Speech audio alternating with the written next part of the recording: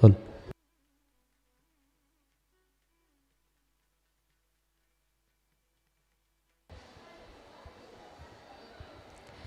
ನನ್ನ ಕೆಲವೇ ಪೊರ್ತುಡು ಯತಿ ಪೂಜೆ ಯಕ್ಷಗಾನ ತಾಳಮದ್ದಳೆ ಈ ಮಿತ್ತ ಚಾವಡಿಡು ನಡಪರೋಂಡು ಪಿದ ಇತನ ಮಾತ ವಿನ್ನೆರು ಈ ಚಾವಡಿಡು ಬತ್ತು ಸೇರುಡು ಬಂದು ನಿಕ್ಲೆಡ ಮೋಕೆದು ಭಿನ್ನಯನ್ನು ಮಲ್ತೊಂದುಲ್ಲೆ ಅಂಚೆನೆ ನೂತನ ಪದಾಧಿಕಾರಿಲೆನು ಈ ಮಿತ್ತ ಚಾವಡಿಡು ಗುರುತಿಸುವಿಕೆ ನಡಪರ ಉಂಡು ನಿಕುಲ್ಲ ಮೂಲು ಮಾತೆಲ್ಲ ಬತ್ತದ ಕುಲ್ಲೊಡು ಬಂದು ನಿಕ್ಲೆಡು ಮೋಕೆಡ ಭಿನ್ನಯನ್ನು ಮಲ್ತೊಂದುಲ್ಲೆ.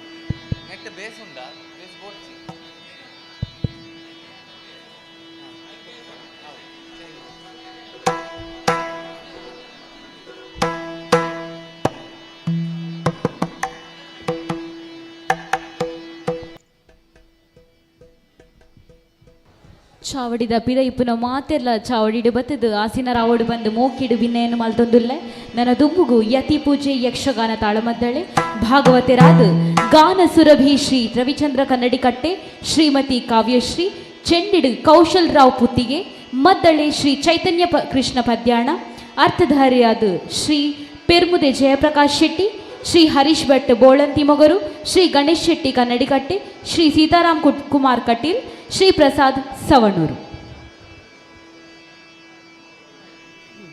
ಹಲೋ ಹಲೋ ಹಲೋ ಮಾನಿಟರ್ कर lecture hello hello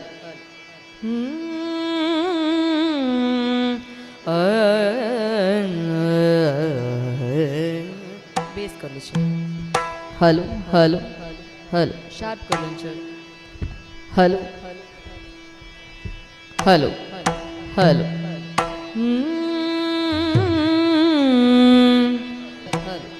hello hello ಒಂಚೂರು ಗೇನ್ ಕೊರ್ಲಾರೆ ಗೇನ್ ಕೊರ್ಲ hello hello hello hello hello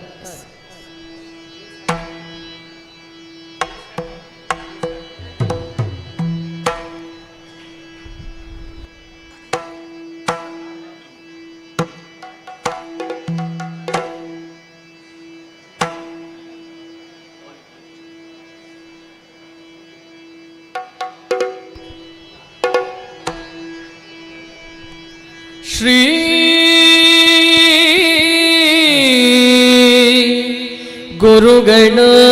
गुरुगणाधिपतये सुकलान्वित शुभ चरण गणप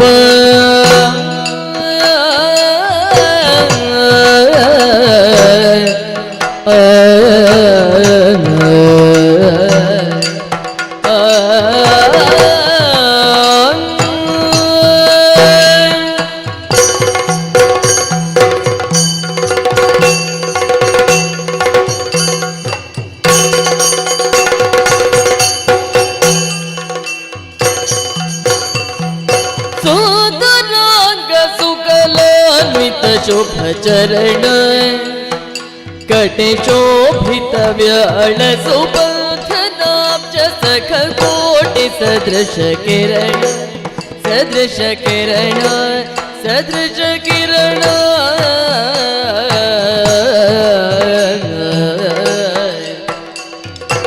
चंदनांग चर्चित सुमनोहर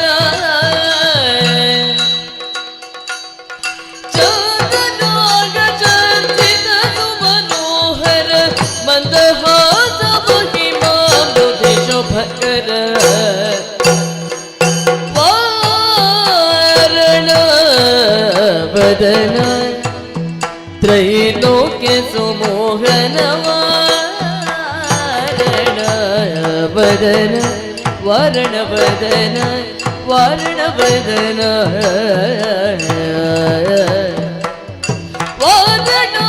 वादनासवरदायक सुनूतन ददाति मुनिवदित पदयुग गणप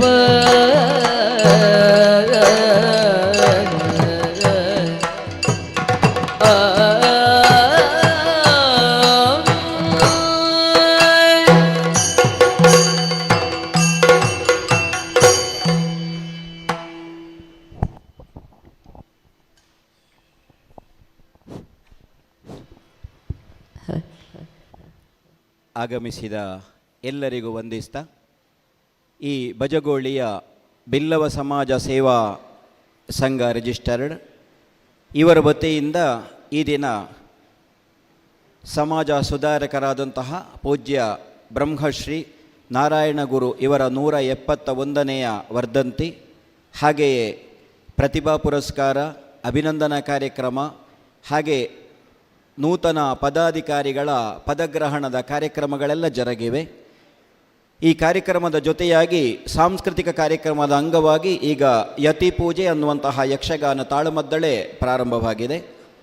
ಈ ಯಕ್ಷಗಾನ ತಾಳಮದ್ದಳೆಯಲ್ಲಿ ಭಾಗವತರಾಗಿ ನಮ್ಮ ಜೊತೆಗೆ ಗಾನ ಸುರಭಿ ಶ್ರೀಯುತ ರವಿಚಂದ್ರ ಪೂಜಾರಿ ಕನ್ನಡಿಕಟ್ಟೆ ಇವರು ಭಾಗವಹಿಸುವುದಕ್ಕಿದ್ದಾರೆ.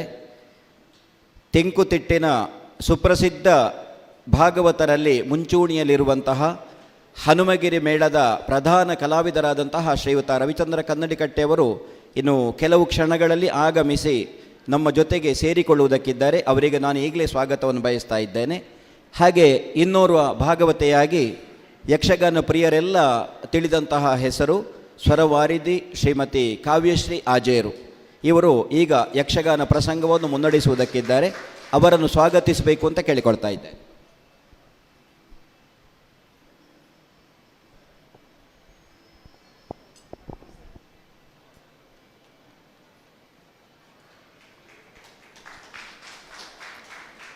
ಮದ್ದಳೆ ವಾದಕರಾಗಿ ಚೈತನ್ಯ ಕೃಷ್ಣ ಪದ್ಯಾಣ. ನಮ್ಮ ಹನುಮಗಿರಿ ಮೇಳದಲ್ಲಿ ಚೆಂಡೆ ಹಾಗೂ ಮದ್ದಳೆ ಎರಡನ್ನೂ ಸಮರ್ಥವಾಗಿ ನುಡಿಸುವಂತಹ ಪ್ರತಿಭೆ, ಪದ್ಯಾಣ ವಂಶದ ಕುಡಿ. ಅವರನ್ನು ಕೂಡ ಈ ಕಾರ್ಯಕ್ರಮಕ್ಕೆ ಸ್ವಾಗತಿಸಬೇಕು ಅಂತ ಪ್ರೀತಿಪೂರ್ವಕವಾಗಿ ಕೇಳಿಕೊಳ್ತಾ ಇದ್ದೇನೆ. ಶ್ರೀಯುತ ಚೈತನ್ಯ ಕೃಷ್ಣ ಪದ್ಯಾಣ. మీరు షాలుపాదు పూపుర్ప కొరదు ఈ లేసుకు ఎదుకొనుడు పందు మోకిడి బిన్నయమల్తొందుల్లే. ಹಾಗೆ ಚೆಂಡೆ ವಾದಕರಾಗಿ ಶ್ರೀಯುತ ಕೌಶಲ್ರಾವ್ ಪುತ್ತಿಗೆ. ಇವರು ಹಾಗೆ ಚೆಂಡೆ ಮತ್ತು ಮದ್ದಳೆ ಎರಡನ್ನೂ ಸಮರ್ಥವಾಗಿ ನುಡಿಸಬಲ್ಲಂತಹ ಪ್ರತಿಭೆ, ನಮ್ಮ ಹನುಮಗಿರಿ ಮೇಳದ ಹಿಮ್ಮೇಳ ವಾದಕರು. ಇವರನ್ನು ಕೂಡ ಸ್ವಾಗತಿಸಬೇಕು. మెరుగు శ్రీ అశోక్ పూజారి మీరు షాలుపాడు పూర్ప కొరదు ఈ లేసుకు ఎదుకొనుడు పందు బిన్నయమల్తొందుల్లే. ಚಕ್ರತಾಳದಲ್ಲಿ ಶ್ರೀ ನಿಶ್ವತ್ ಜೋಗಿ. ಇವರು ನಮ್ಮ ಹನುಮಗಿರಿ ಮೇಳದಲ್ಲೇ ಚಕ್ರತಾಳ ಕಲಾವಿದರಾಗಿರುವವರು. ಇವರನ್ನು ಕೂಡ ಸ್ವಾಗತಿಸಬೇಕು ಅಂತ ಕೇಳಿಕೊಳ್ತಾ ಇದ್ದೇನೆ. ಮೆರೆಲ್ಲ ಈ ಲೇಸುಗು ಶಾಲು ಪಾಡ್ದು ಪುರ್ಪ ಕೊರದು ಎದುಕೊನಡು ಬಂದು ವಿನಂತಿನಿ ಮಲ್ತೊಂದುಲ್ಲೆ. ಯತಿ ಪೂಜೆ. ಈ ತಾಳಮದ್ದಳೆ ಪ್ರಸಂಗದಲ್ಲಿ ಬಲರಾಮನ ಪಾತ್ರದಲ್ಲಿ ಕಾಣಿಸಿಕೊಳ್ಳುವವರು ಶ್ರೀಯುತ ಜಯಪ್ರಕಾಶ್ ಶೆಟ್ಟಿ ಪೆರ್ಮುದೆ. ಹನುಮಗಿರಿ ಮೇಳದಲ್ಲೇ ಪ್ರಧಾನ ಕಲಾವಿದರು. ಹಾಗೆ ತಾಳಮದ್ದಳೆಗಳಲ್ಲಿ ಕೂಡ ಅತ್ಯಂತ ಉತ್ತಮವಾದ ಚರ್ಚೆಯ ಹಾಗೂ ಭಾವಪೂರ್ಣವಾದಂತಹ ಪಾತ್ರಗಳನ್ನು ಸಮರ್ಥವಾಗಿ ಹೇಳಬಲ್ಲವರು. ಬಡಗಿನಲ್ಲೂ ಕೂಡ ಬಹುಬೇಡಿಗೆ ಕಲಾವಿದರು ಶ್ರೀಯುತ ಜಯಪ್ರಕಾಶ್ ಶೆಟ್ಟಿ ಪೆರ್ಮುದೆ. ಇರೆಲ್ಲ ಈ ಲೇಸುಗು ಮೋಕಿಡಿ ಎದುಕೊನೊಂದು ಲೇಸು. ಅರ್ಜುನನ ಪಾತ್ರದಲ್ಲಿ ಶ್ರೀಯುತ ಗಣೇಶ್ ಶೆಟ್ಟಿ ಕನ್ನಡಿಕಟ್ಟೆ, ತಾಳಮದ್ದಳೆಯ ಅರ್ಥಧಾರಿ ಹಾಗೆ ಕಟೀಲು ಮೇಳದಲ್ಲಿ ವೇಷಧಾರಿಯಾಗಿರುವಂತಹ ಶ್ರೀಯುತ ಗಣೇಶ್ ಶೆಟ್ಟಿ ಕನ್ನಡಿಕಟ್ಟೆಯವರು ವೇದಿಕೆಗೆ ಬರಬೇಕು. మెరుగు శ్రీ అనిల్ పూజారి మీరు షాలు పార్ದು ಪುರ್ಪ ಕೊರದು ಈ ಲೇಸುಗೆ ಎದುಕೊನಡು ಬಂದು ವಿನಯನು ಮಲ್ತೊಂದುಲ್ಲೆ. ವನಪಾಲಕನಾಗಿ ಕಾಣಿಸಿಕೊಳ್ಳುವವರು ಯಕ್ಷಗಾನ ರಂಗದಲ್ಲಿ ಚಾರ್ಲಿ ಚಾಪ್ಲಿನ್ ಅನ್ನುವಂತಹ ಬಿರುದನ್ನು ಪಡೆದಂತಹ ಶ್ರೀಯುತ ಸೀತಾರಾಮ್ ಕುಮಾರ್ ಕಟೀಲು. ಇವರು ಸುದೀರ್ಘ ವರ್ಷಗಳಿಂದ ಮೊದಲು ಬಡಗಿನಲ್ಲಿದ್ದರು. ಈಗ ನಮ್ಮ ಹನುಮಗಿರಿ ಮೇಳದಲ್ಲೇ ಪ್ರಧಾನ ಹಾಸ್ಯಗಾರರಾಗಿದ್ದಾರೆ. ಮೆರೆಲ್ಲ ಅವರು ಈ ಲೇಸುಗು ಬಾರಿ ಮೋಕಿಡು ಗೌರವಡಿ ಎದುಕೊನೊಂದುಲ್ಲ. ಸಣ್ಣ ಯುವಕನಾಗೆ ಕಾಣುತ್ತಾರೆ. 70 ವರ್ಷ ಆಯ್ತು ಅವರಿಗೆ. ಹಾಗೆ ಕೃಷ್ಣನ ಪಾತ್ರವನ್ನು ನಾನು ಹರೀಶ್ ಭಟ್ ಬಳಂತಿಮೊಗರು ನಾನು ನಿರ್ವಹಿಸುವುದಕ್ಕಿದ್ದೇನೆ. ಇರೆಲ್ಲ ಈ ಲೇಸುಗು ಬಾರಿ ಗೌರವಡು ಎದುಕೊನೊಂದುಲ್ಲ ಸರ್. ಮೇರೆಗು ಅಧ್ಯಕ್ಷರು ಶಾಲು ಅಂಚನೆ ಗುಲಾಬಿನ ಕೊರತು ಈ ಲೇಸಿಗೆ ಎದುಕೊನಡು ಬಂದು ಬಿನ್ನಯನು ಮಲ್ತೊಂದುಲ್ಲೆ. ಸುಭದ್ರೆಯ ಪಾತ್ರವನ್ನು ವಹಿಸುವಂತಹ ಶ್ರೀಯುತ ಪ್ರಸಾದ್ ಸವಣೂರು. ಅವರು ನಮ್ಮ ಹನುಮಗಿರಿ ಮೇಳದಲ್ಲೇ ಕಲಾವಿದರಾಗಿರುವವರು. ಇತ್ತೀಚೆಗೆ ತಾಳಮದ್ದಳೆಯ ಕ್ಷೇತ್ರದಲ್ಲೂ ಕೂಡ ಕಾಣಿಸಿಕೊಳ್ಳುತ್ತಿರುವಂತಹ ಯುವ ಪ್ರತಿಭೆ. ಇನ್ನು ಕೆಲ ಸಮಯದಲ್ಲಿ ಬಂದು ನಮ್ಮನ್ನು ಸೇರಿಕೊಳ್ಳುವುದಕ್ಕಿದ್ದಾರೆ. ಮತ್ತೊಮ್ಮೆ ಕಲಾವಿದರ ಪರವಾಗಿಯೂ ನಿಮ್ಮೆಲ್ಲರನ್ನು ಪ್ರೀತಿಪೂರ್ವಕವಾಗಿ ಸ್ವಾಗತಿಸ್ತಾ ಈಗ ಯಕ್ಷಗಾನ ತಾಳಮದ್ದಳೆ ಯತಿ ಪೂಜೆ.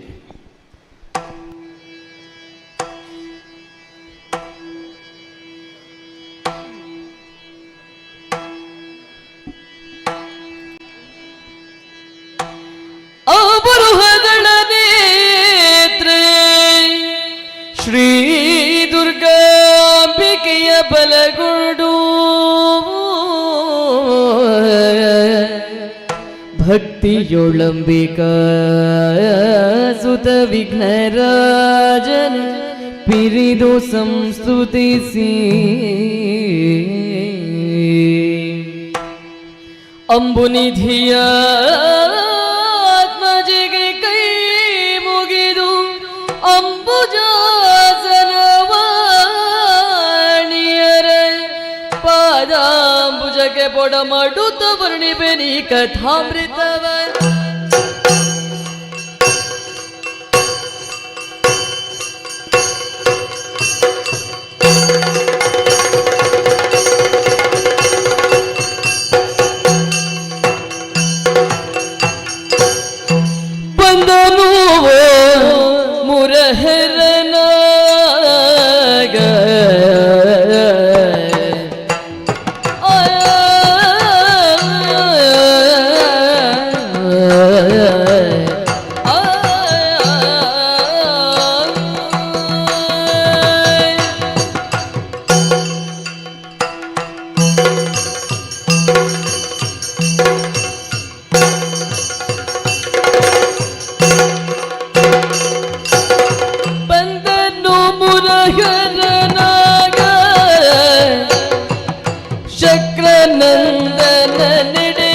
ನಡೆಗತಿ ಬೇಗ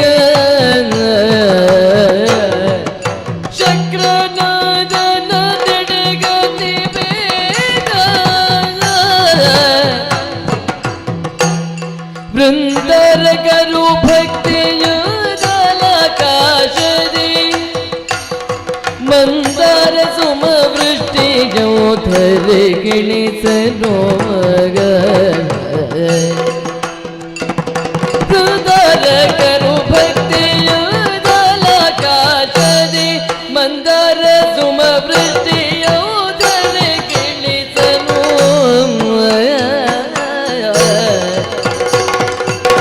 ಪದಲು ಮುರಗರನಾಗೈ ಶಕ್ರನದರ ನಡೆಗತಿ ಬೇಗ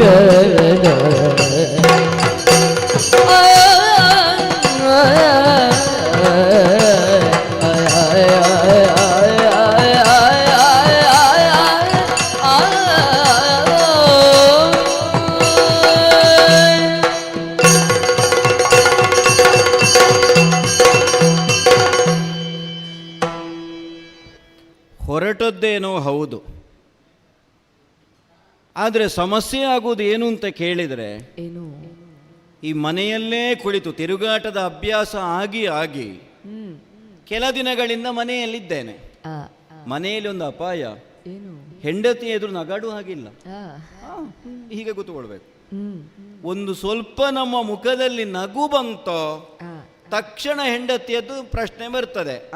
ತಿರುಗಾಟದಲ್ಲಿ ಯಾವುದೋ ಹುಡುಗಿಯನ್ನು ನೋಡಿದ್ದೀರಿ, ಬಹುಶಃ ಅವಳ ನೆನಪಾಗಿರಬೇಕು, ಅವಳ ನೆನಪಿನಲ್ಲಿ ನಿಮಗೆ ನಗು ಬಂದದ್ದು. ಹಾಗಾದರೆ ಪ್ರಪಂಚದಲ್ಲಿ ಬೇರೆ ವಿಷಯಕ್ಕೆ ನಗಾಡ್ಲಿಕ್ಕೆ ಇಲ್ವಾ ನಾವು ಗಂಡಸರು? ಹೆಂಗಸರ ವಿಷಯ ಮಾತ್ರ ನೆನಪಾಗಿ ನಗುವುದು. ಅಲ್ಲದೆ ಹೋದ್ರೆ ಜೋರಾಗಿ ಬರುತ್ತಿರುವಂತಹ ಮಳೆ, ಬೇರೆ ಎಲ್ಲಿಗೂ ಹೋಗುವುದು ಬೇಡ ಅಂತ ನನ್ನ ಮುದ್ದಿನ ಮಡದಿಯಾದಂತಹ ಸತ್ಯಭಾಮಾದೇವಿ ಅಂತಃಪುರದಲ್ಲಿದ್ದೇನೆ. ಯಾವುದೋ ಒಂದು ಪ್ರಕರಣವನ್ನು ಪಕ್ಕನೆ ನೆನಪಿಸಿಕೊಂಡು ಮುಖದಲ್ಲಿ ನಗು ಬಂತು. ನಗು ಬಂದ ತಕ್ಷಣ ಅವಳು ಕೇಳಿದ್ದೆ ಹಾಗೆ, ಆವನಾರಿಯ ಮೇಲೆ ಮನವಾಯಿತು ನಿಮಗೆ ಅಂತ. ಅಲ್ಲ, ನಿಮ್ಮನ್ನು 7-8 ಮಂದಿಯನ್ನು ಮದುವೆಯಾಗಿ ಇನ್ನೂ ಕೂಡ ನನಗೆ ಹುಡುಗಿಯರ ನೆನಪು ಆದೀತೋ? ಅದು ವಿಷಯವೇ ಅಲ್ಲ. ನನಗೆ ಬೇರೆ ಒಂದು ಪ್ರಕರಣ ನೆನಪಾಗಿ ನಗು ಬಂದದ್ದು ಅಂತ ಹೇಳಿದ್ರೆ ಕೇಳುವುದಿಲ್ಲ. ಈಗ ಬೇರೆ ಪ್ರಕರಣ ಅಂತ ಆದ್ರೆ ಯಾವುದು ಅಂತ ಹೇಳಿ ಅಂತ. ವಿಷಯ ಹೇಳದಿದ್ರೆ ಹೆಂಡತಿಯ ಮನಸ್ಸಿನಲ್ಲಿ ಸಂಶಯ ಉಳಿಯುತ್ತದೆ. ವಿಷಯ ಹೇಳಿದ್ರೆ ಯಾವುದು ಗುಟ್ಟಾಗಿ ಉಳಿಯಬೇಕು ಅಂತ ನಾವು ಅಪೇಕ್ಷೆ ಪಟ್ಟಿದ್ದೇವೋ ಅದು ರಟ್ಟಾಗ್ತದೆ. ನಿಮ್ಮ ಹತ್ರ ಹೇಳಬಾರದು. ಹೆಂಗಸರ ಹತ್ರ ಗುಟ್ಟು ಹೇಳುವುದು, ಗಾಳಿಯ ಕೈಗೆ ಕಸ್ತೂರಿ ಕೊಡುವುದು ಎರಡೂ ಒಂದೇ ಅಂತ ಹೇಳಿದ್ರೆ ಅವಳು ನನಗೆ ಬೈತಾಳೆ. ನಿಮಗೊಂದು ಕತೆ ಗೊತ್ತುಂಟ? ಏನು?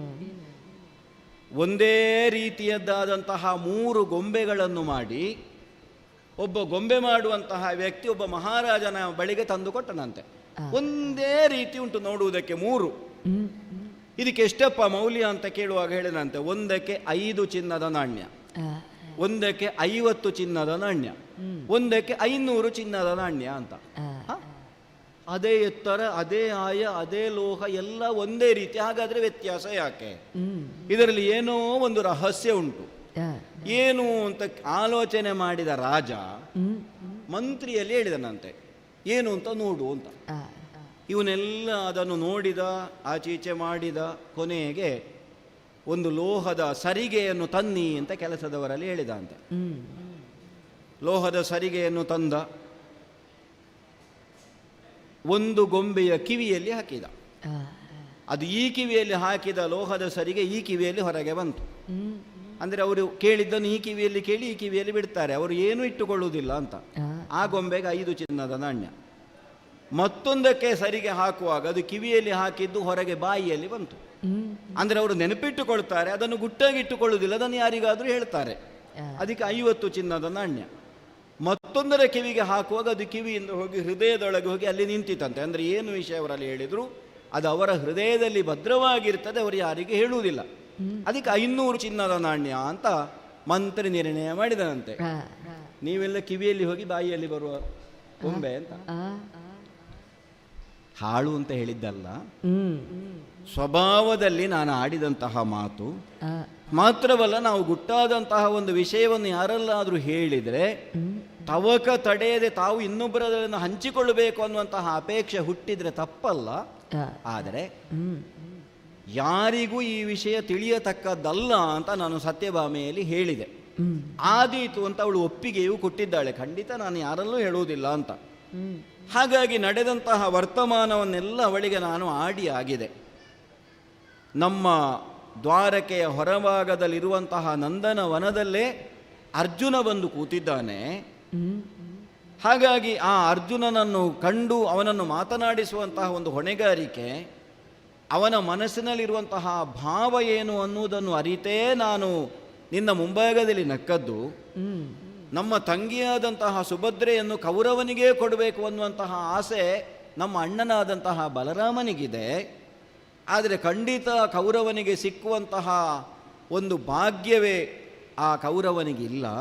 ಇದೆಲ್ಲವನ್ನು ನಾನು ಸತ್ಯಭಾಮೆಯಲ್ಲಿ ಹೇಳುವಾಗ ಆಗ ಅವಳಿಗೆ ಗೊತ್ತಾಯಿತು, ಪಾಂಡವರನ್ನು ರಕ್ಷಿಸುವಂತಹ ಹೊಣೆಗಾರಿಕೆ ನಿಮ್ಮದೇ. ನಿಮ್ಮ ಅಂತರಂಗದಲ್ಲಿ ಯಾವ ಯಾವ ನಾಟಕವನ್ನೆಲ್ಲ ರಚನೆ ಮಾಡಿ ಯಾವಾಗ ಅದನ್ನು ವೇದಿಕೆಯಲ್ಲಿ ಪ್ರದರ್ಶನ ಮಾಡ್ತೀರಿ ಅಂತ ನಮ್ಮ ಹಾಗಿದ್ದವರಿಗೆ ಗೊತ್ತಾಗುವುದಿಲ್ಲ.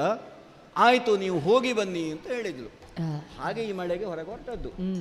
ನೋಡಿದ್ರ, ನಾನು ಹೋಗ್ತಾ ಇರುವುದು ದೇವೇಂದ್ರನ ಅನುಗ್ರಹದಿಂದ ಜನಿಸಿದಂತಹ ಪಾರ್ಥನ ಬಳಿಗೆ, ಶಕ್ರನಂದನ. ನಾಳೆಯ ದಿನ ಕಲ್ಯಾಣವೇ ಆಗುತ್ತದೆ ಅನ್ನುವಂತಹ ಭಾವದಿಂದಲೇ ಆಕಾಶದಿಂದ ಹೂಮಳೆಯಂತೆ ಹನಿ ಹನಿಯಾಗಿ ಮಳೆ ಸುರಿಯುತ್ತಾ ಇದೆ. ಬೃಂದಾರಕರು ಸುಮವೃಷ್ಟಿಯನ್ನು ಸುರಿಸ್ತಾ ಇದ್ದಾರೆ. ಮಾತ್ರವಲ್ಲ, ಕೃಷ್ಣ ದರ್ಶನದಿಂದ ಅರ್ಜುನನಿಗೆ ಒಳಿತೇ ಆಗುತ್ತದೆ ಅನ್ನುವಂತಹ ಭಾವವನ್ನು ಪ್ರಕಟಿಸ್ತಾ ಇದ್ದಾರೆ. ತಡ ಮಾಡುವುದಕ್ಕಿಲ್ಲ, ನೇರವಾಗಿ ಎಲ್ಲಿ ಕಟ್ಟೆಯಲ್ಲಿ ಅರ್ಜುನ ಕೂತಿದ್ದಾನೆ ಆ ಕಡೆಗೆ ಸಾಗುತ್ತೇನೆ.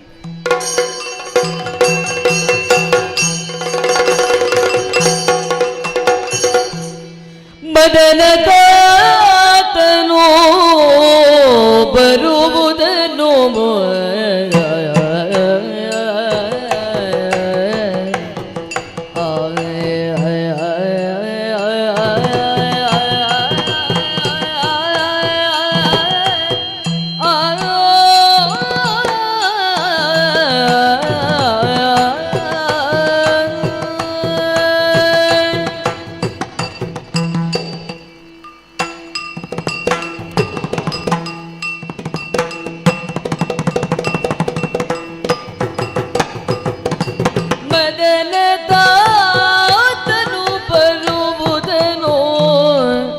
ಕಾಣುವುದಧಿಕ ಭಕ್ತಿಯೊಳ್ ಎತ್ತು ನರನು,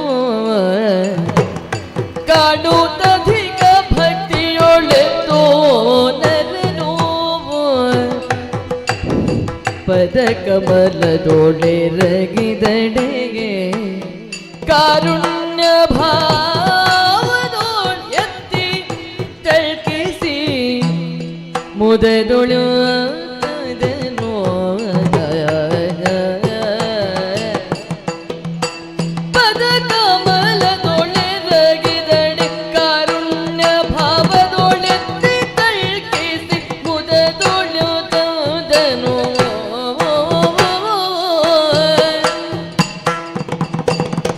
ಮದನದಾತನು ಬರುವುದನು ಕಾಣುವುದಧಿಕ ಭಕ್ತಿಯೊಡೆದ್ದು ನರನು.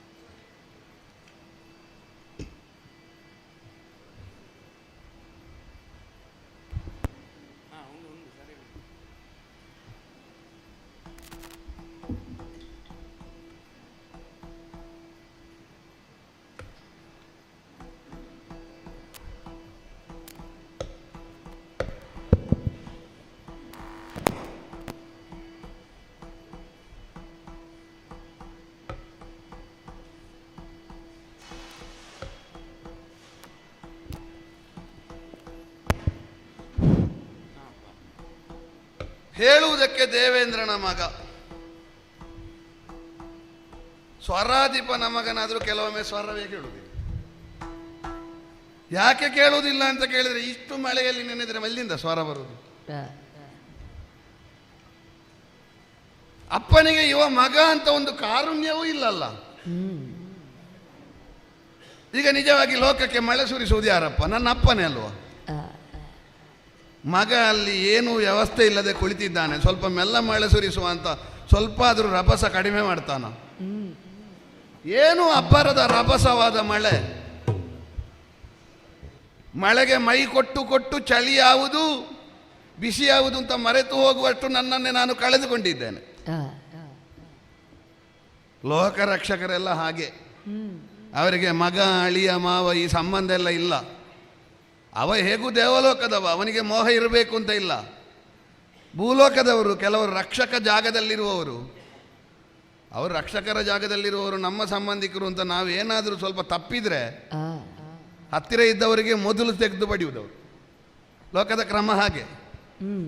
ಮಗ ಹೌದೋ 4 ಹನಿ ಹೆಚ್ಚು ಮಳೆ. ದ್ವಾರಾವತಿಗೆ ಬಂದ ಮೇಲೆ ಈ ಮಳೆಯಲ್ಲಿ ನನ್ನ ಮೈಯನ್ನು ನೋಡಿದರೆ ಈ ಮಳೆಯಲ್ಲಿಯೂ ಹೋಗದಷ್ಟು ದೊಡ್ಡ ಬಣ್ಣ ಬಂದು ಹೋಗಿದೆ ಬಟ್ಟೆಗೆ. ಹೊರಟು ತುಂಬ ಸಮಯ ಆಯ್ತಲ್ವಾ? ಬೆಳೆದ ಗಡ್ಡ, ಅಲ್ಲಿಗೆ ಬಾಸಿ ಬಣ್ಣವನ್ನು ಕಳೆದುಕೊಂಡಂಥ ಉಡುಗೆಗಳು, ಒಂದು ನೋಡುವವನಿಗೆ ಇದು ಅರ್ಜುನ ಅಂತ ಪರಿಚಯ ಆಗಲಿಕ್ಕೆ ಕಷ್ಟ ಆಗುವ ರೀತಿಯಲ್ಲಿ ನನ್ನತನವನ್ನು ಕಳೆದುಕೊಳ್ಳುವ ಪರಿವೇಶದಲ್ಲಿ ಅಥವಾ ಕಾಣಿಸಿಕೊಳ್ಳದೇ ಇರುವ ಪರಿವೇಶದಲ್ಲಿ ನಾನಿದ್ದೇನೆ. 8 ತಿಂಗಳು ಕಳೆದು ಇನ್ನು 4 ತಿಂಗಳು ತೀರ್ಥಯಾತ್ರೆಯ ಅವಧಿ ಮುಗಿಯಲಿಕ್ಕೆ ಉಂಟು ಎನ್ನುವಾಗ ದ್ವಾರಕೆಗೆ ಬಂದು ತಲುಪಿದ್ದೇನೆ. ನಾನಾಗಿ ತಲುಪಿದ್ದ, ನನ್ನನ್ನು ಯಾವುದಾದ್ರೂ ಪ್ರಚೋದಕ ಶಕ್ತಿ ತಲುಪಿಸಿದ್ದ ಗೊತ್ತಿಲ್ಲ. ಇಲ್ಲಿಗೆ ಬರುವಾಗ ಯಾವುದೋ ಒಂದು ಬಯಕೆ ಒಳಗಿನಿಂದ ಅತಿಯಾಗಿ ನನ್ನನ್ನು ಬಾಧಿಸ್ತಾ ಉಂಟು. ಬಾಧಿಸುವ ಬಯಕೆ ಸರಿಯೋ ತಪ್ಪೋ ಬುದ್ಧಿಪೂರ್ವಕವಾಗಿ ವಿವೇಚಿಸಿದಷ್ಟು ನನಗೆ ಉತ್ತರ ಕಾಣಿಸುವುದಿಲ್ಲ. ಹಾಗಾಗಿ ಇಲ್ಲೇ ಕುಳಿತುಕೊಂಡದ್ದು. ಇಲ್ಲದಿದ್ದರೆ ದ್ವಾರಕ್ಕೆ ನಮಗೆ ಹೊಸ ನಗರವ ಅಥವಾ ಹೊಸದಾದ ಪರಿಚಯದ ಸ್ಥಳವ, ಹೋಗಲಿಕ್ಕೆ ಎಷ್ಟುಂಟು, ಒಳಗೆ ಹೋಗ್ಲಿಕ್ಕೆ ಆಗೋದಿಲ್ವಾ? ಯಾಕೆ ಹೊರಗೆ ಕುಳಿತುಕೊಂಡದ್ದು? ನಾನು ಯಾವ ಬಯಕೆಯನ್ನು ಇರಿಸಿಕೊಂಡಿದ್ದೇನೋ ಅದು ಒಂದು ವೇಳೆ ತಪ್ಪಾದರೆ ಅದನ್ನು ಇರಿಸಿಕೊಂಡು ಒಳಗೆ ಹೋಗಕೂಡದು. ಸರಿಯಾದರೆ ಸರಿಯಾದ ಬಯಕೆಯನ್ನು ಇರಿಸಿಕೊಂಡಿದ್ದಿ ಅಂತ ಒಳಗಿನವರೇ ನನ್ನನ್ನು ಒಳಗೆ ಕರೆದುಕೊಂಡು ಹೋಗುತ್ತಾರೆ. ಯಾಕೆ ಒಳಗಿನವರು ಅಂತ ಹೇಳಿದರೆ ಈ ಊರಿನ ಒಳಗಿರುವವರು ಮಾತ್ರ ಅಲ್ಲ, ನನ್ನ ಹೃದಯದ ಒಳಗಿರುವುದು ಅವನೇ ಅಲ್ವೋ? ಹಾಗಾಗಿ ಆ ಬಯಕೆಯ ತಾಪದ ಮುಂದೆ ಹೊರಗಿನ ಯಾವ ಮಳೆಯೂ ನನ್ನನ್ನು ಬಾಧಿಸುವುದಿಲ್ಲ. ಲೋಕದಲ್ಲಿ ಹೆಚ್ಚಿನವರೆಲ್ಲ ಬಯಕೆ ಉಳ್ಳವರು, ಕಾಮ ಉಳ್ಳವರು ಏನು ಮಾಡ್ತಾರೆ? ಮದನನನ್ನು ಆರಾಧಿಸುವುದಕ್ಕೆ ತೊಡಗುತ್ತಾರೆ. ಯಾರು ಅದನ್ನು ಮೀರುವುದಕ್ಕೆ ಹೋಗುತ್ತಾರೋ ಅವರು ಮದನ ತಾತನನ್ನು ಆರಾಧಿಸುವುದಕ್ಕೆ ತೊಡಗುತ್ತಾರೆ. ನನ್ನದು ಮದನನ ಕಡೆಗೆ ಹೋಗುವ ಕೆಲಸ ಆದರೂ ಸರಿಯೋ ತಪ್ಪ ಅಂತ ಹೇಳಬೇಕಾದ್ದು ಮದನ ತಾತ.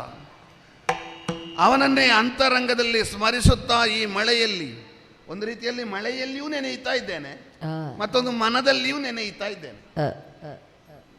ಸರಿ ಇದ್ರೆ ಅವ ಬಂದಾನು, ತಪ್ಪಿದ್ರೆ ನಾನು ಇಲ್ಲೇ ಕುಳಿತುಕೊಂಡು ಸರಿ ಇಲ್ಲ ಅಂತ ಮತ್ತೆ ಹೋಗಬೇಕು. ಈ ನಿರ್ಧಾರದಿಂದ ಏನು ಮಾಡುವುದು ಅಂತ ಒಂದು ಗೊಂದಲದ ಸ್ಥಿತಿಯಲ್ಲಿ ಯೋಚಿಸುತ್ತಾ ದೂರಕ್ಕೆ ಕಣ್ಣು ಹಾಯಿಸಿದ್ರೆ ಹಾ ಹಾ ಹಾ ಹಾ ಹಾ ಹಾ ಹಾ ಬರುವುದು ಅವನೇ ಅಲ್ವೋ? ಚಂದದಲ್ಲಿ ಯಾರು ಚಂದ ಅಂತ ಕೇಳಿದ್ರೆ ಮದನ. ಒಂದು ಲೋಕದಲ್ಲಿ ಮಾತುಂಟು, ಅವ ಎಂಥದ್ದು, ಅವನ ಅಪ್ಪ ಅಂತ ಹೇಳಿದ್ರೆ ಅವನಿಗಿಂತಲೂ ಹೆಚ್ಚು ಅಂತ. ಮದನನ ಸೌಂದರ್ಯ ಏನಿದ್ರು ಹೊರಗಿನ ಸೌಂದರ್ಯ, ಹೊರಗಿನಿಂದಲೂ ಒಳಗಿನಿಂದಲೂ ಕುಂದದೇ ಇರುವ ಸೌಂದರ್ಯವನ್ನು ಹೊಂದಿರುವ ಮದನ ತಾತ ಬಂದ ಮೇಲೆ ನಾವು ಕುಳಿತುಕೊಳ್ಳಿಕ್ಕುಂಟ. ಕಾಣುವಾಗಲೇ ಅಧಿಕ ಭಕ್ತಿ ನಮ್ಮನ್ನು ಪ್ರಚೋದಿಸ್ತದೆ. ಯಾರಿಗೆಲ್ಲ ವರ್ಚಸ್ಸು, ಓಜಸ್ಸು, ತೇಜಸ್ಸು ಇರ್ತದೋ ಅವರಿಗೆ ನಮಸ್ಕಾರ ಮಾಡಿ, ಅವರಿಗೆ ಕೈ ಮುಗಿಯಿರಿ, ಅವರಿಗೆ ಗೌರವ ಕೊಡಿ ಅಂತ ನಾವು ಹೇಳಬೇಕು ಅಂತ ಇಲ್ಲ. ಅವರನ್ನು ನೋಡುವಾಗಲೇ ಕೈ ಮುಗಿಯುವ, ಗೌರವ ಕೊಡುವ ಅಂತ ಕಾಣ್ತದೆ. ಮದನ ತಾತ ಬರುವಾಗ ಪಾಂಡವರಾದ ನಮಗೆ, ಅದರಲ್ಲಿಯೂ ನನಗೆ ಅಧಿಕ ಭಕ್ತಿ ಬರದೆ ಬೇರೆ ಭಾವ ಬರುವುದಕ್ಕುಂಟ. ಅಧಿಕ ಭಕ್ತಿಯಲ್ಲಿ ಎದ್ದಿದ್ದೇನೆ, ಹತ್ತಿರ ಬಂದಿದ್ದೇನೆ, ಸ್ವಾಮಿ ವಂದಿಸಿಕೊಂಡಿದ್ದೇನೆ. ಪದಕಮಲದಲ್ಲಿ ಬಿದ್ದಿದ್ದೇನೆ. ಅಪಚಾರ ಆಯಿತು ಅಂತ. ಯಾವುದದು ಅಪಚಾರ?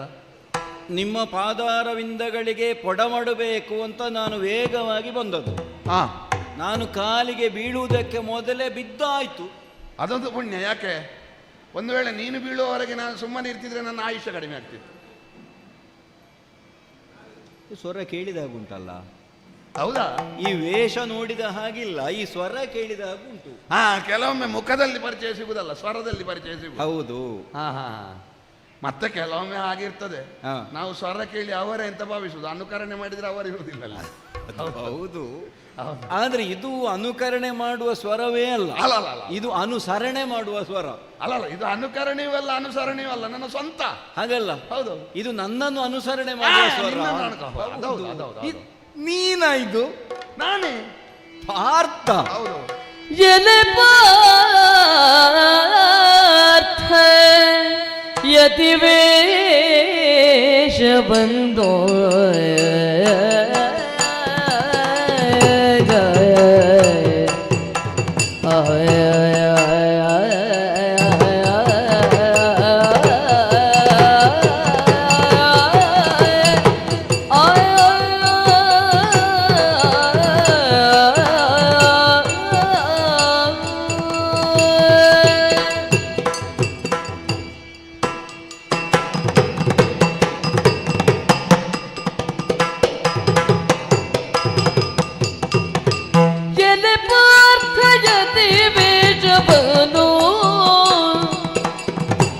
ನೀನು ತಳೆದು ಬಂದಿಹ ಪರೇನೋ ಪಾರ್ಥ, ನೀನು ತಳೆದು ಬಂದಿಹ ಪರೇನೋ, ನೀನು ತಳೆದು ಬಂದಿಗ ಪರಿಯೇನು ಪಾರ್ಥ.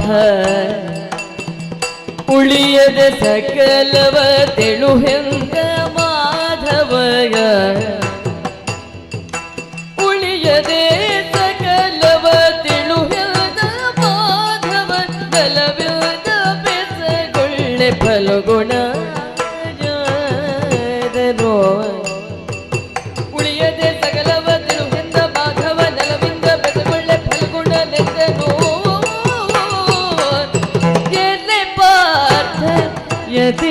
ಯತಿವೇಶವನ್ನೋ ನೀನು ತಡೆದು ಬಂದಿಹ ಪರಿಯೇನೋ ಪಾರ್ಥ.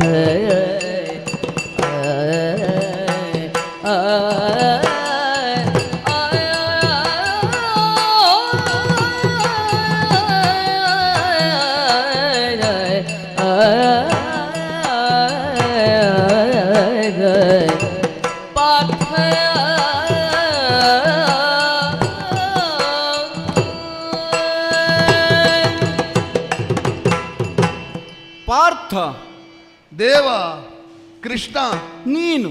ಹೌದು. ಏನು ಆಶ್ಚರ್ಯ?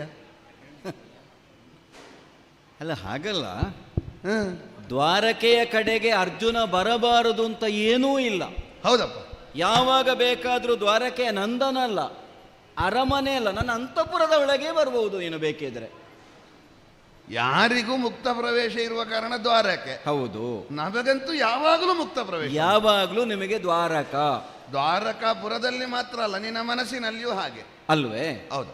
ಅಂತಹ ಅರ್ಜುನ ನಮ್ಮದೆಲ್ಲ ಕಲ್ಪನೆ ಹೇಗೆ ಗೊತ್ತಾ? ಹೇಗೆ? ದ್ರೌಪದಿಯನ್ನು ಮದುವೆಯಾಗಿ ಬಂದಾಯಿತು. ಹೌದು.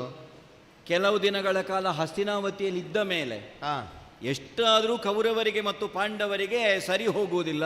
ಹ್ಮ್, ಹಾಗಾಗಿ ವಿಭಜನೆ ಮಾಡಿ ಕಾಂಡವ ಪ್ರಸ್ಥವೇ ರಾಜಧಾನಿಯಾಗಿರುವುದನ್ನು ಧರ್ಮರಾಯನ ಸಹಿತ ಪಾಂಡವರಿಗೆ ಕೊಟ್ಟಾಯಿತು. ಹೌದು. ನಾನು ಇದ್ದನಲ್ಲ, ಹೌದು.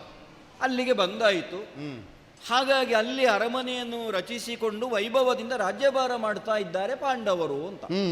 ಮತ್ತೆ ಇನ್ನೊಂದುಂಟು. ಹ್ಮ್, ನೀನು ಮಾವನಾದ ದ್ರುಪದನು ಹ್ಮ್, ಇವರೆಲ್ಲ ಸೇರಿದ ಕಾರಣವೇ ಅಲ್ಲಿ ಒಂದು ಸಮಾಲೋಚನೆ ಆಯ್ತಂತೆ. ಹೌದು. ಯಾಕಂದ್ರೆ ಬಲಾನ್ವಿತರಾಗಿದ್ದಾರೆ, ಹಾ. ಬೇರೆ ಬೇರೆ ಬಲಗಳು ಒಟ್ಟುಗೂಡಿದೆ. ಹ್ಮ್. ಹಾಗಾಗಿ ಒಳ್ಳೆಯದ್ರಲ್ಲಿ ಇರುವುದಕ್ಕೆ ಒಂದು ಅರ್ಧ ರಾಜ್ಯವನ್ನು ಪಾಲು ಮಾಡಿ ಕೊಟ್ಟು ಬಿಡುವ. ಇನ್ನೂ ಕೊಡದಿದ್ದರೆ ಕಷ್ಟ. ಹಾಗಾಗಿ ಹೌದು, ಅರ್ಧ ರಾಜ್ಯ ಸಿಕ್ಕಿದಂತಹ ಪಾಂಡವರು ಸುಖವಾಗಿ ಇದ್ದಾರೆ ಇದ್ದಾರೆ ಅಂತ ನಾನು ತಿಳಿದಿದ್ದೆ. ಹಾ. ಹಾಗೆ ಸದ್ಯ ನಾನು ಖಾಂಡವ ಪ್ರಸ್ಥದ ಕಡೆಗೆ ಬರಲೂ ಇಲ್ಲ. ಸಮಯ ಆಯಿತು ತುಂಬ. ಹೌದು ಹೌದು ಹೌದು, ಕೆಲ ಸಮಯ ಆಯಿತು. ಹೌದು. ಈಗ ನೋಡಿದರೆ ಹಾಂ, ತಲೆಯಲ್ಲಿ ಕಿರೀಟ ಇಲ್ಲ. ಇಲ್ಲ ಇಲ್ಲ. ಒಬ್ಬ ಯುವರಾಜನಿಗೆ, ಒಬ್ಬ ಅರಸನಿಗೆ ಸಹಜವಾದಂತಹ ವೇಷಭೂಷಣಗಳಿಲ್ಲ. ಹ್ಞೂ. ಕಾವಿ ಬಟ್ಟೆ. ಕಾವ್ಯ ಆಗಿದ ಮತ್ತೆ ಹಾಂ, ಹೊರಡುವಾಗ ಈಗಿರಲಿಲ್ಲ, ಈಗ ಸಮಯ ಆಯ್ತಲ್ಲ. ಅಂದರೆ ಹಾಗಾದ್ರೆ ಒಂದೇ ಬಟ್ಟೆ ಅಂತ ಆಯ್ತು ನಿನಗೆ. ಹೌದಪ್ಪ, ಒಂದೇ ಬಟ್ಟೆ ಅಂತ. ಹೌದೌದು, ದಾರಿ ಒಂದೇ. ಹೌದು ಹೌದು. ಬಣ್ಣ ಬದಲಾದ್ರೂ ಬಟ್ಟೆ ಅದುವೆ. ಬಟ್ಟೆ ಅದು. ಹೌದು. ತಲೆ ನೋಡಿದ್ರೆ, ಗಡ್ಡ ನೋಡಿದ್ರೆ, ಅಲ್ಲ ಎಲ್ಲ ಬೆಳೆದಿದೆ ಅಂತ. ಹೌದು, ಅಂದ್ರೆ ಬೆಳೆದಿದೆ ಅಂತ ಹೇಳಿದ್ರೆ ಸಹಜ, ಅದು ಅದನ್ನು ತೆಗಿಲಿಲ್ಲ ಅಷ್ಟೇ. ಹಾಗೆ. ಹೌದು. ಅಂದ್ರೆ ಈಗ ಉದ್ದೇಶಪೂರ್ವಕವಾಗಿ ಬೆಳೆಸಿದ್ದಲ್ಲ, ಅದು ಬಂದದ್ದು. ಯತಿ ವೇಷವನ್ನು ತಳೆದು ಬಂದಿಹ ಪರಿ. ಹಾಗೆ ಕಾಣ್ತದೆ ಅಲ್ವಾ? ಹಾಗೆ ಕಾಣ್ತದಪ್ಪ. ಆದರೆ ನೋಡುವವರಿಗೆ ಅಯ್ಯೋ ಇಂತಹ ಒಬ್ಬ ಯುವಕ ಈ ರೀತಿಯಾದಂತಹ ಯತಿಯಾಗಿದ್ದಾನಲ್ಲ ಈ ಪ್ರಾಯದಲ್ಲಿ ಅನ್ನುವ ಭಾವವನ್ನು ಹುಟ್ಟಿಸುವಂತಹ ಒಂದು ಸ್ವಭಾವ ನಿನ್ನದು. ಇದು ಎಲ್ಲಿಂದ ಬಂದೆ? ಇದು ಈ ರೀತಿಯಾದಂತಹ ಒಂದು ವೇಷವನ್ನು ಧರಿಸಬೇಕಾದ ಅನಿವಾರ್ಯತೆ ಏನು ಬಂತು? ಈಗ ಯತಿ ವೇಷ ಅಂತಲ್ಲ, ನೀವು ವೇಷವೇ ಹಾಕ್ಲಿಲ್ಲ ಅಂತ ಇಲ್ಲ, ನೀವು ಬ್ರಾಹ್ಮಣರ ವೇಷ ಹಾಕಿದ್ದೆ. ಈಗ ದ್ರೌಪದಿಯನ್ನು ಮದುವೆ ಆಗುವುದಕ್ಕೆ ಮೊದಲು ಬ್ರಾಹ್ಮಣರ ವೇಷದಲ್ಲಿ ಅಲ್ವ ಇದ್ದದ್ದು. ಆದ್ರೆ ಅದು ನೀವು ಐವರು ಒಟ್ಟಿಗೆ ಒಟ್ಟಿಗೆ ನಾನು ತಿಳಿದ ಹಾಗೆ ಪಾಂಡವರು ಹೀಗೆ ಬೇರೆ ಬೇರೆ ಹೋಗ್ಲಿಕ್ಕಿಲ್ಲ. ಇಲ್ಲ ಇಲ್ಲ, ಕಷ್ಟ ಇರ್ಲಿ ಸುಖ ಇರ್ಲಿ 5 ಮಂದಿ ಒಟ್ಟಿಗೆ ಒಟ್ಟಿಗೆ ವೇಷ ಹಾಕುದಿದ್ರು ಒಟ್ಟಿಗೆ ಅಲ್ವಾ? ಹಾಗಾದ್ರೆ ಈ ಅರ್ಜುನ ಒಬ್ಬನೇ ಯಾಕೆ ಹೀಗೆ ವೇಷ ಹಾಕಿಕೊಂಡು ಇಲ್ಲಿಗೆ ಬಂದ? ಸಂಸಾರದಲ್ಲಿ ಏನಾದರೂ ಜಿಗುಪ್ಸೆ ಬಂತೋ ಅಂತ ಕೇಳಲಿಕ್ಕೆ ಇಲ್ಲ. ಮೊನ್ನೆ ಮದುವೆ ಆದ್ದಷ್ಟೇ. ಹೌದು ಅಲ್ವಾ? ಹೌದು. ಪ್ರಶ್ನೆ ಹುಟ್ಟುವುದು ಸಹಜ ಅಲ್ವಾ? ಏನು ಯಾಕೆ ಹೀಗಾಗಿದ್ದಾನೆ ಅಂತ. ಈಗ ನೀನೇ ಅದಕ್ಕೆ ಸರಿಯಾದಂತಹ ಒಂದು ಸಮಾಧಾನವನ್ನು ಕೊಟ್ಟರಲ್ವ ನನಗೂ. ಇಂಥ ಕಾರಣದಿಂದ ಅರ್ಜುನ ಬಂದಿದ್ದಾನೆ ಅಂತ ಅನ್ನಿಸುವುದು ಅಲ್ಲ. ಉಳಿದವರಿಗೆ ಪ್ರಶ್ನೆ ಹುಟ್ಟಿದ್ರೆ ಸಹಜ, ನಿನಗೆ ಪ್ರಶ್ನೆ ಹುಟ್ಟಿದ್ರೆ ಆಶ್ಚರ್ಯ. ಹೌದಾ? ಯಾಕೆ ಅಂತ ಕೇಳಿದ್ರೆ ನಾನೇನು, ನಾನೆಷ್ಟು, ನನ್ನ ಮನಸ್ಸಿನ ಭಾವನೆ ಏನು, ಇದು ನನಗಿಂತ ಹೆಚ್ಚು ನಿನಗೆ ಗೊತ್ತುಂಟು. ಇನ್ನೊಂದುಂಟು, ಈಗ ಕೇಳುವವ ಯಾರು? ತಾಯಿಯೇ ನಮಗೆ ಯಾರ ಮಡಿಲು ಇನ್ನು ಸರಿ ಅಂತ ಭಾವಿಸಿ ಕೊಟ್ಟಿದ್ದಾಳು, ಅವನೇ ಕೇಳು. ಅಂದ್ರೆ ಕುಂತಿ ಮಾತೆ ತನ್ನ ಹೊಣೆಯನ್ನು ನಿನ್ನ ಹೆಗಲಿಗೆ ಹಾಕಿ ಆಗಿದೆ. ಹೌದಪ್ಪ. ತಾಯಿಯೊಬ್ಬಳಿಗೆ ಗೊತ್ತಿದ್ದರೂ ಮಗುವಿನ ಬಾಯಿಯಲ್ಲಿ ಮತ್ತೆ ಮತ್ತೆ ಕೇಳಿಸೋದುಂಟು. ಯಾಕೆ? ಅದು ಅವಳಿಗೆ ಆನಂದ. ಖಂಡಿತ ಅಲ್ವಾ? ಹೌದು. ಎಷ್ಟು ತಾಳ ಲಯ ಗತಿ ಸರಿ ಇದ್ದು ಒಬ್ಬ ನಾಟ್ಯ ಮಾಡ್ಲಿ, ಒಂದು 2.5-3 ವರ್ಷದ ಮಗು ಯಾವುದು ಇಲ್ಲದೆ ಮಾಡಿದ್ರು ಅದರ ಚಂದ ಬೇರೆ ಅಲ್ವಾ? ಅದು ಮಾಡಿದ್ದೇ ನಾಟ್ಯ ಅಲ್ವಾ? ಹೌದು. ಯಾಕಂದ್ರೆ ತಾಯಿ ಆದವಳಿಗೆ ಮಕ್ಕಳು ಮಾತಾಡುದು ಕೇಳಲಿಕ್ಕೆ ಮಾತ್ರ ಇರುವುದಲ್ಲ, ಅದು ಪಾಲಿಸಲಿಕ್ಕೂ ಹೌದು. ಹೌದು. ಈಗ ಮನುಷ್ಯ ಕೇಳಿದ್ರೆ ಉತ್ತರ ಕೊಡ್ಬೋದಪ್ಪ, ದೇವರು ಕೇಳಿದ್ರೂ ಉತ್ತರ ಕೊಡ್ಬೋದು. ಅಲ್ಲ, ಮನುಷ್ಯರು ಕೇಳಿದ್ರೆ ಕೊಡಬಹುದು, ದೇವರು ಕೇಳಿದ್ರು ಕೊಡಬಹುದು. ಈಗ ಹಾಗಾದ್ರೆ ನಾನು ಮನುಷ್ಯನೂ ಅಲ್ಲ ದೇವರು ಅಲ್ಲ ಅಂತ. ನೀನು ದೇವರ ದೇವಲ್ವಾ? ದೇವರ ದೇವ ಮುಕುಂದ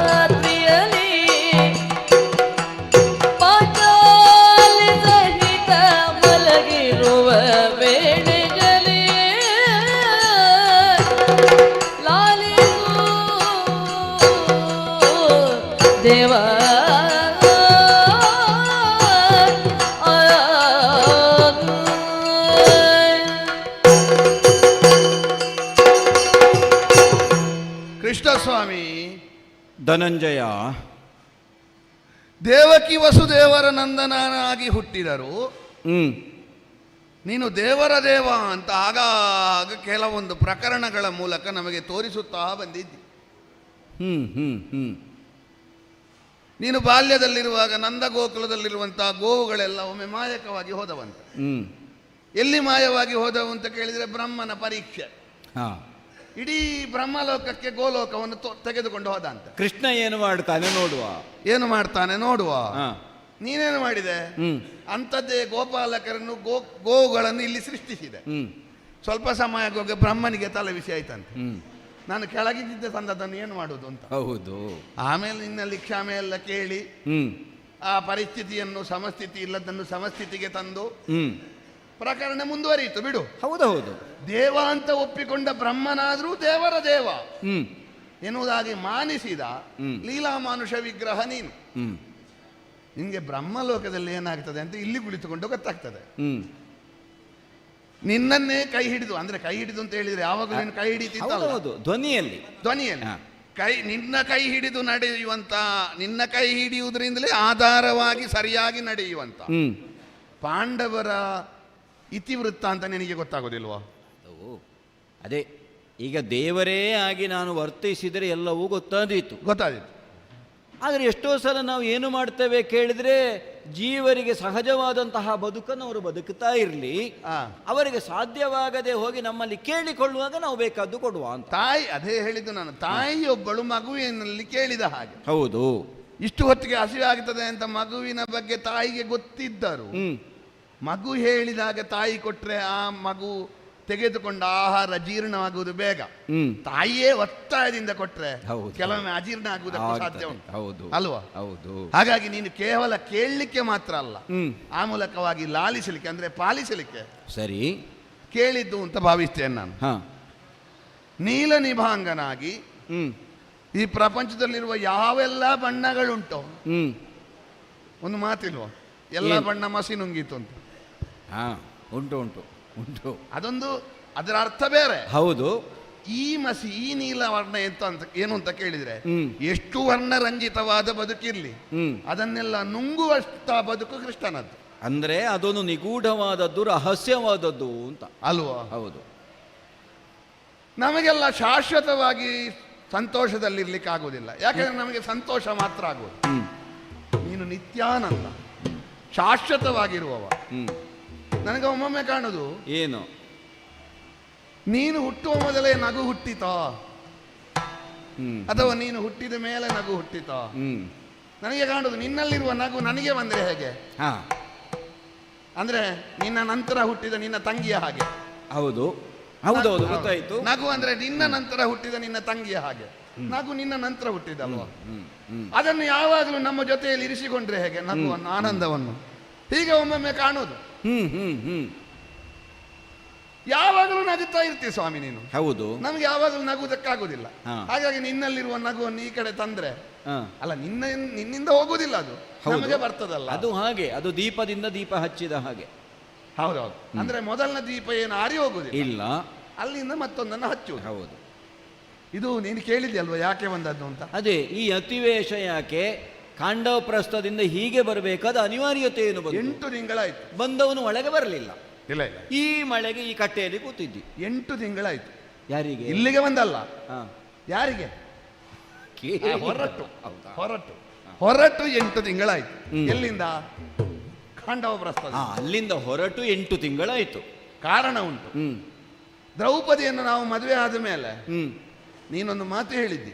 ಏನು? ಪಾಂಡವರು ಏನು ಮಾಡಿದ್ರು ಬೇರೆ ಬೇರೆ ಇಲ್ಲ, ಅವರು ಒಟ್ಟಿಗೆ ಮಾಡೋದು. ಹೌದು ಅಲ್ವಾ? ಹೌದು. ಆದರೆ ಹೆಂಡತಿಯ ವಿಷಯದಲ್ಲಿ, ದಾಂಪತ್ಯ ಜೀವನದಲ್ಲಿ ಹಾಗೆ 5 ಮಂದಿಯೂ ದ್ರೌಪದಿಯ ಗಂಡಂದಿರಾಗಿ ಜೀವನವನ್ನು ಮುಂದುವರಿಸಿದ್ರೆ ನಾಳೆ ನಿಮ್ಮಲ್ಲಿರುವಂತಹ ಯಾವ ಸಮರಸದ ಸಹೋದರಿಯ ಉಂಟೋ ಅದಕ್ಕೆ ವಿರಸ ಬಂದೀತು ಅಂತ ನಾರದರು ಹೇಳಿದರು. ನಾರದರು ಬಂದ್ರ? ಹೌದೌದು, ಬಂದಿದ್ರು. 5 ಮಂದಿಯ ಸಹೋದರ್ಯವನ್ನು ಒಂದು ಹೆಣ್ಣಿನ ವಿಷಯದಲ್ಲಿ ಕಳೆದುಕೊಳ್ಳಕೂಡದು. ಸುಂದರ ಕಥೆಯನ್ನು ಹೇಳಿ ಬಹಳ ಅನ್ಯೋನ್ಯವಾಗಿದ್ದ ಇಬ್ಬರು ಅಣ್ಣ ತಮ್ಮಂದಿರು ತಿಲೋತ್ತಮಗೆ ಬೇಕಾಗಿ ಹೊಡೆದಾಡಿಕೊಂಡು ಸತ್ತೇ ಹೋದರು. ಹಾಗೊಂದು ಪ್ರಕರಣ ಘಟಿಸಿ ಹೋಗಿದೆ ಮೊದಲು, ಅಲ್ವಾ? ಹೌದು. ಆಗಾಗ ಕೂಡದು ಪಾಂಡವರ ಜೀವನ ಅಂತ ಮೊದಲೇ ಎಚ್ಚರಿಸಿದರು. ಹ್ಮ್. ನಾರದರೆಲ್ಲ ಹಾಗೆ, ಹೌದು. ಯಾರು ಬದುಕಬೇಕು ಅವರಿಗೆ ಮೊದಲೇ ಎಚ್ಚರಿಸುವುದು, ಯಾರು ಸಾಯ್ಬೇಕೋ ಅವರ ಎಚ್ಚರ ತಪ್ಪಿಸುವುದು. ಹೌದು ಅಲ್ವಾ? ಹೌದು. ನಮ್ಮ ನಿನ್ನ ಮಾವನ ಪ್ರಕರಣದಲ್ಲಿ ಲೆಕ್ಕವೇ ತಪ್ಪಿಸ್ತಾರೆ, ಅಲ್ವಾ? ಎಚ್ಚರ ಎಂತದ್ದು. ಅಲ್ವಾ? ಹೌದು. ಅವ ಸರಿ ಮಾಡ್ಬೇಕು ಅಂತ ಹೋದ್ರು ನೀನು ತಪ್ಪು ಮಾಡು ಅಂತ ಹೇಳುದು ಅವನು. ಹೌದು. ನಮ್ಮಲ್ಲಿ ಹಾಗಲ್ಲ, ನೀವು ಮಾಡುವುದು ತಪ್ಪಾಗ ಕೂಡದು ಅಂತ ಮೊದಲೇ ಹೇಳುವುದು. ಯಾಕಂದ್ರೆ ಬದುಕಬೇಕಾದವರು ಈ ಭಾವದಿಂದ ಹೇಳಿದ್ದು. 5 ಮಂದಿಯೊಂದಿಗೆ ಜೀವನ ಮಾಡುವುದಿದ್ರೆ ವರ್ಷಕ್ಕೊಬ್ಬನೊಂದಿಗೆ ಇರುವಂತೆ. ಹೋ ಹಾ. ವರ್ಷಕ್ಕೊಬ್ಬನೊಂದಿಗೆ ದಾಂಪತ್ಯ. ಹಾ. ಒಬ್ಬನೊಂದಿಗೆ ಏಕಾಂತದಲ್ಲಿ ದಾಂಪತ್ಯ ಸುಖದಲ್ಲಿ ಇರುವ ವೇಳೆಯಲ್ಲಿ ಮತ್ತೊಬ್ಬ ಆ ಏಕಾಂತ ಭಂಗ ಮಾಡಕೂಡದು. ಮಾಡಿದ್ರೆ ವಿದಿತ ವತ್ಸರ ಭೂ ಪ್ರದಕ್ಷಿಣೆ ಮಾಡುವುದು. ಹಾ. 1 ವರ್ಷ ಅಂದ್ರೆ ಈಗ ಧರ್ಮರಾಯನ ಜೊತೆಗೆ ದ್ರೌಪದಿ ಇದ್ದಾಳೆ ಅಂತ ಆದ್ರೆ ಮಧ್ಯದಲ್ಲಿ ಪ್ರವೇಶ ಮಾಡಿದವ 1 ವರ್ಷ ಭೂಪ್ರದಕ್ಷಿಣೆ ಮಾಡಬೇಕು. ಯಾರ ಜೊತೆಯಲ್ಲಿರುವಾಗಲೂ ಮತ್ತೆ ಉಳಿದ 4 ಪ್ರವೇಶಿಸುವ ಹಾಗಿಲ್ಲ. ಸರಿ, ಹೀಗೆ ಒಪ್ಪಿಕೊಂಡಿದ್ದೆವು, ನಡೆಯುತ್ತಾ ಇತ್ತು. ಒಂದು ದಿವಸ ಅಗ್ರಹಾರದಲ್ಲಿರುವ ಬ್ರಾಹ್ಮಣರು ಇರುವ ಕೇರಿಗೆ ಅಗ್ರಹಾರ ಅಂತ ಹೆಸರು. ಅಗ್ರಹಾರದಲ್ಲಿ ಇರುವ ಬ್ರಾಹ್ಮಣರು ಅಂತ ಹೇಳಬೇಕು ಅಂತ ಇಲ್ಲ. ಬ್ರಾಹ್ಮಣರು ಇರುವ ಕೇರಿಗೆ ಒಂದು 10-12 ಮನೆ ಇದ್ರೆ ಅದಕ್ಕೆ ಅಗ್ರಹಾರ ಅಂತ ಹೇಳೋದು. ಸರಿ. ನಮ್ಮ ಗೋವುಗಳನ್ನು ತಸ್ಕರರು ಕೊಂಡು ಹೋಗ್ತಾ ಇದ್ದಾರೆ, ಕಳ್ಳರು ಕೊಂಡು ಹೋಗ್ತಾ ಇದ್ದಾರೆ ಅಂತ ಮಧ್ಯರಾತ್ರಿಯ ವೇಳೆಯಲ್ಲಿ ಬಂದು ಒಬ್ಬ ಹೊಡೆದ. ಕಳ್ಳರು? ಹೌದು. ಓಹೋ, ಆಶ್ಚರ್ಯ ಆಯ್ತು. ಗೋ ಸಂಪತ್ತನ್ನು, ಅದು ಧರ್ಮರಾಯನ ಆಳ್ವಿಕೆಯಲ್ಲಿ, ಅದೇ ಅದರೊಂದಿಗೆ ಹೇಳಿದವ, ನಿಮ್ಮ ಆಡಳಿತವೇ ಸರಿ ಇಲ್ಲ. ಯಜ್ಞಕ್ಕಿಟ್ಟ ಹವಿಸನ್ನು ಕಾಗೆಕೊಂಡು ಹೋಗುವ ಹಾಗೆ, ಹುಲಿ ಇಲ್ಲದ ಗುಹೆಗೆ ಗುಳ್ಳೆ ನರಿ ಬರುವ ಹಾಗೆ, ನಿಮಗೆ ಸಂಪತ್ತಿಗೆ ಆದಾಯಕ್ಕಾಗುವಾಗ ನಮ್ಮ 6ನೇ 1 ಭಾಗ ಬೇಕು, ನಮ್ಮನ್ನು ರಕ್ಷಿಸಲಿಕ್ಕೆ ಆಗುವಾಗ ಇಲ್ಲ ನೀವು, ಹಾಗೆ ಹೀಗೆ ಅಂತ 1000 ಬೈದ. ಅಷ್ಟು ಹೇಳಿದ ಮೇಲೆ ನಾವೊಂದು ಹೊಣೆಗಾರಿಕೆ ಉಳ್ಳವರಾಗಿ ಅದಕ್ಕೆ ವ್ಯವಸ್ಥೆ ಮಾಡಬೇಡುವ? ಅಯ್ಯೋ, ರಕ್ಷಣೆ ಕೊಡಬೇಕಾದ್ದು ಅರಸರಾದಂತಹ ನಿಮ್ಮ ಧರ್ಮ. ಆದರೆ ಹೊತ್ತು ರಾತ್ರಿ, ಆ ಸಮಯದಲ್ಲಿ ಅಣ್ಣನಾದ ಧರ್ಮರಾಯನು ದ್ರೌಪದಿಯು ಒಟ್ಟಿಗೆ ಇರುವಂತಹ ಕಾಲ ನಡೆಯುತ್ತಾ ಇತ್ತು, ಪರ್ಯಾಯ. ಸರಿ, ಅಲ್ಲ, ಅವರೊಟ್ಟಿಗಿರ್ಲಿ. ನಿನಗೆ ಗೊತ್ತಿರಬೇಕು, ನಮ್ಮ ಆಯುಧ ಇರುವುದು ಅಣ್ಣನ ಸಜ್ಜೆಯ ಮನೆ ಆ ಕಡೆ. ಹೌದೌದು. ಧರ್ಮರಾಯ ನಿಮ್ಮ ಅಣ್ಣ, ಅವನ ಅಂತಃಪುರವನ್ನು ಉತ್ತರಿಸಿಯೇ ಆಯುಧಾಗಾರಕ್ಕೆ ಹೋಗಬೇಕು. ಆಯುಧಾಗಾರ ಅವನ ಕೋಣೆಯಲ್ಲಿರುವುದು ಅಂತಲ್ಲ, ಅವನ ಕೋಣೆಯನ್ನು ದಾಟಿಯೇ ಹೋಗಬೇಕು. ಅದರ ಅರ್ಥ ಏನು? ಅಣ್ಣನಲ್ಲಿ ಕೇಳದೆ ನೀವೇನು ಮಾಡ್ಲಿಕ್ಕಿಲ್ಲ ಅಂತ. ಒಂದು ಹಾಗೆ ಅಣ್ಣ ಸರಿ ಅಂತ ಹೇಳಿದ್ರೆ ನಾವು ಕೆಟ್ಟದಕ್ಕೆ ಉಪಯೋಗಿಸಲಿಕ್ಕಿಲ್ಲ. ಹೌದು. ನಾನು ದೊಡ್ಡಸ್ಸಿಗೆ ಮಾತಾಡುದಲ್ಲ. ಹೌದಪ್ಪ. ನನಗೆ ಬೇಕಾಗಿ ಎನ್ನುವುದಕ್ಕಿಂತ ನನ್ನ ಅಣ್ಣ ಭೀಮಸೇನ ಇದ್ದಾನಲ್ವಾ, ಹೌದು, ಒಮ್ಮೊಮ್ಮೆ ಕೈಯಲ್ಲಿ ಆಯುಧ ಹಿಡಿದ್ರೆ ಕೋಪ ಬಂದ್ರೆ ಏನು ಮಾಡಿ ಅನ್ನವ. ಹಾಗಾಗಿ ಒಂದು ಆ ರಕ್ಷಣೆ ಇರಲಿ ಎನ್ನುವ ಕಾರಣಕ್ಕೆ ಆಯುಧ ಹಿಡಿಯುವುದಿದ್ರೆ ಅಣ್ಣನಾದ ಧರ್ಮರಾಯನ ಸೂಚನೆಯಂತೆ ಹಿಡಿಬೇಕು. ಈ ಕಾರಣಕ್ಕಾಗಿ ಸಜ್ಜಮನೆ ಆ ಕಡೆ. ಏಕಾಂತ ಭಂಗ ಮಾಡಿದ್ರೆ ನನಗೆ 1 ವರ್ಷ ಭೂ ಪ್ರದಕ್ಷಿಣೆ. ಬ್ರಾಹ್ಮಣರ ಹಸುಗಳನ್ನು ಮರಳಿಸದಿದ್ರೆ ಚಂದ್ರವಂಶಕ್ಕೆ ಅಪಕೀರ್ತಿ. ಮತ್ತೆ ಹೀಗೆ ಒಂದು ಪರಿಸ್ಥಿತಿ ಒಮ್ಮೆ ಲಕ್ಷ್ಮಣನಿಗೆ ಬಂದಿತ್ತಂತೆ. ಕತೆಗೆ ಹೇಳಿದ್ದು ನಾನು. ಕೊನೆಯ ಕಾಲದಲ್ಲಿ ನನ್ನನ್ನು ಬಿಡದೇ ಇದ್ರೆ ಇಡೀ ಸೂರ್ಯವಂಶವನ್ನು ಸುಡ್ತೇನೆ. ದುರ್ವಾಸರು. ಹೌದು. ಅಲ್ಲ, ಇನ್ನೊಂದು ಪ್ರಕರಣ ಆಗಿತ್ತಂತೆ. ಯಾವುದೋ ಒಂದು ಮಗು ಸತ್ತದಕ್ಕೆ ರಾಮನನ್ನು ಆಕ್ಷೇಪ ಮಾಡಿದ ಬ್ರಾಹ್ಮಣ. ಹೌದೌದು, ಅದು ಒಂದಾಗಿದೆ ಅಲ್ವಾ? ಹೌದು. ಈಗ ದುರ್ವಾಸರು ಬರುವಾಗ ಲಕ್ಷ್ಮಣ ಏನು ಹೆಚ್ಚಿಸಿದ? ನನಗೊಬ್ಬನಿಗೆ ಏನಾದರೂ ತೊಂದರೆ ಇಲ್ಲ, ಒಂದು ವೇಳೆ ಒಳಗೆ ಬಿಟ್ಟರೆ ಲಕ್ಷ್ಮಣನ ದೇಹ ತ್ಯಾಗ, ಬಿಡದಿದ್ರೆ ಸಂಪೂರ್ಣ ಸೂರ್ಯ ವಂಶವೇ ನಾಶ ಅಲ್ವಾ? ಹೌದು. ಈಗ ನಾನು ಲಕ್ಷ್ಮಣ ಹೌದು ಅಲ್ವಾ? ಒಂದು ದ್ವಾಪರಾಯುಗದ ರಾಮನಾಗುವ ಸರ್ವಯೋಗ್ಯತೆ ಇವರು ಧರ್ಮರಾಯನಲ್ಲಿಲ್ವಾ? ಖಂಡಿತ. ಅವನಿಗೆ ಅಪಕೀರ್ತಿ ಅಲ್ವಾ? ಹಾಗಾಗ ಕೂಡದು ಅಂತ ಯೋಚಿಸಿದೆ. ಅವನ ಅಪಕೀರ್ತಿಯನ್ನು ತೊಡೆಯುವುದಕ್ಕೆ ಬೇಕಾಗಿ ನಾನು ತಲೆ ಕೊಡುವುದಕ್ಕೆ ಸಿದ್ಧ ಅಂತ ಯೋಚಿಸಿ ಏಕಾಂತ ಭಂಗವನ್ನು ಮಾಡಿದೆ. ಸಜ್ಜೆಯ ಮನೆ ಆ ಕಡೆ ಪ್ರವೇಶ ಮಾಡಿದೆ, ಆಯುಧವನ್ನು ಹಿಡಿದೆ. ತಸ್ಕರರನ್ನು ಯಮನ ಮಗನ ಊರಿನಲ್ಲಿ ನಿಮ್ಮ ದೊಡ್ಡಸ್ತಿಗೆ ಅಂತ ಯಮನ ಊರಿಗೆ ಕಳುಹಿಸಿದೆ. ಅಲ್ಲಿಗೆ ಕಳುಹಿಸಿದೆ. ಕಳುಹಿಸಿದ ಮೇಲೆ ಧನುರ್ಬಾಣಗಳನ್ನು ಹಿಡಿದು ಅಣ್ಣನ ಪಾದ ಬುಡಕ್ಕೆ ಹಾಕಿದೆ. ಅಣ್ಣ ಹೀಗೀಗ ಆಗಿದೆ ವಿಷಯ, ನಾನು 1 ವರ್ಷ ತೀರ್ಥಯಾತ್ರೆಗೆ ಹೋಗ್ಬೇಕು, ಒಂದು ಆಶೀರ್ವಾದ ಮಾಡಿ ಕಳುಹಿಸಬೇಕು ಅಂತ ಹೇಳಿ. ಅದಕ್ಕೆ ಅವ ಹೇಳಿದ ಏನು ಅಂತ. ಅಲ್ಲ, ಅವ ಮೊದಲೇ ಭಾವುಕ. ಹೌದಪ್ಪ, ಮನುಷ್ಯ. ತಮ್ಮಂದಿರು ಅಂತ ಹೇಳಿದ್ರೆ ಅವನಿಗೆ ಅಷ್ಟು ಪ್ರೀತಿ. ಹೌದೌದು. ಅಲ್ಲ, ನೀನು ಹೋಗಬೇಕು ಅಂತ ಇಲ್ಲ. ಹಿರಿಯರು ಏಕಾಂತದಲ್ಲಿರುವಾಗ ಕಿರಿಯರು ಬಂದ್ರೆ ದೋಷ ಇಲ್ಲ, ಕಿರಿಯರು ಏಕಾಂತದಲ್ಲಿರುವಾಗ ಹಿರಿಯರು ಬರಕೂಡದು. ಹಾಗಾಗಿ ಹೋಗಬೇಕು ಅಂತ ಇಲ್ಲ. ರೂಢಿಯಲ್ಲಿ ಹಾಗೊಂದುಂಟು, ತಂದೆ ಮತ್ತು ತಾಯಿ ಒಟ್ಟಿಗಿರುವಾಗ ಮಕ್ಕಳು ಒಳಗೆ ಹೋಗಬಹುದು. ಹೌದು. ಆದ್ರೆ ನಾನೇ ಹೇಳಿದೆ, ಹ್ಮ್ ಧರ್ಮವೆಂದು ತೋರುವ ಅಧರ್ಮವನ್ನು ಆಚರಿಸಕೂಡದು ನಾವು. ಈಗ ನೀನು ಹೇಳುವುದು ಸರಿ, ಹ್ಮ್ ಆದ್ರೆ ಮೊದಲೇ ನಾವು ಬದ್ಧರಾಗಿದ್ದೇವಲ್ವಾ? ಹೌದೌದು, ಹೇಳಿ ಈಗ ನಾರದರು ಮೊದಲೇ ಹೇಳ್ತಿದ್ರೆ ಸರಿ, ಹೌದು. ಅಣ್ಣಂದಿರ ಒಟ್ಟಿಗಿರುವಾಗ ತಮ್ಮಂದಿರು ಹೋದ್ರೆ ಅದಕ್ಕೆ ಭೂಪ್ರದಕ್ಷಿಣೆ ಇಲ್ಲ ಅಂತ ಒಂದು ಹೇಳ್ತಿದ್ರೆ ಒಪ್ಪಿಕೊಳ್ಬಹುದು. ನಾರದರು 5 ಜನಕ್ಕೆ ಸಂಬಂಧಿಸಿ ಹೇಳಿದ್ದು ಅಂತ ಆದ್ರೆ ಹೌದು. ಧರ್ಮರಾಯನೊಟ್ಟಿಗೆ ಇರುವಾಗ ಹೋದ್ರೂ ಏಕಾಂತ ಭಂಗವೇ, ಸರಿ. ಸಹದೇವನೊಟ್ಟಿಗೆ ಇರುವಾಗ ಹೋದ್ರೂ ಏಕಾಂತ ಭಂಗವೇ, ಖಂಡಿತ ಅಲ್ವಾ? ಹೌದು. ಹಾಗಾಗಿ ಅಪ್ಪಣೆ ಕೊಡಬೇಕು ಅಂತ ಹೇಳುವಾಗ ಭಾರವಾದ ಮನಸ್ಸಿನಿಂದ ಅಪ್ಪಣೆ ಕೊಟ್ಟ. ಆಗಲಿ. ಆದ್ರೆ ಒಂದು ಎಂತದಕ್ಕೆ ಅಂತ ಗೊತ್ತಿಲ್ಲ ಕೃಷ್ಣ. ಹಾ, ಕಲ್ಯಾಣ ಆಗಲಿ ಅಂತ 3 ಸಲ ಹೇಳಿದ. ಅದೊಂದು ಸ್ವಭಾವ. ಹೌದೌದು, ಹೌದು. ಹೇಳಿದ. ನಾನು ಹೊರಟೆ. ಹಾ. ಹೊರಡುವಾಗ ಬ್ರಾಹ್ಮಣರೆಲ್ಲ ನನ್ನೊಟ್ಟಿಗೆ ಬಂದರು. ಹರಿದ್ವಾರಕ್ಕೆ ಬಂದು ಗಂಗೆಯಲ್ಲಿ ಮುಳುಗಿದ್ದೇನೆ. ಯಾವುದೋ ಶಕ್ತಿ ಸೆಳೆದ ಹಾಗಾಯ್ತು. ಯಾರನ್ನು? ಗಂಗಾ ನದಿಯಲ್ಲಿ. ಹೌದು. ಹಾ, ಕೆಳಗಿಳಿದು ನೋಡ್ತೇನೆ, ನಾನು ಪಾತಾಳ ಲೋಕದಲ್ಲಿದ್ದೇನೆ. ಪಾತಾಳದಲ್ಲಿ. ಹೌದೌದು. ಓಹೋ, ಈ ಪಾತಾಳದವರೇ ಕರ್ಕೊಂಡೋದ ನಿನ್ನನ್ನು? ಪಾತಾಳದವರೇ ಕರ್ಕೊಂಡು ಹೋದ್ದು. ಹೌದಾ? ಹೌದೌದು. ಐರಾವತ ವಂಶಸ್ಥೆ, ಹಾ ಕೌರವ್ಯ ರಾಜನ ಮಗಳು, ಹಾ, ಉಲೂಪಿ ನಾಮಕಳು, ಹುಡುಗಿ. ಹೌದು. ಮತ್ತೆ ಮುದುಕಿ ಬರಬೇಕಿದ್ದು ಹೇಳಿದ್ದಲ್ಲ, ಮತ್ತೆ ಪಾತಾಳದವರು ಅಂತ ಹೇಳುವಾಗ ಯಾರಾದ್ರೂ ನಾಗರು ಇರ್ಬೋದು ಅಂತ. ಇದು ಹುಡುಗಿ, ನಾಗವಂಶಸ್ಥೆಯೇ, ಹಾ. ಆದ್ರೆ ಸುಂದರವಾದ ತರುಣಿ. ನಿನ್ನನ್ನು ಯಾಕಪ್ಪ ಕೆಳಗೆ ಎಳ್ಕೊಂಡು ಹೋದ್ಲು? ನನ್ನ ಬಗ್ಗೆ ಆಕರ್ಷಣೆಯನ್ನು ಹೊಂದಿ ಹರಿದ್ವಾರದಿಂದ ಅವಳೇ ಸೆಳೆದದ್ದಂತೆ. ಓಹೋ, ನಿನ್ನ ಬಗ್ಗೆ ನನಗೆ ಬಯಕೆ ಆಗಿದೆ, ಹಾ. ನಿನ್ನಿಂದ ಒಂದು ಮಗುವನ್ನು ನಾನು ಅಪೇಕ್ಷಿಸ್ತೇನೆ, ಒಲಿದು ಬೆಂದ ಹೆಣ್ಣನ್ನು ತಿರಸ್ಕರಿಸಬೇಡ, ನನ್ನ ಅಪೇಕ್ಷೆಯನ್ನು ಈಡೇರಿಸು ಅಂತ ಹೇಳಿದ್ದೆ. ನೀನು ಹೇಳಲಿಲ್ಲ ನಾನು ತಿರುಗಾಟಕ್ಕೆ ಹೊರಟದ್ದು, ಈಗ ಆಗುವುದಿಲ್ಲ ಅಂತ? ಹೌದೌದು, ತೀರ್ಥಯಾತ್ರೆಗೆ ಹೊರಟದ್ದು. ಹಾ, ಏಕಾಂತ ಭಂಗ ಮಾಡಿ ನಾನೀಗ ಅದರ ಪ್ರಾಯಶ್ಚಿತ್ತಕ್ಕೆ ಹೊರಟದ್ದು. ಆಗ ಅವಳೊಂದು ಶಾಸ್ತ್ರ ಹೇಳಿದ್ಲು. ಏನು? ಅದು ದ್ರೌಪದಿಗೆ ಸಂಬಂಧಿಸಿ ಮಾತ್ರ, ಉಳಿದವರಿಗೆ ಸಂಬಂಧಿಸಿ ಏನಿಲ್ಲ ಅಂತ ಹೇಳಿ. ಎಲ್ಲ ಗೊತ್ತುಂಟು ಅವಳಿಗೆ. ಅಲ್ಲ, ಅವಳೇ ಹೇಳಿದ್ದು, ಸರಿ, ನಾನೇನು ಹೇಳಿದ್ದಲ್ಲ, ಸರಿ. ಅವಳೇ ಹೇಳಿದ್ದು. ಹಾ. ಹೌದು. ಹಾಗಾಗಿ ಅವಳ ಬಯಕೆಯನ್ನು ಈಡೇರಿಸಿ ಆ ಮೂಲಕ ಸದ್ಯೋಜಾತನಾದ ಮಗನನ್ನು ಪಡೆದು ಅವನಿಗೆ ಇರಾವಂತ ಅಂತ ಹೆಸರಿನಿಟ್ಟು, ಆಗಲಿ, ನನಗಿನ್ನು ಕರ್ತವ್ಯ ಉಂಟು, ಹೋಗಬೇಕು ಅಂತ ಹೇಳಿದೆ. ಹಾ, ಹೋಗಬೇಕು ಅಂತ ಹೇಳುವಾಗ ಬಹಳ ಆಶ್ಚರ್ಯವಾದದ್ದು ಏನು ಗೊತ್ತುಂಟ ಕೃಷ್ಣ? ಏನು? ಎಷ್ಟು ಸಂತೋಷದಿಂದ ನನ್ನನ್ನು ಕರ್ಕೊಂಡು ಬಂದಳು, ಹಾ, ಅಷ್ಟೇ ಸಂತೋಷದಿಂದ ನನ್ನನ್ನು ಬಿಟ್ಟಿದ್ದಾಳೆ ಅಂತ ಅವಳು. ಈ ನಮ್ಮ ಭೂಲೋಕದ ಕೆಲವು ಹೆಂಡತಿಯರಿದ್ದಾರೆ, ಇವ ಕೆಲಸಕ್ಕೆ ಹೊರಡುವಾಗ ಇವತ್ತೊಂದು ನಿಲ್ಲಿ, ನಾಳೆ ಹೋಗಿ ಅಂತ ಹೇಳೋದು. ಹೌದು. ಇವ ಹೋಗುವವನು ನಿಲ್ಲೋದು. ಈಗ ಕರೆದುಕೊಂಡು ಹೋದ ಹಾಗೆ ಕರ್ಕೊಂಡು ಬಂದು ಬಿಟ್ರಲ್ಲ. ಅಷ್ಟೇ ಸಂತೋಷದಿಂದ ಗಂಗಾದ್ವಾರದಲ್ಲಿ ಬಿಟ್ಲು. ನಾವು ವಿನೋದಕ್ಕೆ ಹೇಳಿದ್ರು, ಹಾ. ಅವಳ ಸಂಕಲ್ಪ ಬಹುಶಃ ನಿನ್ನಿಂದ ಒಬ್ಬ ಪುತ್ರನನ್ನು ಪಡೆಯುವುದು. ಹೌದು. ಮತ್ತೊಂದು ವರವು ಕೊಟ್ಟಿದ್ದಾಳೆ. ಇಲ್ಲಿ ಅವಳು ವಧು ಅಲ್ವೋ? ನಿನಗೆ ವಧು. ಅವಳು ವಧು. ಹಾ. ವರ ಅಂತ ಹೇಳಿದ್ರೆ ಅನುಗ್ರಹ. ವರ. ಹೌದು. ಏನು ಅಂತ ಕೇಳಿದ್ರೆ, ಇನ್ನು ಮುಂದೆ ಜಲಚರ ಪ್ರಾಣಿಗಳಲ್ಲಿಯೂ ಜಲದಲ್ಲಿಯೂ ನಿನ್ನ ಶಕ್ತಿ ಹಾ, ಅಪ್ರತಿಮವಾಗಿ ಯಾರಿಂದಲೂ ಅಭೇದ್ಯವಾಗಿ ಮುಂದುವರಿಯಲಿ. ಓಹೋ, ಆಗಲಿ ಆಗಲಿ. ಹಾಗೊಂದು ವರವು ಕೊಟ್ಟಿದ್ದಾಳೆ. ಇದು ಇಷ್ಟು ನಡೆದದ್ದು ಕೆಲವು ಸಮಯ ಕಾಲದಲ್ಲ, ಮತ್ತೆ ಇದು ಒಂದೇ ದಿವಸದಲ್ಲಿ ಆದ. ಒಂದು ದಿನದಲ್ಲಿ? ಒಂದೇ ದಿನ. ಅಂದ್ರೆ ಸದ್ಯೋಜಾತ ಮಕ್ಕಳು. ಸರಿ ಸರಿ, ಅಂದ್ರೆ ಅವರಿಗಂತಹ ವಿಶಿಷ್ಟ ಶಕ್ತಿ ಉಂಟು. ಒಂದೇ ದಿವಸದಲ್ಲಿ ಗಂಗೆಯ ಹತ್ತಿರ ಬಂದೆ. ಆಗಲಿ. ಬ್ರಾಹ್ಮಣರೆಲ್ಲ ತಲೆಬಿಸಿಯಲ್ಲಿದ್ರು, ಅವರಿಗೆಲ್ಲ ಸಂತೋಷ ಆಯ್ತು. ಸರಿ. ಮತ್ತೆ ಕೆಲವೆಲ್ಲ ಉತ್ತರದಲ್ಲಿ ಹಿಮವತ್ ಪರ್ವತದ ಬುಡದಲ್ಲಿ ಅಗಸ್ತ್ಯ, ವಟ, ವಸಿಷ್ಠ ತೀರ್ಥ, ಭೃಗುತುಂಗ, ತುಂಬಾ ತೀರ್ಥಗಳು. ಆಗ್ಲಿ. ನಂದ, ಪರಾನಂದ, ಕೌಶಿಕಿ, ಗಾಯ, ತುಂಬಾ ನೈಮಿಷಾರಣ್ಯ ಎಲ್ಲ ಕಡೆ ಹೋದೆ. ತೀರ್ಥಯಾತ್ರೆ ಅಂತ ಆದ ಮೇಲೆ ಹೋಗಲೇಬೇಕು. 4 ತಿಂಗಳು ಕಳೆದು ಮುಂದುವರಿಯುವಾಗ ಇಲ್ಲಿ ಪೂರ್ವದಲ್ಲಿ ಮಣಿಪುರ ಎನ್ನುವ ಊರಿಗೆ ಹೋದೆ. ಹೌದು, ಮಣಿಪುರ ಅಂತ ಇದೆ.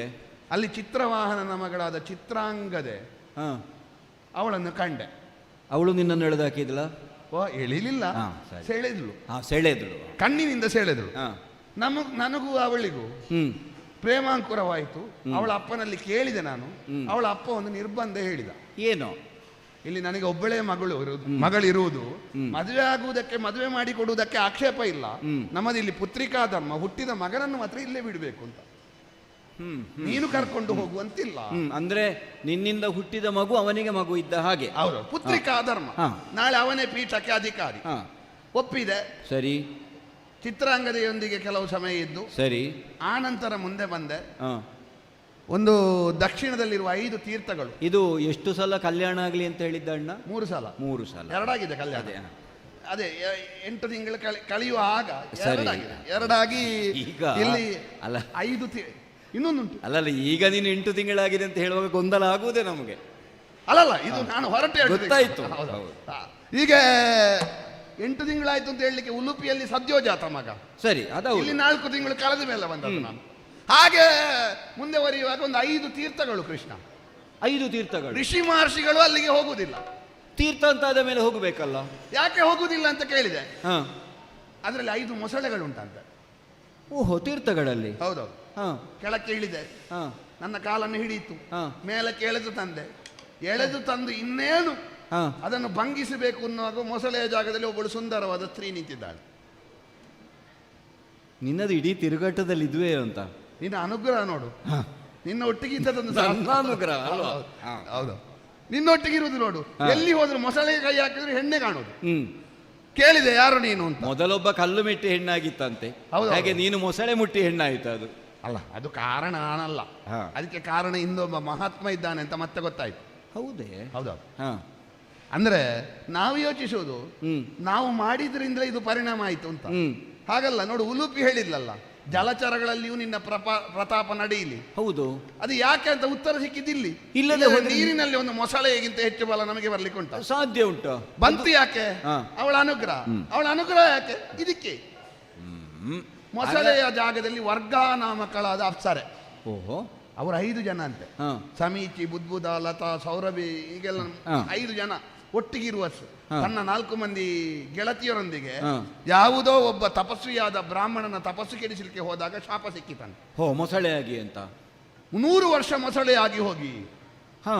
100 ಅಂತ ಹೇಳಿದ್ರೆ 100 ಅಂತ ಅಲ್ಲ, ಮತ್ತೆ 100 ಅಂತ ಹೇಳಿದ್ರೆ ಅಸಂಖ್ಯ, 100, ಅಸಂಖ್ಯ. 1000. ಸರಿ.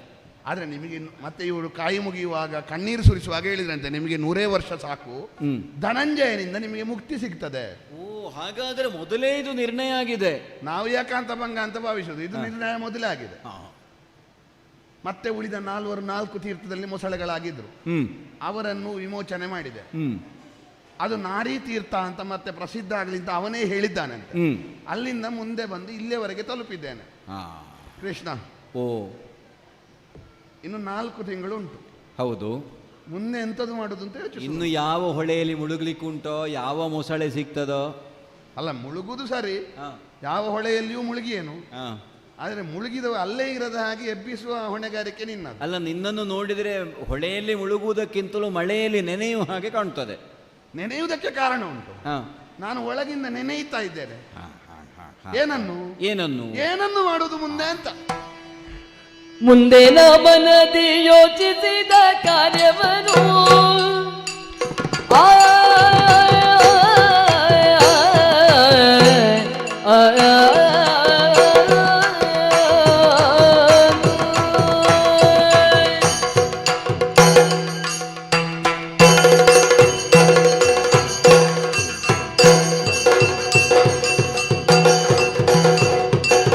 ಮುಂದೆ ನ ಮನದಿ ಯೋಚಿಸಿದ ಕಾರ್ಯವನು ತಂದೆ ನೀನರಿಗೆಯ ಪೇಳನೆ ನಿನ್ನು ಕುಂದದ ಕೈಗೂಡಿಸುವುದೆನಗದು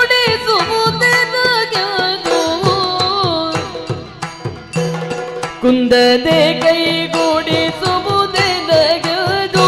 ವಂದಿಸೆ ನರ ನೋಳೆಂದನು ಕೃಪ ಸಿಂಧೋ ಮುಂದೆ ನಮನದಿ ಯೋಚಿಸಿದ ಕಾರ್ಯವರು ತಂದೆ ನಿನರಿಗೆಯ ಬೇಡನೆ ನಿನ್ನು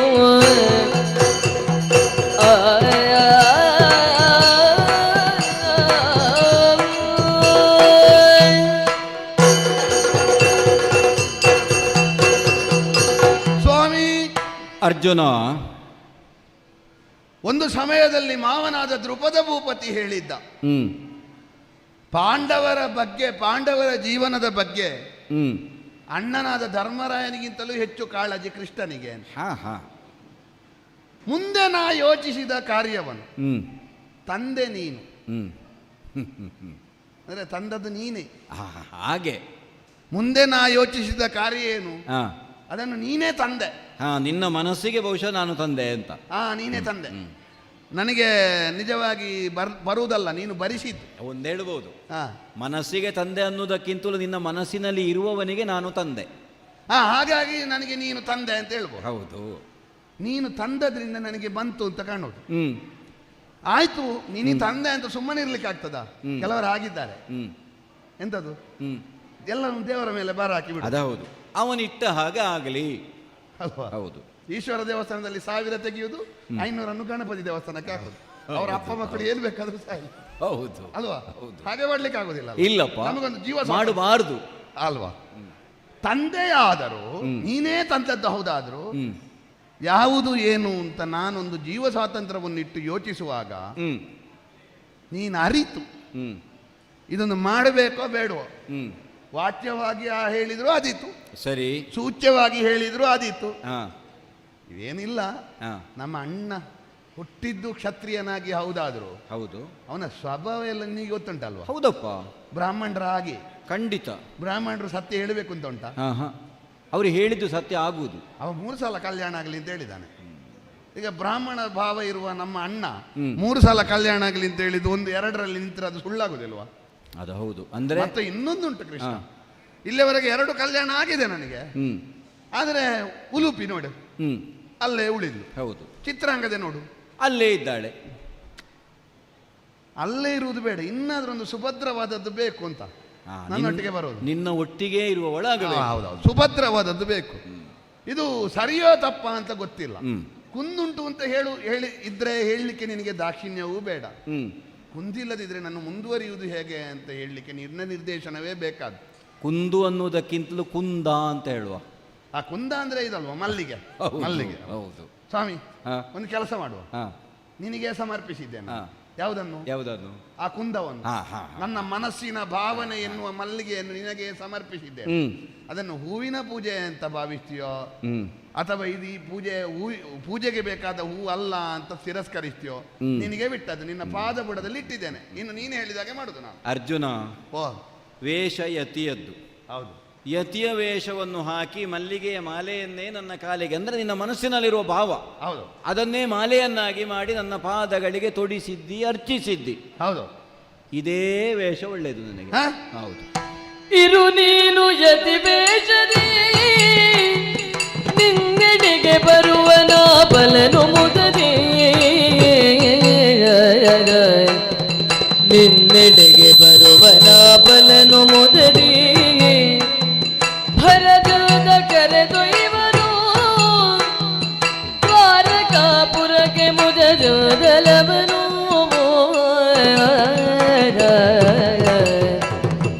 ಇರು ನೀನು ಯತಿ ವೇಷದಿ.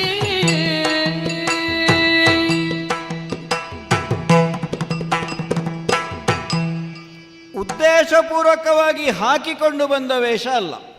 ಅಲ್ಲ ಅಲ್ಲ ಅಲ್ಲ, ಇದು ಆಕಸ್ಮಿಕವಾಗಿ ಆಗಿ ಹೋದ್ದು. ಒಳ್ಳೆಯದೇ ಆಯಿತು. ಇದೇ ವೇಷ ಒಳ್ಳೆಯದು ನನಗೆ. ಅಲ್ಲ, ನನ್ನ ಮನಸ್ಸಿನ ಒಳಗಿರುವುದು ಈ ವೇಷಕ್ಕೆ ಅಲ್ಲ, ನನ್ನಲ್ಲಿ ವೈರಾಗ್ಯ ಇಲ್ಲ. ಅದು ಗೊತ್ತಾಯಿತು. ಹೌದು.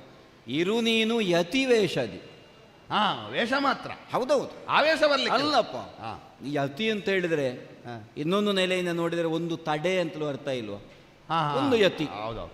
ಈಗ 2 ಪದಗಳ ಮಧ್ಯದಲ್ಲಿರುವಂತಹ ಒಂದು ಜಾಗ ಉಂಟಲ್ಲ, ಅದಕ್ಕೆ ನೀನು ಛಂದಸ್ಸಿನ ಪಾಠ ಹೇಳು. ಹೌದು, ಚಂದದ ಪಾಠ ಹೇಳು. ಅಂದ್ರೆ ಈ ವೇಷವು ಒಂದು ತಡೆಯಾಗಿ ಒದಗಿ ಬರುತ್ತದೆ. ಗೊತ್ತಾಯ್ತಲ್ಲ? ನೇರವಾಗಿ ದ್ವಾರಕೆಯನ್ನು ಪ್ರವೇಶ ಮಾಡದೆ ನೀನು ಈ ನಂದನವನದಲ್ಲಿ ಕೂತದ್ದೇ ಒಂದು ಯತಿ. ತಡೆ, ಒಂದು ತಡೆ. ಒಂದು ವೇಳೆ ನೀನು ನೇರ ದ್ವಾರಕೆಗೆ ಬರ್ತಿದ್ರೆ ನಾನು ಹೇಳಿದಾಗೆ ಮಾಡುವುದಕ್ಕೆ ಆಗ್ತಿರ್ಲಿಲ್ಲ. ಈ ತಡೆಯು ಒಳ್ಳೆ ತಡೆ. ಹೌದು, ಅದೇ. ಈಗ ನೀನು ಯಾರು ಅಂತ ಅಲ್ಲಿ ಪ್ರಚಾರ ಆಗಿ ಆಗ್ತಿತ್ತು. ಒಳಗೆ ಬರ್ತಿದ್ರೆ ನಾನು ಹೋಗಿ ನಿನ್ನ ಕಾಲಿಗೆ ಬೀಳುವುದು, 4 ಜನ ನೋಡುದು, ಅಥವಾ ನನ್ನ ಅಂತಃಪುರದಲ್ಲಿರುವ ಉಳಿದ ನನ್ನ ಮಡದಿಯರು ನೋಡುವುದು. ಪ್ರಚಾರ ಆದ್ರೆ ಒಳ್ಳೇದಲ್ವಾ ಕೃಷ್ಣ? ಬಂದಿದ್ದಾನೆ ಅಂತ ಪ್ರಚಾರ ಆಗಬೇಕು, ಯಾರು ಬಂದಿದ್ದಾನೆ ಅಂತ ಪ್ರಚಾರ ಆಗಬಾರದು. ಈಗ ಇದು ನೇರ ಮಾಡುವ ಕಾರ್ಯ ಅಲ್ವಾ? ಪ್ರಚಾರ ಕೊನೆಗೆ ಬರ್ತಾರೆ ಬರ್ತಾರೆ ಬರ್ತಾರೆ, ಯಾರು ಬರ್ತಾರೆ ಅಂತ ಗೊತ್ತಾಗಬಾರದು. ಹಾಗೆ ಒಂದು ಕುತೂಹಲ. ಹೌದು, ಕುತೂಹಲ ಇರ್ತದೆ. ಒಬ್ಬರು ಬರುವುದಕ್ಕಿದ್ದಾರೆ, ಅತ್ಯಂತ ದೊಡ್ಡ ಸಾಧನೆ ಮಾಡಿದವರು, ರಂಗದಲ್ಲಿ ನಿರೀಕ್ಷಿಸಿ ಅಂತ ಹೇಳುದು. ಆದ್ರೆ ಬರದೇ ಇದ್ರೆ ಬಹಳ ಕಷ್ಟ. ಅದಕ್ಕೆ ಹೆಸರೇ ಹಾಕ್ಲಿಕ್ಕಿಲ್ಲ. ಮತ್ತೆ ಬಂದವನನ್ನೊಬ್ಬನನ್ನು ವೇಷ ಹಾಕಿ ತಕೊಂಡು ಬರುದು ಅವನ ವಿಷಯ ಅಂತ ಹೇಳುದು. ಹೌದು, ಅದಕ್ಕೆ ಹೆಸರು ಹೇಳಬಾರದು. ಸರಿ. ಹಾಗೆ ನಿನ್ನ ವೇಷ ಒಳ್ಳೆಯದುಂಟು, ಆದ್ರೆ ಯಾರ ವೇಷ ಅಂತ ಗೊತ್ತಾಗಬಾರದು. ಗೊತ್ತಾಯ್ತಲ್ಲ? ಅಲ್ಲ, ಈ ವೇಷ ಧರಿಸಿ ಹಾ. ಈಗ ನಾನು ಮನಸ್ಸಿನಲ್ಲಿ ಏನನ್ನು ಇರಿಸಿಕೊಂಡಿದ್ದೇನೆ ಅಂತ ನಿನಗೆ ಗೊತ್ತಾಗಿಲ್ಲ. ಖಂಡಿತ ಗೊತ್ತಾಯ್ತು. ಈ ವೇಷವನ್ನು ಧರಿಸಿದ್ದಕ್ಕೂ ನನ್ನ ಮನಸ್ಸಿನ ಭಾವನೆಗೂ ಏನು ಸಂಬಂಧ? ಮನಸ್ಸಿನ ಭಾವ ಅಂದ್ರೆ ನೀನು ಹೀಗೆ ಈ ಕಟ್ಟೆಯಲ್ಲೇ ಕುಳಿತು ಜಪ ಮಾಡ್ತಾ ಇರು, ಹಾ, ನಾನು ಹೋಗ್ತೇನೆ ಇನ್ನು. ಹಾಗಾದ್ರೆ ನನಗೆ ಸಿಗುದಿಲ್ಲ ಅಂತ ಹೇಳುದು ನೀನು? ಅಲ್ಲ, ಮತ್ತೆ ನಾನು ಈ ಪ್ರಕರಣದಲ್ಲಿ ಇನ್ನು ಬೇಡ ಅಂತ. ಇನ್ನು ದೊಡ್ಡ ದೊಡ್ಡವರೆಲ್ಲ ಬರ್ಲಿಕ್ಕಿದ್ದಾರೆ. ನೀನಲ್ವ ಇಲ್ಲಿ ದೊಡ್ಡವ? ಅಲ್ಲಪ್ಪ, ಮತ್ತೆ ನನ್ನ ಅಣ್ಣ ಇದ್ದಾನೆ ಬಲಭದ್ರ. ಹಾ ಹಾ, ಹಾ, ಹಾ. ಈಗ ಸ್ವಲ್ಪ ಹೊತ್ತು ಕಳೆದು ಬಂದಾನು, ಸಂಜೆ ನಾಳೆ ಏನಾದ್ರು ಬಂದ್ರೆ ನೀನು 10 ಹೆಜ್ಜೆ ದೂರದಲ್ಲಿರುವಾಗ ನಾನು ಅಲ್ಲ, ನಾನು ಇಲ್ಲಿ ಇರುವುದೇ ಇಲ್ಲ ಅಷ್ಟೊತ್ತಿಗೆ. ಅಲ್ಲಲ್ಲ, ಆಗ ನೀನು ಬರುವಾಗ ಹಾ, ಅಧಿಕ ಭಕ್ತಿಯಲ್ಲಿ ನೀನು 10 ಹೆಜ್ಜೆ ದೂರ ಇರುವಾಗ ಇಲ್ಲಿಂದ ನಮಸ್ಕಾರ ಮಾಡಿ ಬಂದಿದ್ದಿ. ಅವರು 20 ಹೆಜ್ಜೆ ದೂರದಲ್ಲಿರುವ ಇರು ನೀನು ಯತಿವೇಷದಿ ಅಂತ ಹೇಳಿದ್ದೆ ಯಾಕೆ? ಹಾ. ಈಗ ಹೀಗೆ ಅಥವಾ ಹೀಗೆ, ಹೇಗೆ ಬೇಕೋ ಹಾಗೆ. ಈಗ ನಿನ್ನ ಬಳಿಗೆ ಒಂದು ವೇಳೆ ಬಲಭದ್ರ ಆಗ್ಲಿ, ಅದಕ್ಕೆ ಮೊದಲು ಯಾರಾದ್ರೂ ಬರಲಿ, ಹಾ, ಅವರು ಬಂದಿದ್ದಾರೆ ಅನ್ನೋದು ನಿನಗೆ ಗೊತ್ತೇ ಆಗಬಾರದು. ಗೊತ್ತಾಗದಾಗ ಮಾಡಬೇಕು. ಅದೇ ಗೊತ್ತಾಗದೆ ನಾನು ದ್ರೋಣಾಚಾರ್ಯರ ವಿಷಯ ಬಿಡುವ, ಹಾ, ಕೃಪಾಚಾರ್ಯರು ಕಲಿಸಿದ್ದೇನಾದ್ರೂ ನೆನ್ಪುಂಟ ನಿನಗೆ? ಶಾಸ್ತ್ರ ಸ್ವಲ್ಪ ಸ್ವಲ್ಪ ಸ್ವಲ್ಪ ಶಾಸ್ತ್ರ ಹೌದೌದು, ಅದು ಸ್ವಲ್ಪ ಸ್ವಲ್ಪವೇ ಗೊತ್ತಿದ್ರೆ ಸಾಕು. ಯಾಕಂದ್ರೆ ಹಾ, ನನಗೆ ಹೆಚ್ಚು ಆಸಕ್ತಿ ಶಾಸ್ತ್ರದಲ್ಲಿ. ಹೌದು, ಹೌದು. ಆದ್ರೂ ಒಂದು ಅರ್ಧ ನೆನಪಿಲ್ವಾ? ಅರ್ಧ ಅರ್ಧ ಉಂಟು. ಇಲ್ವೋ? ಹೌದು, ನೆನಪು ಬರುವುದಿಲ್ವ? ಏನಾದ್ರು ಕೆಲವೊಂದು ನೆನಪು ಮಾಡಿದ್ರೆ ಬಂದಿತ್ತಪ್ಪ. ಅದೇ ಹೌದು, ಎಲ್ಲ ಮತ್ತೆ ಬಹಳ ಹಿಂದೆ ಬಾಲ್ಯದಲ್ಲಿ ಕಲ್ತದ್ದು ಅಷ್ಟು ಬೇಗ ಮರ್ತೋಗುದಿಲ್ಲ. ಹೌದು, ಮನದಟ್ಟಾಗ್ತದೆ ಅಂತ ಅಲ್ಲ, ಹೌದು, ಅದನ್ನು ಮನಸ್ಸಿನಲ್ಲಿ ಇರ್ತದೆ ಅಷ್ಟೇ. ಅಷ್ಟನ್ನು ನಿನ್ನೆಡೆಗೆ ಬರುವನು ಬಲನು ಮುದದಿ. ಹಾ, ನೀನು ನಿಜವಾದಂತಹ ಯತಿಯಂತೆ ಅವನೊಡನೆ ವ್ಯವಹರಿಸಬೇಕು. ಅಲ್ಲ, ವ್ಯವಹರಿಸಬೇಕು ಅಂತಂದ್ರೆ ವೇಷ ಮಾಡಬಹುದು. ನನಗೆ ನಾನು ಭಾಷೆ ತೆಗೆಯುವಾಗ ಗೊತ್ತಾಗ್ಲಿಕ್ಕಿಲ್ವ ಯತಿ ಅಲ್ವಾ ಅಂತ, ಯತಿ ಅಲ್ಲ ಅಂತ ಅದೇ ಗೊತ್ತಾಗ್ಲಿಕ್ಕೆ. ಆ ಭಾಷೆಯಲ್ಲಿ ಮಾತಾಡಬೇಕು ಅಂತ, ಯಾರಿಗೂ ಅರ್ಥ ಆಗದಾಗೆ ಮಾತಾಡಬೇಕು ನೀನು ಒಟ್ಟು. ಹಾ, ಯಾರಿಗೂ ನೀನು ಏನು ಹೇಳಿದ್ದು ಅಂತ ಗೊತ್ತಾಗಬಾರದು. ಹೌದಾ? ಹಾ, ಹಾಗಾದ್ರೆ ಸಣ್ಣ ಸಣ್ಣದು ಸಣ್ಣದು. ಹಾ, ಅದಕ್ಕೆ ಇಡೀ ಹೇಳಿದ್ರೆ ಅದರ ಸ್ವಾರಸ್ಯ ಇಲ್ಲ. ಹಾ, ಹಾ. ಸ್ವಲ್ಪ ಸ್ವಲ್ಪ ಹೌದು. ಸ್ವಲ್ಪ ಹೇಳಿದ್ರೆ ಅವರಿಗೆ ಅರ್ಥ ಆಗದೇ ಇದ್ರೆ ತೇನ ತ್ಯಕ್ತೇನ ಬುಂಜೀತ ಹಾಗೆಲ್ಲ ಅಷ್ಟೇ ಹೇಳಲಿಕ್ಕೆ. ಹಾ, ಮತ್ತೆ ಅವನು ಬೇಕಾದಾಗ ಸೂತ್ರವಾಕ್ಯದಾಗ ಹೇಳಬೇಕು. ಹಾ, ಆಯ್ತಲ್ಲ? ಹೌದು. ಈಗ ದೊಡ್ಡದು ಎಲ್ಲ ಮಾತಾಡುವವರು ಅರ್ಥ ಆಗದಾಗೆ ಮಾತಾಡಿದ್ರೆ ದೊಡ್ಡದಾಗುದಾ? ಹೇಳಲಿಕ್ಕಾಗುವುದಿಲ್ಲ. ಹಾ, ಈ ಸಣ್ಣ ವೇದ ಅಂತ ಆಗಬೇಕು. ವೇದಾಂತ ಅಂತ ಆಗಬೇಕು. ಬಹುಶಃ ಹೀಗಿರ್ಬೇಕು. ಹಾ, ನಿಮ್ಮ ಅಣ್ಣನ ತಲೆಯಲ್ಲಿ ಮನುಷ್ಯರಿಗೆ ಅರ್ಥ ಆಗದ್ದು ವೇದಾಂತ ಅಂತ ಇರಬೇಕು. ಅದರಿಂದ ಹೆಚ್ಚು ಹಾ, ಅವನದ್ದೊಂದು ಸ್ವಭಾವ ಉಂಟು. ಹಾ, ಸನ್ಯಾಸಿಗಳನ್ನು ಕಂಡ್ರೆ ಅವನಿಗೆ ಅಪಾರ ಗೌರವ. ಹಾ, ಹಾ, ಅವರು ಹೇಳಿದ್ದೆಲ್ಲವೂ ಅವನಿಗೆ ವೇದ ವಾಕ್ಯವೇ. ಹಾ. ಅದಕ್ಕೆ ಮತ್ತೆ ಅವನೇ ಬೇಕಾದಾಗ ವ್ಯಾಖ್ಯಾನ ಮಾಡಲಿ, ನಮಗೆ ವಿಷಯ ಅಲ್ಲ ಅದು. ಸರಿ ಸರಿ, ನಿನ್ನನ್ನು ಕರ್ಕೊಂಡು ಹೋಗ್ತಾನೆ ಅಲ್ಲಿಗೆ. ನಾನು ಬರುದಿಲ್ಲ ಅಂತ ಹೇಳ್ಬೇಕಾ? ಅದು ಮೊದಲಿಗೆ ಬರುವುದಿಲ್ಲ ಅಂತಲೇ ಹೇಳು. ಯಾಕಂದ್ರೆ ಬಾ ಅಂತ ಹೇಳಿದ ತಕ್ಷಣ ಎದ್ದು ಹೊರಟ್ರೆ ಅದು ಅಪಾಯವೇ. ನಾನೀಗ ಬರ್ಬೇಕಾ ಬೇಡ ಅಲ್ಲಿಗೆ? ಬರಬೇಕು. ಬರುದಿಲ್ಲ ಅಲ್ಲ, ಬರುದಿಲ್ಲ ಅಂತ ಹೇಳಿದಾಗ ಈಗ ನಿನ್ನಲ್ಲಿ ರೂಢಿಯಲ್ಲಿ ನಾನು ಕೇಳುದು, ಹಾ, ಯಾರಾದ್ರೂ ಒಬ್ಬರು ಬನ್ನಿ ಅಂತ ಹೇಳಿದ ತಕ್ಷಣ ನಾನು ಬರ್ತೇನೆ ಅಂತ ಎದ್ದು ಹೋಗುವುದಾ? ಇಲ್ಲಪ್ಪ ನನಗೆ ಪುರ್ಸೊತ್ತಿಲ್ಲ ಅಂತೆಲ್ಲ ಹೇಳುದಿಲ್ಲ ನಾವು. ಹೇಳ್ತೇವೆ. ಮತ್ತೆ ಒತ್ತಾಯ ಮಾಡಿದ ಮೇಲೆ ಮತ್ತೆ ಹೋಗೋದಿರ್ತೇವೋ? ಆದ್ರೆ ಕೆಲವರು ಬಹಳ ಅಪಾಯ. ಏನು ಬರುದಿಲ್ವ ಬೇಡ ಅಂತ ಬಿಟ್ಟು ಹೋದ್ರೆ ಊಟ ಹೌದು. ಬಡಿಸುವಾಗಲೂ ಹಾಗೆ ಮಾಡ್ತಾರೆ. ಬೇಕಾ? ಇವಾಗ ನಿಜವಾಗಿ ಇವನಿಗೆ ಹಸಿವೆ ಆಗ್ತದೆ. ಹೌದು, ಬೇಡ ಬೇಡ ಬೇಡ, ಇವ ಬಡಿಸಲಿಕ್ಕೆ ಇಲ್ಲ, ಮುಂದೆ ಹೋಗುದು. ಹೌದು. ಬಲಭದ್ರ ನನ್ನ ಅಣ್ಣ ಹಾಗಲ್ಲ. ಆ, ಯತಿಗಳನ್ನು ಸನ್ಯಾಸಿಗಳನ್ನು ಕಂಡ ಮೇಲೆ ಅವನು ಸುಮ್ಮನೆ ಇರ್ಲಿಕ್ಕಿಲ್ಲ. ಆ, ನಿನ್ನನ್ನು ಒತ್ತಾಯದಿಂದ ಕರ್ಕೊಂಡು ಹೋಗ್ತಾನೆ. ಹೋಗ್ತಾನೆ. ಅಲ್ಲಿಗೆ ಹೋದ ಮೇಲೆ ಬೇಕಾದ ವ್ಯವಸ್ಥೆ ನಾನು ಮಾಡಿಸ್ತೇನೆ. ನೀನು ಇರ್ತೀಯ, ಬರ್ತೀಯ? ನಾನು ಹಿಂದೆ ಇರ್ತೇನೆ, ಎದುರಿಲ್ಲ, ಎದುರು ಬರುವುದಿಲ್ಲ ಅಂತ.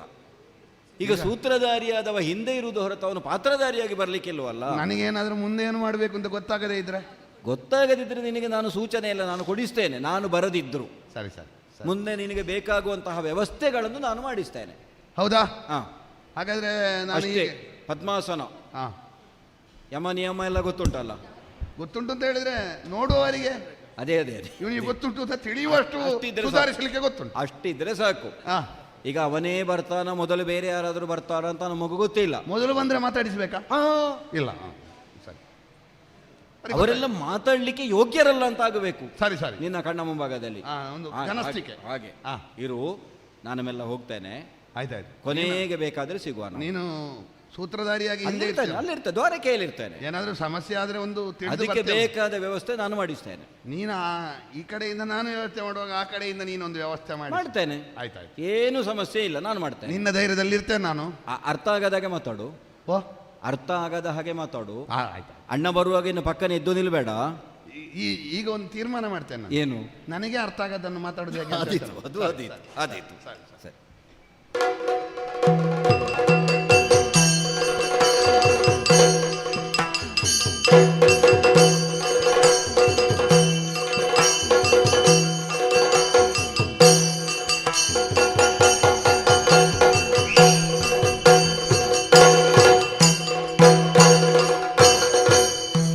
ನಂದನದಿ ಕಲಿಪಾರ್ಥನಿತ್ತಲು ಸದಯತಿ ವೇಷದಲ್ಲಿ ಕೊಳ್ಳಿರೆ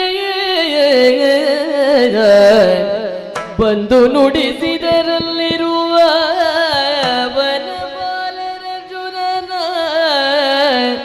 ಬಂದು ನುಡಿಸಿದರಲ್ಲಿರುವ ವನಪಾಲರ ಅರ್ಜುನನ ಆಯಾ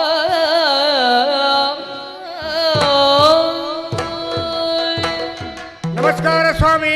ನಮಸ್ಕಾರ. ನಮ್ಮ ಪರಿಚಯ ಐತೆ ಆಗ್ಲಿಲ್ವಾ? ಏನು ಮಾಡೋದು ಸ್ವಾಮಿ, ನಿಮ್ಮ ಯೋಗ್ಯತೆ ದೊಡ್ಡದ, ನೀವು ಹಿಂದೆ ಕೂತಿದ್ದೀರಿ, ನನ್ನ ಹಣೆ ಬರ ಸಣ್ಣದಾದ್ದರಿಂದ ನಾನು ಮುಂದೆ ಬಂದಿದ್ದೇನೆ. ಅದು ಹಾಗೆ. ನಿಮಗೊಂದು ಮಾತು ಗೊತ್ತಿದೆಯಾ? ಕಾಗೆ ತಿನ್ನದ ವಸ್ತಿಲ್ಲ, ಆಡು ಮುಟ್ಟದ ಸೊಪ್ಪಿಲ್ಲ. ಈ ಊರಿನಲ್ಲಿ ನನ್ನ ಪರಿಚಯ ಇಲ್ಲ ಅಂತ ಹೇಳಿದವರೇ ಯಾರೂ ಇಲ್ಲ. ಈಗ ಗೊತ್ತಾಯ್ತಾ? ಕೋಗಿಲೆಗೂ ನಮ್ಮ ಸ್ವರ ಬರ್ತದೆ, ಪುಯಿಂಕ್ ಅನ್ನೋದು ಕೋಗಿಲೆಗಳು. ಅಂದ್ರೆ ಎಲ್ಲ ಪಕ್ಷಿಗಳಿಗೂ ನಮ್ಮ ಪರಿಚಯ ಉಂಟು ಅಂತ ಹೇಳಿದೆ.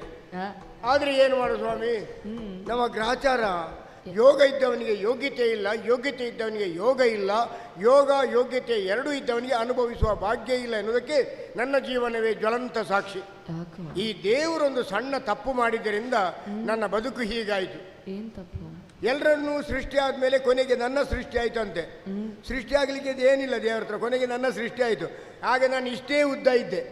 ಈಗ ಲೆಕ್ಕ ಹಾಕಿ, ನಾನು ಈಗಲೇ ಇಷ್ಟು ಗಿಡ್ಡ ಇರುವಾಗ ಹುಟ್ಟುವಾಗ ನಾನು ಎಷ್ಟು ದೊಡ್ಡದಿದ್ದೆ ಅಂತ ಲೆಕ್ಕ ಹಾಕಿ. ಪುಣ್ಯ. ಆಗ ದೇವರು ಯೋಚನೆ ಮಾಡಿದ್ರು, ಇವನಿಗೊಂದು ಉದ್ಯೋಗ ಯಾವುದು ಕೊಡುವುದು ಅಂತೇಳಿ. ಯೋಚನೆ ಮಾಡ್ತಾ ಮಾಡ್ತಾ ಮಾಡ್ತಾ ಏನೋ ಯೋಚನೆ ಮಾಡುವಾಗ ಪಕ್ಕ ಲಕ್ಷ್ಮೀದೇವಿಯ ಆಗಮನ ಆಯ್ತು. ಅಲ್ಲಿ ಬ್ರಹ್ಮದೇವ್ರ ಹತ್ರ ಕೇಳಿದ್ರಂತೆ, ಏನು ಯೋಚನೆ ಮಾಡ್ತಾ ಇದ್ದೀರಿ ಅಂತೇಳಿ. ಆಗ ಬ್ರಹ್ಮದೇವರು ಹೇಳಿದರು, ಇವನಿಗೊಂದು ಯಾವ ಉದ್ಯೋಗ ಕೊಡೋದು, ಇವನನ್ನು ಯಾವ ಸ್ಥಾನಕ್ಕೆ ಮುಟ್ಟಿಸುದು ಅಂತ ನನಗೆ ಯೋಚನೆ ಆಗ್ತಾ ಇದೆ ಅಂತ. ತಕ್ಷಣ ಲಕ್ಷ್ಮೀದೇವಿ ಏನು ಮಾಡಿದರು, ಒಂದು ಚಿಟಿಕೆ ಪುಡಿ ಕೊಟ್ಟರು ಬ್ರಹ್ಮದೇವರಿಗೆ, ಇದನ್ನು ಮೂಗಿಗೆ ಎಳೀರಿ ಅಂತೇಳಿ. ಲಕ್ಷ್ಮೀದೇವಿ ನಿಮಗೆ ಪುಡಿ ಎಳೆದದ್ದು ಗೊತ್ತಿಲ್ವಾ? ಲಕ್ಷ್ಮೀದೇವಿಯು ಪುಡಿ ಎಳೆದ ವಿಚಾರ ನಿಮ್ಗೆ ಗೊತ್ತುಂಟ ಇಲ್ವಾ? ಗೊತ್ತಿಲ್ಲ. ನೀವು ಲಕ್ಷ್ಮೀದೇವಿಯ ಭಾವಚಿತ್ರವನ್ನು ಬೇಕಾದರೂ ನೋಡಿ. ಕೈಯಲ್ಲಿ ಒಂದು ಚಿಟಿಕೆ ಪುಟಿಗೆ ಹಿಡ್ಕೊಂಡು ಒಂದು ಹೀಗೆ ಮಾಡಲಿಲ್ವಾ? ಅದೇನದು ಪುಡಿ ಮೂಗಿ ಎಳೆದದ್ದು. ಬ್ರಹ್ಮದೇವರಿಗೆ ಮೂಗಿಗೆ ಕೊಟ್ಟರು.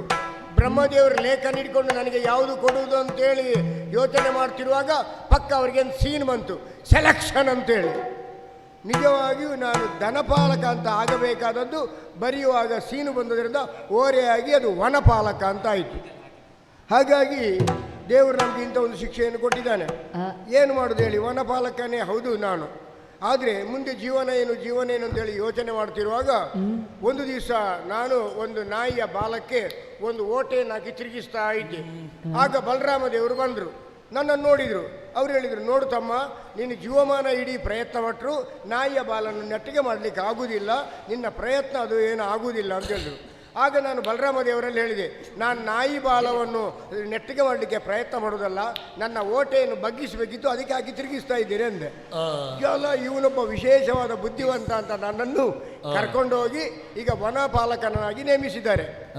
ಹೌದು, ಜೀವನದಲ್ಲಿ ವನವಿಲ್ಲದಿದ್ದರೆ ಬಾಳು ಜೀಗುಟ್ಟುತ್ತದೆ ನಮ್ಮಂಥವರಿಗೆ. ಅಂದರೆ ಅರ್ಥ ಬೇರೆ ಸ್ವಾಮಿ. ಕಾಡು ನಾಡು ಸಮೃದ್ಧ, ಕಾಡಿನಲ್ಲಿ ಕ್ರೂರ ಮೃಗಗಳು ದುಷ್ಟ ರಕ್ಕಸರು ಇರುವುದರಿಂದ ಆ ಕುರಿತು ಭಯ. ನಾಡಿನಲ್ಲಿ ಸುಂದರವಾದಂತಹ ಮನೆ ಮಂದಿರಗಳು ನಾಗರಿಕರ ಸಹವಾಸವು ಇರುವುದರಿಂದ ಆ ಕುರಿತು ವ್ಯಾಮೋಹ. ಇದು ಮನುಷ್ಯರಿಗಂಟಿದಂಥ ಸಹಜ ಸ್ವಭಾವ. ನಾಡು ಕಾಡು ಸಮೃದ್ಧ. ಈಗ ನಾವು ಅಲ್ಲೆಲ್ಲ ಬರೆದಾಕಿದ್ದೇವೆ, ಏನು ಗೊತ್ತುಂಟೆ, ಕಾಡಿನ ಹಸಿರೆ ನಾಡಿನ ಉಸಿರು, ಮನೆಗೊಂದು ಪಾಪು, ದಾರಿಗೊಂದು ದೀಪ, ಹೀಗೆಲ್ಲ ಬರೆದಾಕಿದ್ದೇವೆ. ಇನ್ನು ಕ್ರಮೇಣ ಬದಲಾಗಲೂಬಹುದು. ದಾರಿ ಉದ್ದಕ್ಕೂ ಪಾಪು, ಮನೆಯಲ್ಲಿ ಒಂದೇ ದೀಪ ಅಂತ ಬರಲೂಬಹುದು. ನಾವಲ್ಲಿ ಬರೆದಾಕಿದ್ದೇವೆ, ವೃಕ್ಷ ಕಡಿದವರಿಗೆ ಭಿಕ್ಷೆ ತಪ್ಪಿದ್ದಲ್ಲ ಅಂತೇಳಿ. ಈಗ ನಾವೇನೋ ಬರೆದಾಕಿದ್ದೇವೆ, ಈಗ ವೃಕ್ಷ ಕಡಿದವರಿಗೆ ಭಿಕ್ಷೆ ತಪ್ಪಿದ್ದಲ್ಲ ಅಂತ. ಈ ಕೆಲಸಕ್ಕೆ 6 ತಿಂಗಳಾದ ಮೇಲೆ ನನಗೆ ವಿಚಾರ ಗೊತ್ತಾದದ್ದು. ಈಗ ಮರ ಕಡಿದ ಮೇಲೆ ಯಾರಾದರೂ ಶ್ರೀಮಂತರೇ ಆಗುವುದಲ್ವಾ? ಅದು ಸುಲಭದಲ್ಲಿ ಸಿಗುವ ವಸ್ತು. ಈಗ ಮರ ಕಡಿದವನಿಗೆ ಭಿಕ್ಷೆ ಬೇಡುವ ಪರಿಸ್ಥಿತಿ ಹೇಗೆ ಬರುವುದು ಅಂತ ನಾನು ಯೋಚನೆ ಮಾಡಿ ಮಾಡಿ ಕೊನೆಗೆ ನನಗೊಂದು ಉತ್ತರ ಸಿಕ್ತು. ಈಗ ನಾವೇನೋ ಬರೆದಾಕಿದ್ದೇವೆ, ವೃಕ್ಷ ಕಡಿದವರಿಗೆ ಭಿಕ್ಷೆ ತಪ್ಪಿದ್ದಲ್ಲ ಅಂತೇಳಿ. ಊರಲ್ಲಿ ಯಾರಾದರೂ ಸಾಯದೇ ಇರ್ತಾರಾ? ಸತ್ತವರನ್ನು ಸುಡಬೇಡವೆ? ಸುಡಬೇಕಾದ್ರೆ ಮರ ಕಡಿಬೇಡವೆ? ಮರದ ಬುಡಕ್ಕೆ ಗರ್ಗಸಿಡುವಾಗ ನಮ್ಮಂಥ ಅಧಿಕಾರಿಗಳು ಬಂದು ಅದನ್ನು ಮುಟ್ಟುಗೋಲಾಗ್ತೇವೆ. ಅವನ ಅಪ್ಪನ ಹೆಣ ಸುಡಲಿಕ್ಕೆ ಬೇಕಾಗಿ 5,000 ಬೆಲೆ ಬಾಳುವಂಥ ಮರಕ್ಕೆ ಗರ್ಗಸಿಟ್ರೆ ನಾವು ಅವನಿಗೆ 50,000 ದಂಡ ಹಾಕ್ತೇವೆ ಅರಣ್ಯಾಧಿಕಾರಿಗಳು. ಆಗ ಏನು ಮಾಡ್ತಾರೆ, ನಮ್ಮ ಕೈಕಾಲು ಹಿಡಿದು ಸ್ವಾಮಿ ಸ್ವಲ್ಪ ನಮ್ಮನ್ನು ರಕ್ಷಣೆ ಮಾಡಿ ಒಂದಿಷ್ಟು ತಗೊಳ್ಳಿ ಅಂತೇಳಿ ಕಿಸೆ ಬಿಸಿ ಮಾಡ್ತಾನೆ. ಈ ವಿಚಾರ ನಮಗಿಂತ ಮೇಲಾಧಿಕಾರಿಗಳಿಗೆ ಹೋಗ್ತದೆ, ಅವರಿಗೊಂದಷ್ಟು ಕೊಡಬೇಕಾದ ಸ್ಥಿತಿ ಬರ್ತದೆ. ಅದಕ್ಕಿಂತ ಅರಣ್ಯ ಮಂತ್ರಿಗಳಿದ್ದಲ್ಲಿಗೆ ಹೋಗ್ತದೆ, ಅವರಿಗೂ ಒಂದಷ್ಟು ಕೊಡಬೇಕಾದ ಸ್ಥಿತಿ ಬರ್ತದೆ. ಹಾಗೆ ವೃಕ್ಷ ಕಡಿದವನಿಗೆ ಕೊನೆಗೆ ಮನೆ ಮಠ ಮಾರಿ ಭಿಕ್ಷೆ ಬಿಡುವಂಥ ಪರಿಸ್ಥಿತಿ ಬರ್ತದೆ ಅಂತ ನನಗೆ ಮತ್ತೆ ಗೊತ್ತಾದದ್ದು. ಹಾಗೆ ನಾನು ಯಾರಾದರೂ ಚಿಕ್ಕಾಸು ಮುಟ್ಟುವವನಲ್ಲ. ಬೆಳಿಗ್ಗೆ ಎದ್ದು ನಿತ್ಯ ವಿಧಿಗಳನ್ನೆಲ್ಲ ಪೂರೈಸಿ ಪೋಷಾಕಗಳನ್ನು ಧರಿಸಿ ಆಮೇಲೆ ಮೊಣಕಾಲಿನವರಿಗೆ ಪಾದರಕ್ಷೆಯನ್ನು ಹಾಕಿ ಇಲ್ಲಿಯವರೆಗೆ ನಾನು ಬಂದಿದ್ದೇನೆ. ನಿಜವಾಗಿ ಈ ಸೆಕೆ ಈ ಮಳೆ ಇರುವಾಗ ಮನೆಯಲ್ಲಿ ಒಂದು ಮುಡಿ ತೌಡು ಇದ್ದವ, ಒಂದು ಹೆಂಡತಿ ಇದ್ದವ ಮನೆ ಬಿಟ್ಟು ಬರಲಿಕ್ಕಿಲ್ಲ. ಆದರೂ ನಾನು ಬಂದಿದ್ದೇನೆ. ಬರಲೇಬೇಕಲ್ಲ, ಕರ್ತವ್ಯ ನಿಷ್ಠೆ. ಉದ್ಯೋಗ ಅಲ್ಲ, ನೀವು ಹೇಳುವುದು ಬೇರೆ ಆಯಿತು.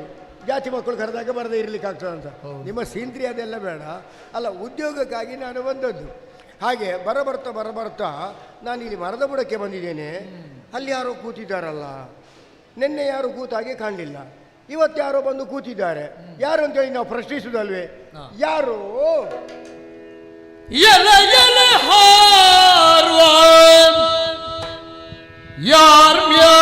ನೀನು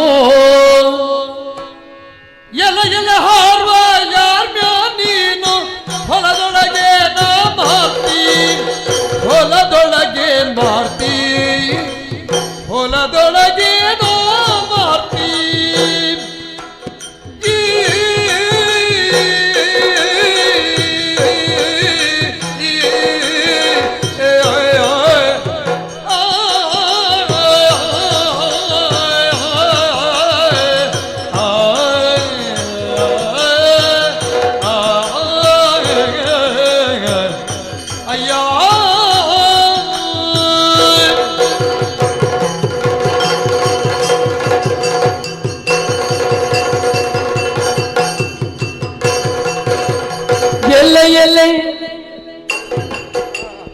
ಎಲ್ಲೆ ಹಾರುವ ಯಾರ್ಮ್ಯ ನೀನು ಹೊಲದೊಳಗೆ ನಾ ಮಾಡ್ತಿ, ಈ ಹೊಲದೊಳಗೆ ನಾ ಮಾಡ್ತಿ, ಈ ಹೊಲದೊಳಗೆ ಮಾಡ್ತಿ.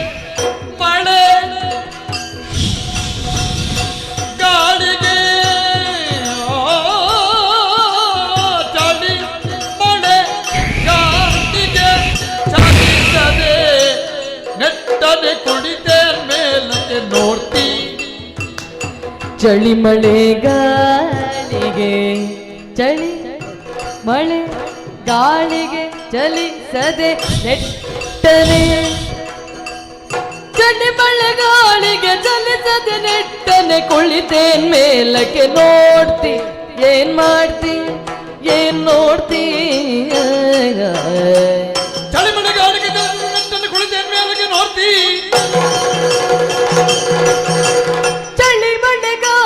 ಚಲಿಸದೆ ನೆಟ್ಟನೆ ಕುಳಿತೇನ್ ಮೇಲಕ್ಕೆ ನೋಡ್ತೀನಿ. ಚಳಿ ಮಳೆ ಗಾಳಿಗೆ ಚಲಿಸದೆ ನೆಟ್ಟನೆ ಕುಳಿತೆ ಮೇಲಕ್ಕೆ ನೋಡ್ತಿ. ಚಳಿ ಮಳೆ ಗಾಳಿಗೆ ಚಲಿಸದೆ ನೆಟ್ಟನೆ ಕುಳಿತೇನ್ ಮೇಲಕ್ಕೆ ನೋಡ್ತಿ.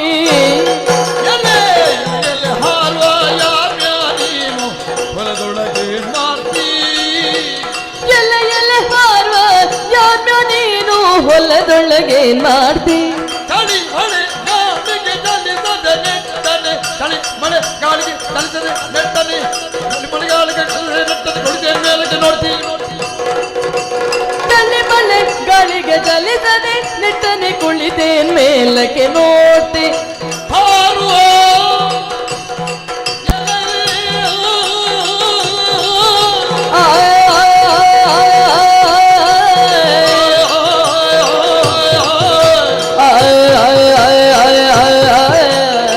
ಎಲೆಲೆ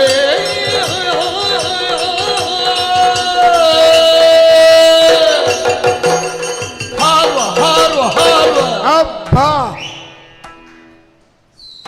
ಎಷ್ಟೇ ಜೋರು ಮಳೆ ಬೀಳಲಿ, ಎಷ್ಟೇ ಚಳಿ ಇರಲಿ, ಎಷ್ಟೇ ಗಾಳಿ ಇರಲಿ, ಆದರೆ ಕೋಗಿಲೆಗಳು ನಿರಂತರವಾಗಿ ಹಾಡುತ್ತಲೇ ಇವೆ ಅಲ್ವೇ? ಅದರಲ್ಲಿ ಬಹುಶಃ ಹಾಡುವಾಗ ಒಂದು ಹೆಣ್ಣು ಕೋಗಿಲೆ, ಒಂದು ಗಂಡು ಕೋಗಿಲೆ ಅಂತ ಕಾಣ್ತದೆ. ಇಷ್ಟು ಜೋರು ಮಳೆ ಬರ್ತಾ ಉಂಟು, ಆದರೆ ಅದು ಯಾವ ಗೊಡವೆಯೂ ಇಲ್ಲ, ಅವರಷ್ಟಕ್ಕೆ ಅವು ಹಾಡ್ತಲೇ ಇದೆ. ನಾನು ನಿನ್ನೆ ಬರುವಾಗ ಈ ಸ್ಥಳದಲ್ಲಿ ಯಾರೂ ಇರಲಿಲ್ಲ, ಇವತ್ತು ಬರುವಾಗ ಯಾರೋ ಮರದ ಬುಡದಲ್ಲಿ ಕೂತಿದ್ದಾರಲ್ಲ. ಹಾಗಾದರೆ ಯಾರು ಯಾರು ಯಾರು? ಬಹುಶಃ ಈ ಮರಗಳ್ಳರು ಇದೇ ಸಮಯದಲ್ಲಿ ಬರುವುದು. ಯಾಕಂದರೆ ನಮ್ಮಲ್ಲಿ ಬೇಕಾದಷ್ಟು ಮರಗಳಿದೆ ನೋಡಿ.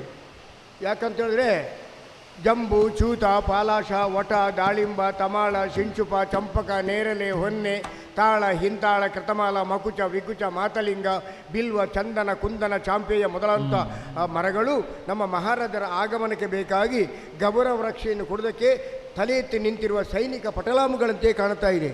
ಈ ಕಳ್ಳರೆಲ್ಲ ಇದೇ ಸಮಯದಲ್ಲಿ ಹೆಚ್ಚಾಗಿ ಬರುವುದು.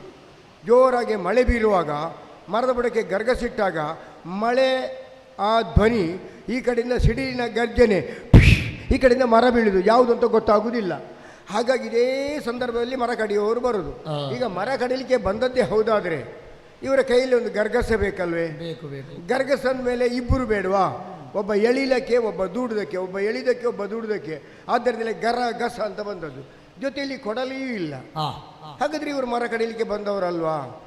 ಇವರನ್ನು ನೋಡುವಾಗ ಮರ ಕಡಿಲಿಕ್ಕೆ ಬಂದವರಾಗೆ ಕಾಣುವುದೂ ಇಲ್ಲ. ಇವರಿಗೆ ಅದು ಬೇಡ ಬೇಡವೇ ಬೇಡ. ಇವರಿಗೆ ಮರ ಬೇಡ. ಅವರಿಗೆ ಎಲ್ಲಾದರೂ ಮನೆ ಕಟ್ಟಿ ಅರ್ಧದಲ್ಲಿ ನಿಂತಿದ್ರೆ ಅದಕ್ಕೆ ಬೇಕಾಗಿ ಮರ ಬೇಕು ಅಂತೇಳಿ ಹಿಡ್ಕೊಂಡು ಹೋಗ್ಲಿಕ್ಕೆ ಬಂದಿದ್ರೆ ಅವರು. ಅದು ಅಲ್ಲ. ಹಾಗಾದ್ರೆ ಯಾರಿರ್ಬೋದು ಇವರು? ಯಾರಿರ್ಬೋದು? ಬಹುಶಃ ನಾನು ಮಾತಾಡಿದ ಇವರಿಗೆ ಗೊತ್ತಾಗ. ಸ್ವಾಮಿ, ನಿಮ್ಮ ಪಾದಗಳಿಗೆ ವಂದಿಸಿಕೊಂಡಿದ್ದೇನೆ. ತಾವು ಯಾವ ಊರಿನವರು, ಎಲ್ಲಿಂದ ಬಂದದ್ದು, ಇಲ್ಲಿಗೆ ಬರೋದಕ್ಕೆ ಕಾರಣವಾದರೆ ಏನು? ತಮ್ಮ ಸ್ಪಷ್ಟ ಚಿತ್ರಣವನ್ನಾದರೂ ಕೊಡ್ತೀರಾ? ಮಾತಾಡಿ ಸ್ವಾಮಿ, ಮಾತಾಡಿ. ಇವರು ಮಾತಾಡೋ ಲಕ್ಷಣ ಕಾಣುವುದಿಲ್ಲಲ್ಲ. ಬಹುಶಃ ಇವರಿಗೆ ಈ ಭಾಷೆ ಬರುವುದಿಲ್ವೇ? ನಿನ್ನ ಭಾಷೆ ಗೊತ್ತಿಲ್ಲ, ನಿನ್ನ ಭಾಷೆ ಗೊತ್ತಿಲ್ಲ. ಇವರು ಭಾಷೆ ಇಲ್ಲದವರು ಹಾಗಾದರೆ? ಈ ಭಾಷೆ ಇಲ್ಲ, ಈ ಭಾಷೆ ಇಲ್ಲ. ಹಾಗಾದರೆ ಇವರು ಆ ಕಡೆಯಿಂದ ಬಂದವರ, ಬಹಳ ಉತ್ತರದಿಂದ, ಎತ್ತರಕ್ಕಿರುವ ಉತ್ತರದಿಂದ ಬಂದವರ? ಆ ಭಾಷೆ ಗೊತ್ತಿಲ್ಲ. साधारण माताड़ो बुआ जी आपको मैं प्रणाम कर रहा हूँ. इतने ज़ोर से बरसात गिर रहा है, इतना ठंडी भी है, यहाँ झाड़ के ऊपर बैठ के आप क्या कर रहे हैं? बता दे स्वामी, बता दे, बता दे स्वामी. ಬಟಾಟೆ ಬಟಾಣಿ ಅಲ್ಲ, ಕಡಲೆ. ಎಂಥದ್ದು ಅದು ನಿಮ್ಮ ಭಾಷೆಯಲ್ಲಿ ದೀತು, ದೀ ಬೆಟ್ಟಿಗೆ ಬಾತದು ಬೋತುನು ಅಂತೇಳಿ, ಇವರು ಬಾತು ದೀತ ಅಂತ ಹೇಳಿದರೆ ಬಟಾಟೆ ಅದಾಗಲಿಲ್ಲ. ಹಾಗಾದರೆ ಈ ಭಾಷೆ ಇವರಿಗೆ ಆಗೋದಿಲ್ಲ. ಓ, ಇವರು ಆ ಕಡೆ ಇರ್ಬೋದಾ? ಅಲ್ಲಿ ಆ ಕಡೆ ಹೇಗೆ? స్వామి, నువ్వు ఎవరుంటా నాకు గొత్తలేదు, నేనేరు ఉంటా నీకు గొత్తలేదు. నువ్వు పెద్దవాడు జమీందారు అమ్మాయిలా, ఇప్పుడు ఏం చేస్తావు? చెప్పుండి, చెప్పు, చెప్పుండి. ಇವರು ಬೇರೆ. ಇನ್ನು ಸ್ವಲ್ಪ ಹೊತ್ತಲ್ಲಿ ಚಾ ಪುಂಡಿ ಬರ್ಬೋದು ಅಂತ ಕೂತ್ರೆ ಪ್ರತಿಕ್ರಿಯೆ ಏನಾದರೂ ಇಲ್ಲ. ಪ್ರತಿಕ್ರಿಯೆ ಎಲ್ಲ ಉತ್ತರ ಕ್ರಿಯೆಯೂ ಇಲ್ಲ ಅಲ್ವಾ? ಹಾಗಾದರೆ ಇವರು ಆ ಕಡೆ ಇರ್ಬೋದಾ? സ്വാമി, നിങ്ങൾ ആരെന്ന് അറിയില്ല, എവിടെന്നാ വന്നത്, നിങ്ങളെ പേരെന്ത്, എന്തിനു വേണ്ടിയിട്ട് വന്നത്, വീട്ടിൽ ആരെല്ലാം ഉണ്ട്, ഏട്ടത്തിമാർ, ഏച്ചിമാർ, പെൺകായ്മാർ, അമ്മായിമാരുണ്ടാ? മിണ്ട് സ്വാമി, മിണ്ട്. എന്ത് ಸ್ವಾಮಿ ಮಿಂಡಾದೆ? ಮಿಂಡು ಸ್ವಾಮಿ. ಈಗ ಬೇರೆ ಬೇರೆ ಸ್ವಾಮಿಗಳಿದ್ರೆ ಇವರು ಮಿಂಡು ಸ್ವಾಮಿ ಯಾರಂತ ಕೇಳಿದರೆ ಅದೇ ಆಗೋದಿಲ್ಲ. ಹಾಗಾದರೆ ಸ್ವಲ್ಪ ಕೆಳಗೆ ಹೋಗುವ. ನಾಗಾರಾಧನೆಯ ಭೂಮಿ ಉಂಟು ನೋಡಿ, ಒಳ್ಳೆಯದು, ತವಳವನಾಡಿನಲ್ಲಿ. ಅಲ್ಲಿಂದ ಬಂದವರು ಇರ್ಬೋದಾ? ಯೋಗಿ ಮಾನ್ಯರ ಜ್ಞಾನ ತಪಸ್ಸಿಗೆ ಮಾನ ಇಂಬುಲ ಕೊರ್ಪಿನ ಭೋಗಭಾಗ್ಯಗೂ ಕೊರತೆದಂತೆಯೇ ಭಾರಿ ಪೊರ್ಲುಡು ಮೆರೆಯೊಂದು ಪುನಃ ಪ್ರಕೃತಿಯಪ್ಪೆ ಪಚ್ಚೆ ಸೀರೆ ತುದುದು ಶೃಂಗಾರ ಮುಖಿಯಾದು ಕಿಲ ಕಿಲ ತೆಲ್ಕೆ ತೇಳ್ತೊಂದು ತನ್ನ ದಿವ್ಯ ಕಾಂತಿಡು ಮೆರೆಯೊಂದು ಪುನಃ ಕಣ್ಮನಕ ತಂಪು ಕೊರಿಪಿನ ಪೈರು ಪಚ್ಚದ ನೆಲತ್ತ ಕಲೆಯಿನ ತುಳುನಾಡು ಪುಟುದಿನ ಬಿರ್ದಿದ ಬೀರೆ ಈರ ಅನ್ನಂದಂಡ ಏರುಂದು ಪನ್ವಾರ ಸ್ವಾಮಿ, ಪನ್ವಾರ ಸ್ವಾಮಿ. ಪನ್ವಾರ ಇರು ಪನಿಯಾರ ಸ್ವಾಮಿ ಯಾರು ಅಂತ ಹೇಳಿದ್ರೆ ಮತ್ತು ಅದು ತಾಪತ್ರೆ. ಹಾಗಾದರೆ ಬೇರೆ ಭಾಷೆಯಲ್ಲಿ ಮಾತಾಡುವ. ಅದು ವಿಶಿಷ್ಟವಾದ ಭಾಷೆ. ಇವರು ನೋಡುವಾಗ ಸ್ವಲ್ಪ ಮೇಲಿನವರಾಗಿ ಕಾಣ್ತದೆ, ಕೆಳಗಿನ ಭಾಷೆ ಅಲ್ಲ, ಮೇಲಿನ ಭಾಷೆ ಅಲ್ಲ. ಈ ನಾವು ದೂರದ ಊರಿಗೆ ಹೋಗುವಾಗ ಒಳಗಿನ ಒಂದು ಸಣ್ಣ ಕಿಸೆಯಲ್ಲಿ ಹೆಚ್ಚಿನ ಖರ್ಚಿಗೆ ಬೇಕು ಅಂತೇಳಿ ಅಡಗಿಸಿಡುವ ಕ್ರಮ ಇಲ್ವಾ? ಇಲ್ಲಿ ಮಾಡಿಸಿಡುದು. ಹಾಗೆ ಇದು ಸ್ವಲ್ಪ ನನಗೆ ಅರ್ಥ ಆಗ್ತದೆ, ಆ ಭಾಷೆ ಬರ್ತದೆ ನನಗೆ. ಭವತ ನಾಮ ಕಿಂ, ಆರೋಗ್ಯಂ ಕಥಮಸ್ತಿ, ಸರ್ವಂ ಕುಶಲವ, ಕೃಪಯ ಉತ್ತರಂ ದದಾತ್, ಭಯಂ ಮಾಸ್ತು, ಕಸ್ತ್ವಂ ಕುತ ಆಯತಃ, ಕಸ್ತೆ ತಾತ, ಕಾತೆ ಮಾತಾ, ಕುತ್ರ ವಾಸಃ. ಇದು ಅರ್ಥ ಆಗೋದಿಲ್ಲ. ಕುತ್ರವಾಸ ಅಂತೇಳಿದ್ರೆ ಅರ್ಥ ಬೇರೆ ತಿಳ್ಕೊಂಡ್ರೆ, ಈಗ ಅರ್ಥ ಇರುವುದು ಬೇರೆ, ಅರ್ಥ ಮಾಡುವುದು ಬೇರೆ. ಕೆಲವು ಭಾಷೆಯಲ್ಲಿ ಕುತ್ರ ಅಂತ ಹೇಳಿದ್ರೆ ನಾಯಿ ಅಲ್ವಾ? ನೋಡಿ, ಅವರಿಗೆ ಅದು ಗೊತ್ತುಂಟು. ಕುತ್ರ ಅಂತ ಹೇಳಿದ್ರೆ ನಾಯಿ, ಈ ನಾಯಿ ಹೊರಗಿರುವುದಲ್ವೇ? ಹಾಗಾಗಿ ಇವರು ನಾಯಿ ಅಂತ ನಾನು ಕರೆದ್ನ ಇಲ್ಲ. ಕೆಲವರು ಕುತ್ರವಾಸ ಅಂತೇಳಿ ಹೊರಗೆ ವಾಸ ಮಾಡುವವನು ಎಂಬ ಅರ್ಥವೂ ಉಂಟು. ಈಗ ಅರ್ಥ ಇರುವುದು ಬೇರೆ, ಅರ್ಥ ಮಾಡುವುದು ಬೇರೆ. ಈಗ ನಾವು ಸ್ನಾನ ಮಾಡಿ ಬರುವಾಗ ಒಂದು ಬಟ್ಟೆಯನ್ನು ಉಟ್ಕೊಂಡು ಬರ್ತದೆ, ಅದಕ್ಕೆ ಬೈರಾಸ್ ಅಂತ ಹೇಳ್ತೇವೆ. ಬೈರ್ವಾಸ್ ಅಂದರೆ ಹೊರಗೆ ಇಡುವ ಬಟ್ಟೆ, ಬೈರಾಸ್ ಅಂತ ಹೇಳುವುದಿಲ್ವಾ? ಈ ಕೆಲವರೆಲ್ಲ ಮಾತಾಡೋಗುಂಟು, ಪಾಪಿ ಮಗ ಇವತ್ತು ನನಗೆ ಸಿಗಲಿ ನನ್ನ ಎದುರಲ್ಲಿ ಮಾತಾಡಲಿಕ್ಕೆ, ಅವನನ್ನೊಂದು ಬೈರಸ್ ಮಾಡಿ ಹಾಕ್ತೇನೆ ಅಂತ ಹೇಳೋದಿಲ್ವಾ? ಅಂದರೆ ಹೊರಗಿಡ್ತೇನೆ ಕೂಟದಿಂದ ಅಂತೇಳಿ. ಅರ್ಥ ಇರುವುದು ಬೇರೆ, ಅರ್ಥ ಮಾಡುವುದು ಬೇರೆ. ಇಲ್ಲ ಅರ್ಥ ಮಾಡಲಿಕ್ಕಿಲ್ಲ. ಈಗ ನಾವೊಂದು ದಾರಿಯಲ್ಲಿ ಹೋಗುವಾಗ ಕೆಲವರು ಮುದುಕರ ಹತ್ರ ನಾವು ಕೇಳ್ತೇವೆ, ಏನು ನೀವು ಎಲ್ಲಿಗೆ ಹೊರಟದ್ದು ಅಂತ. ಅಥವಾ ಒಂದು ಮನೆಯ ಮುಂದೆ ನಾವು ಹೋಗಿ ನಿಲ್ತೇವೆ, ಇಬ್ಬರು ಮುದುಕರು ಮಾತಾಡೋದನ್ನು ನಾವು ಕೇಳ್ತೇವೆ. ಬದುಕಿನಲ್ಲಿ ಕೋಟಿಗಟ್ಟಲೆ ಸಂಪಾದನೆ ಮಾಡಿ ಆಯಿತು, ಆಸ್ತಿ ಬದುಕು ಉಂಟು, ಮಕ್ಕಳು ಮೊಮ್ಮಕ್ಕಳೆಲ್ಲ ಇದ್ದಾರೆ, ಆದರೆ ನಮಗೆ ಸಂಜೆ ಆಯಿತು ಅಂತ ಹೇಳ್ತಾರೆ. ಸಂಜೆ ಆಯಿತು ಅಂತ ಹೇಳಿದ್ರೆ ನಮಗೆ ವಾಯ್ದೆ ಆಯಿತು ಅಂತ ಲೆಕ್ಕ. ಅರ್ಥ ಇರುವುದು ಬೇರೆ, ಅರ್ಥ ಮಾಡೋದು ಬೇರೆ. ಈಗ ಸಂಜೆ ಆಯಿತು ಅಂತ ಒಂದು ಅಭಿಸಾರಿಕೆಯ ಕಿವಿಗೆ ಬಿದ್ದಾಗ ತನ್ನ ಪ್ರಿಯಕರಣ ಸಂಕೇತ ಸ್ಥಳಕ್ಕೆ ಅವಳಿಗೆ ಬೇಕಾದ ಇಷ್ಟವಾದಂಥ ಸೀರೆಯನ್ನು ಅಥವಾ ಕಿವಿದನ್ನು, ಅಂಗಾಂಗಳಿಗೆ ಬೇಕಾದಂಥ ಕಸ್ತೂರಿಯನ್ನು ಪೂಸಿಕೊಂಡು ಹೋಗುವುದಕ್ಕೆ ಸಂಜೆ ಆಯಿತು ಅಂತೇಳಿ ಅವಳಿಗೆ ಅಭಿಸಾರಿಕೆ ಅಂತ ಹೇಳ್ತಾರೆ ಅಲ್ವೇ? ಇನ್ನು ಕೆಲವರು ಮಾತಾಡ್ತಾ ಭಾಳ ಚಂದ ಆಯಿತು, ಈಗ ಚಂದ, ಕಾಡಿನಲ್ಲಿ ಒಳ್ಳೆಯ ವ್ಯವಸ್ಥೆ. ಹೌದು, ಇನ್ನು ಗಂಟಲು ಒಣಗುವುದಿಲ್ಲ ಎನ್ನುವ ವಿಶ್ವಾಸ ಉಂಟು, ಎಷ್ಟು ಮಾತಾಡ್ಬೋದು. ಹಾಗೆ ಸಂಜೆ ಆಯಿತು ಎನ್ನುವುದಕ್ಕೆ ಅರ್ಥ ಇರುವುದು ಬೇರೆ, ಅರ್ಥ ಮಾಡುವುದು ಬೇರೆ. ಈಗ ನಾನೊಂದು ಸುಲಭದಲ್ಲಿ ಹೇಳ್ತೇನೆ, ಇದು ಇಲ್ಲಿಗೆ ಮಾತ್ರ, ಬೇರೆ ಎಲ್ಲಿಗೂ ನೀವು ಅದನ್ನು ಬಳಸಬಾರ್ದು. ಹುಡುಗ ಮತ್ತೆ ಹಾಗೆ ಮಾತಾಡಿದ್ದಾನೆ, ಹೀಗೆ ಮಾತಾಡಿದ್ದಾನೆ ಅಂತ ನೀವು ಹೇಳಬಾರ್ದು. ಇದು ಇಲ್ಲಿಗೆ ಮಾತ್ರ. ಈಗ ನಾವೊಂದು ಯಾವುದೋ ಒಂದು ಕಾರ್ಯಕ್ರಮ ಮಾಡ್ತಾ ಇರುವಾಗ ಸರಿ ಗಮನಿಸಿ, ಇದು ಇಲ್ಲಿಗೆ ಮಾತ್ರ, ಬೇರೆ ಎಲ್ಲಿಗೂ ಉಪಯೋಗ ಮಾಡಲಿಕ್ಕಿಲ್ಲ. ಮತ್ತು ಯಾರು ವಿಮರ್ಶೆ ಮಾಡಬಾರ್ದು. ಒಂದು ಕಾರ್ಯಕ್ರಮ ಆಗುತ್ತಿರುವಾಗ ಒಂದು ಹುಡುಗಿ ಓಡಾಡ್ತಾ ಇರ್ತದೆ, ಪಕ್ಕದವರು ಕೇಳ್ತಾರೆ, ಯಾರು ಮಾರಾಯ ಹುಡುಗಿ ಅಷ್ಟು ಚೆಂದ ಮಾತಾಡ್ತಾಳೆ, ಅಷ್ಟು ಚೆಂದ ಓಡಾಡ್ತಾ ಇದ್ದಾಳೆ, ಅವಳು ಯಾರು ಅಂತ. ಆಗ ಪಕ್ಕದವರು ಹೇಳ್ತಾರೆ, ಅದು ಜಲಜನ ಮಗಳು. ಜಲಜನ ಮಗಳ ತಾಯಿ ಹಾಗೆ ಯಾರು ಕರೆದ್ರೂ ಹೋಗ್ತಾಳೆ. ಅರ್ಥ ಇರುವುದು ಬೇರೆ, ಅರ್ಥ ಮಾಡುವುದು ಬೇರೆ. ಇನ್ನು ಬೇಕಾದರೆ ಸ್ವಲ್ಪ ಕೆಳಗೆ ಬರ್ತೇನೆ ನಾನು, ಇಲ್ಲಿಗೆ ವಿಮರ್ಶೆ ಮಾಡಬೇಡಿ. ಒಂದು ಸಣ್ಣ ಮಗು ಚಡ್ಡಿ ಹಾಕದೆ ಓಡಾಡ್ತಾ ಇರ್ತದೆ, ನಾವು ಕೇಳ್ತೇವೆ, ಯಾಕೆ ಮಗು ನೀನು ಚಡ್ಡಿ ಹಾಕಲಿಲ್ಲ? ಅದಕ್ಕೆ ಆ ಮಗುವಿನ ಉತ್ತರ, ಅಮ್ಮ ಹಾಕಲಿಲ್ಲ, ಮುಗೀತು. ವಿಮರ್ಶೆ ಮಾಡಬೇಡಿ. ಅರ್ಥ ಇರುವುದು ಬೇರೆ, ಅರ್ಥ ಮಾಡುವುದು ಬೇರೆ ಅಂತೇಳಿ. ಹಾಗೆ ಬೈರ್ವಾಸ ಅಂತ ಹೇಳುವಾಗ ಇವರು ಬೇರೆ ಏನಾದರೂ ಅರ್ಥ ಮಾಡಿಕೊಂಡ್ರೆ, ಹಾಗಾದರೆ ಇವರಿಗೆ ಈ ಭಾಷೆ ಅರ್ಥ ಆಗೋದಿಲ್ಲ. ಹಾಗಾದರೆ ಹೀಗೆ ಮಾತಾಡುವ, ಉಕ್ಕುಡು ದಾಸಲೆ ಗಟ್ಟೆ ಬದುಕಿನ ತಚ್ಚಿನ ಬಡ್ದ ಊಟ ನಾ ಬರ್ ಕಚ್ಚೆ ಬದ್ ಕಚ್ಚೆನವ ತಚ್ಚಿಲ ಹಾಕಿಸೇನೆ ಉಕ್ಕುಡು ದಾಸಲೆ ಬದ್ದೆ ಬಜಗೋಳಿ ಬಿಲ್ಲವ ಸಂಘ ಉಕ್ಕುಡು ದಾಸೆನೆ ಮತ್ತು ಕೂರ್ಸಿನ ಭಾಸ್ಕರ ನಮ್ಮ ಕಾಲ ತಚ್ಚಿನ ಬಡ್ಕಲಿ ತಚ್ಚಿಲ ಬಡ್ದು 71 ವರ್ಷ ತಪ್ಪು ಖರ್ಚು ಬಡ್ದೆ ತಲಿ. ಇದಕ್ಕೂ ಮಾತಾಡಲಿಲ್ಲ ಅಂದರೆ ಇನ್ನು ಮಾತಾಡೋದಿಲ್ಲ ಅಲ್ಲ, ಇವರಿಗೆ ಈಗ ಭಾಷೆ ಆಗೋದಿಲ್ಲ. ಈಗ ನಿಜವಾಗಿಯೂ ನಮ್ಮ ಯಜಮಾನರು ಕಾಣ್ತಾ ಇದ್ರೆ ಅವರು ಮಾತಾಡುವ ಶೈಲಿಯೇ ಬೇರೆ. ಅವರು ಹೇಗೆ ಮಾತಾಡ್ತಾರೆ ಗೊತ್ತುಂಟ ನಿಮಗೆ? ನಮ್ಮ ಯಜಮಾನರು ದೊಡ್ಡವರು ಅವರು ಮಾತಾಡೋದಕ್ಕೆ ಬರುವುದಿಲ್ಲ. ಸ್ವಸುಖ ಸಾಧನಾರ್ಥದ ಸ್ವಾರ್ಥ ಲಾಲಸೆಯಿಂದ ಅನ್ಯ ಕ್ಷೇತ್ರದಾರಾದಿ ಭೋಗ ವಸ್ತುವಿನ ಅಪಾರ ಪುತ್ರ ಮಿತ್ರ ಕಳತ್ರಾದಿ ಬಂಧುಜನ ಅನುರಾಗರ್ಹ ಅಡ್ಯ ಪದವಿಯನ್ನು ಹೊಂದಿರುವ ಘನ ಪ್ರತಿಷ್ಠಾವಂತ ವ್ಯಕ್ತಿಯಾದರೂ ದುಷ್ಕರ್ಮದ ದುಷ್ಕೂಪದ ದುರ್ಮಡುವೆಯಲ್ಲಿ ಧುಮುಕಿಬಿದ್ದು ಸರ್ವನಾಶವನ್ನು ಹೊಂದುತ್ತಾನೆ. ಈ ಬಾಲಕ ಯಾರಿರಬಹುದು ಅಂತ ಕೇಳ್ಬೋದು. ಅದೇ ಸುಂದರ ಪುರುಷ ಮಾತಾಡೋ ಶೈಲಿ ಅವರು ಬೇರೆ. ಹೇಗೆ ಗೊತ್ತುಂಟು ಅವ್ರದ್ದು? ಅವರು ಬಹಳ ಸರಳವಾಗಿ ಮಾತಾಡೋದು. ಭುಜದವರೆಗೆ ಬಿಸಿರುಳಿ ಬಿದ್ದ ಕೇಶರಾಶಿ, ಮದ್ದಾನಿಯ ಸೌಷ್ಠವನ್ನು ಗೆಲ್ಲುವ ಬಾಹುಯುಗ್ಮ, ಪ್ರಕಾಶಮಾನವಾದ ಕುಂಡಳಗಳು, ಹರವಾದಂಥ ಹಣೆ, ವಿಶಾಲವಾದ ಎದೆ, ಮೇಲ್ತುಟಿಯ ಮೇಲ್ಮಂತಲಿ ರಾರಾಜಿತ ವೀರಸ್ಪರ್ಶು, ಸೌಂದರ್ಯ ಗಾಂಭೀರ್ಯಗಳ ತೇಜಸ್ಗಳು ಈ ಬಾಲಕ ಯಾರಿರ್ಬೋದು ಅಂತ ಕೇಳ್ಬೋದು. ಅದೇ ನಮ್ಮ ಗೋವಿಂದಣ್ಣ ಮಾತಾಡುವ ಶೈಲಿಯೇ ಬೇರೆ. ಸೌಂದರ್ಯ ಗಾಂಭೀರ್ಯಗಳ ತೇಜಸ್ಸುಗಳ ಎರಕದಂತಿರುವ ಈ ಬಾಲಕನನ್ನು ಕಂಡಾಗ ನಮಗೆ ಏನೋ ಆಗುತ್ತಾ ಇದೆ.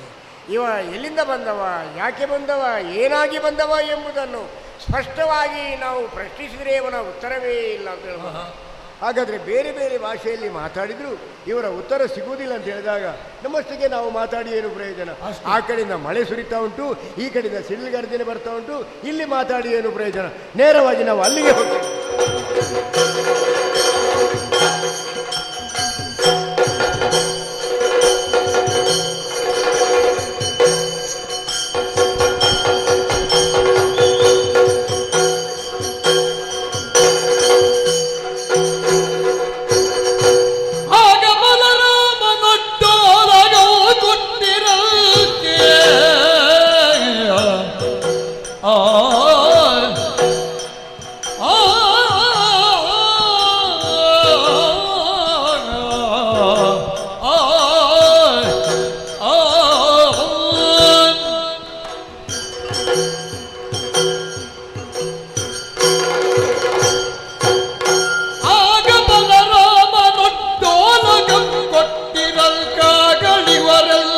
ವೃದ್ಧಾಗಿ ನಡೆದಲ್ದು ತಲೆವಾಗಿ ದನಿವಂಗನೌ ಕಾಣಿಕೆಯ ನೀಡಿ ವಿನಯಿಸಿದರ್ಬಲ್ದ ಪರಿಯ ಬಲರಾಮ ನೊಡ್ಡೋಲಗವ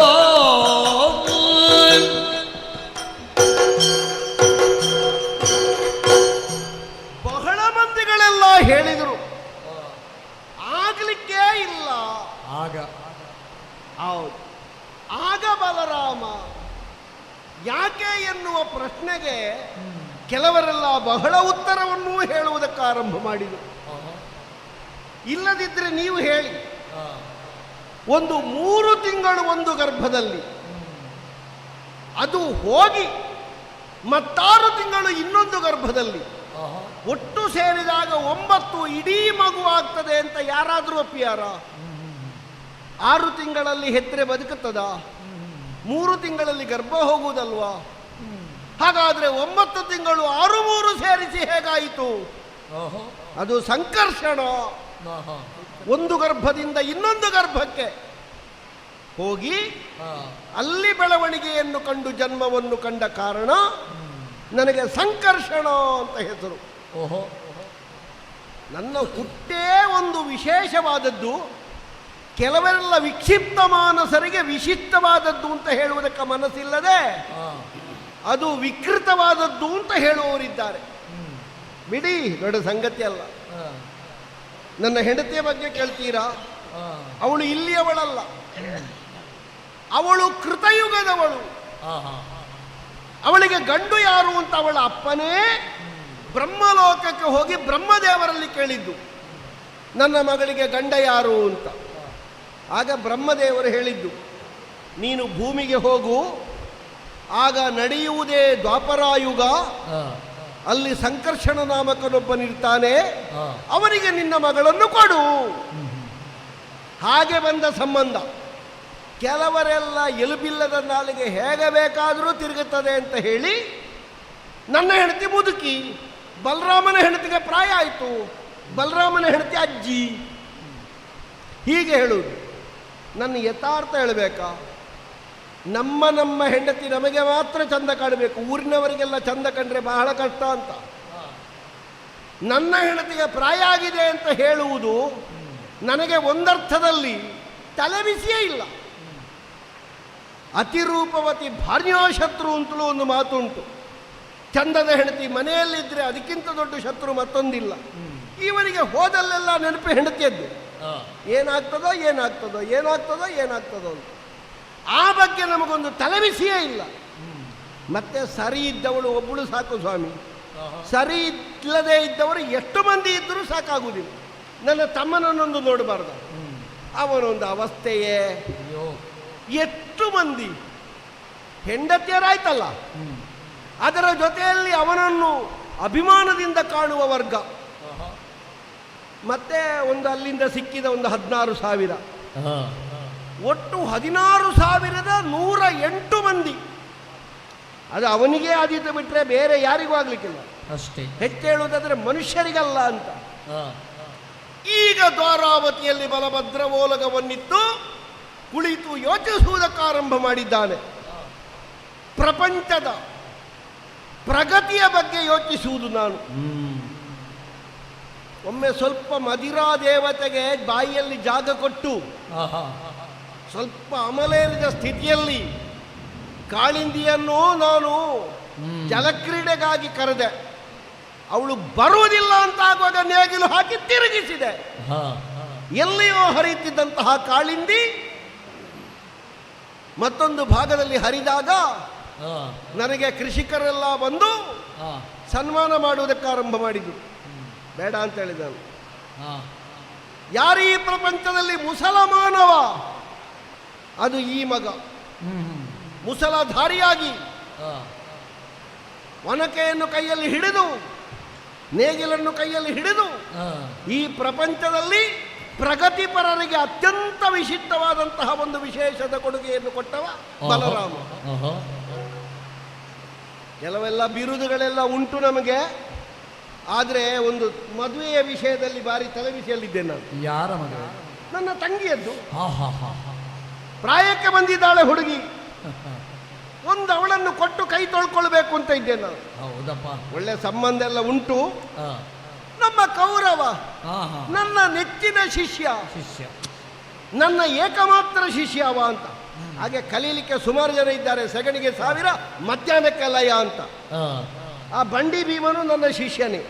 ಅರ್ಥವೇ ಆಗುವುದಿಲ್ಲ. ರಾಗಿ ಮುದ್ದೆ ಇದು ಬೆರಳು ತೋರಿಸಿದ್ರೆ ಕೈ ನುಂಗಿ ಅನ್ನವ. ಹುಡುಗ ಅಂತ ಹೇಳಿದ್ರೆ ಹುಡುಗ. ಅವನಿಗೆ ನನ್ನ ತಂಗಿಯನ್ನು ಕೊಡುವುದು ಅಂತ ತೀರ್ಮಾನ ಮಾಡಿದ್ದೇನೆ. ಒಳ್ಳೆಯದು. ಕೃಷ್ಣನಲ್ಲಿ ಕೇಳದೆ ನಾನು ಯಾವ ವಿಷಯವೂ ಮಾಡುವುದಿಲ್ಲ. ಆದರೆ ಇದೊಂದು ವಿಷಯದಲ್ಲಿ ಕೃಷ್ಣನಿಗೆ ಹೇಳದೆ ಮಾಡಬೇಕು ಅಂತ ಉಂಟು. ಹೇಳದೆ ಅವನು ಸುದ್ದಿಗೆ ಬರಬಾರ್ದು. ಅವನು ನನ್ನ ತಂಗಿಗೆ ಈ ಸಲ ಮದುವೆ ಮಾಡುವಲ್ಲಿ ಕೃಷ್ಣನ ಪಾತ್ರವೇ ಇಲ್ಲ. ಕೃಷ್ಣನಲ್ಲಿ ಕೇಳಿಯಲ್ಲ, ನನ್ನ ಸ್ವಂತ ತೀರ್ಮಾನ. ಆ ಮಂಡೆ ಬಿಸಿಯಲ್ಲಿರುವಾಗ ಯಾರದು ಏನು ಏನು ಏನು ಪ್ರಭು ಪ್ರಭು ಪ್ರಭು ಅಡ್ಡ ಬಿದ್ದೇನೆ, ಪ್ರಭು ಅಡ್ಡ ಬಿದ್ದೇನೆ. ಏನು ಮುಖ ನೋಡ್ತಾ ಇದ್ದೀರಿ? ಅಲ್ಲ, ಏನು ನನ್ನ ಮುಖವೇ ನೋಡ್ತಾ ಇದ್ದೀರಿ? ಅಲ್ಲ, ನೀನು ಯಾವಾಗಲೂ ತರುವುದನ್ನು ತರಲಿಲ್ವೇನೋ? ಯಾವಾಗಲೂ ತರುವುದು. ನಿಮಗೆ ಬೆಳಿಗ್ಗೆ ಬೇಕಾದ್ದನ್ನು ತಂದಿದ್ದೇನೆ. ಬೆಳಿಗ್ಗೆಗೆ ನೀವು ಯಾವಾಗಲೂ 60 ಕುಡಿಯುವುದು, ಅದು ಸುರಪಾನ, ಅದನ್ನು ತಂದಿದ್ದೇನೆ. ಮಧ್ಯಾಹ್ನ ಕುಡಿಯುವುದು 90, ಅದಕ್ಕೂ ಮದ್ಯಪಾನವನ್ನು ತಂದಿದ್ದೇನೆ. ರಾತ್ರಿ ನೀವು ಕುಡಿಯುವುದು ಕೊಡಪಾನ, ಕೊಡಪಾನಕ್ಕೂ ನಾನು ತಂದಿದ್ದೇನೆ. ಎಲ್ಲ ವ್ಯವಸ್ಥೆಯೂ ಉಂಟು. ಎಲ್ಲ ಒಂದು ಬದಿಯಲ್ಲಿ ಇಟ್ಟಿದ್ದೇನೆ ನಾನು. ಅದು ಮಳೆ ಮುಗಿದ ಮೇಲೆ ನಾವು ಕುಡಿಯುವ ಅಂದ್ಕೊಂಡು. ಹಾಗೆ ನೀವು ಮುಖ ನೋಡಿದ್ರು ನಾನು ಏನು ಹೊಗಳಿಲ್ಲ ನಿಮ್ಮನ್ನು. ಹೌದು ಅಲ್ವೇ?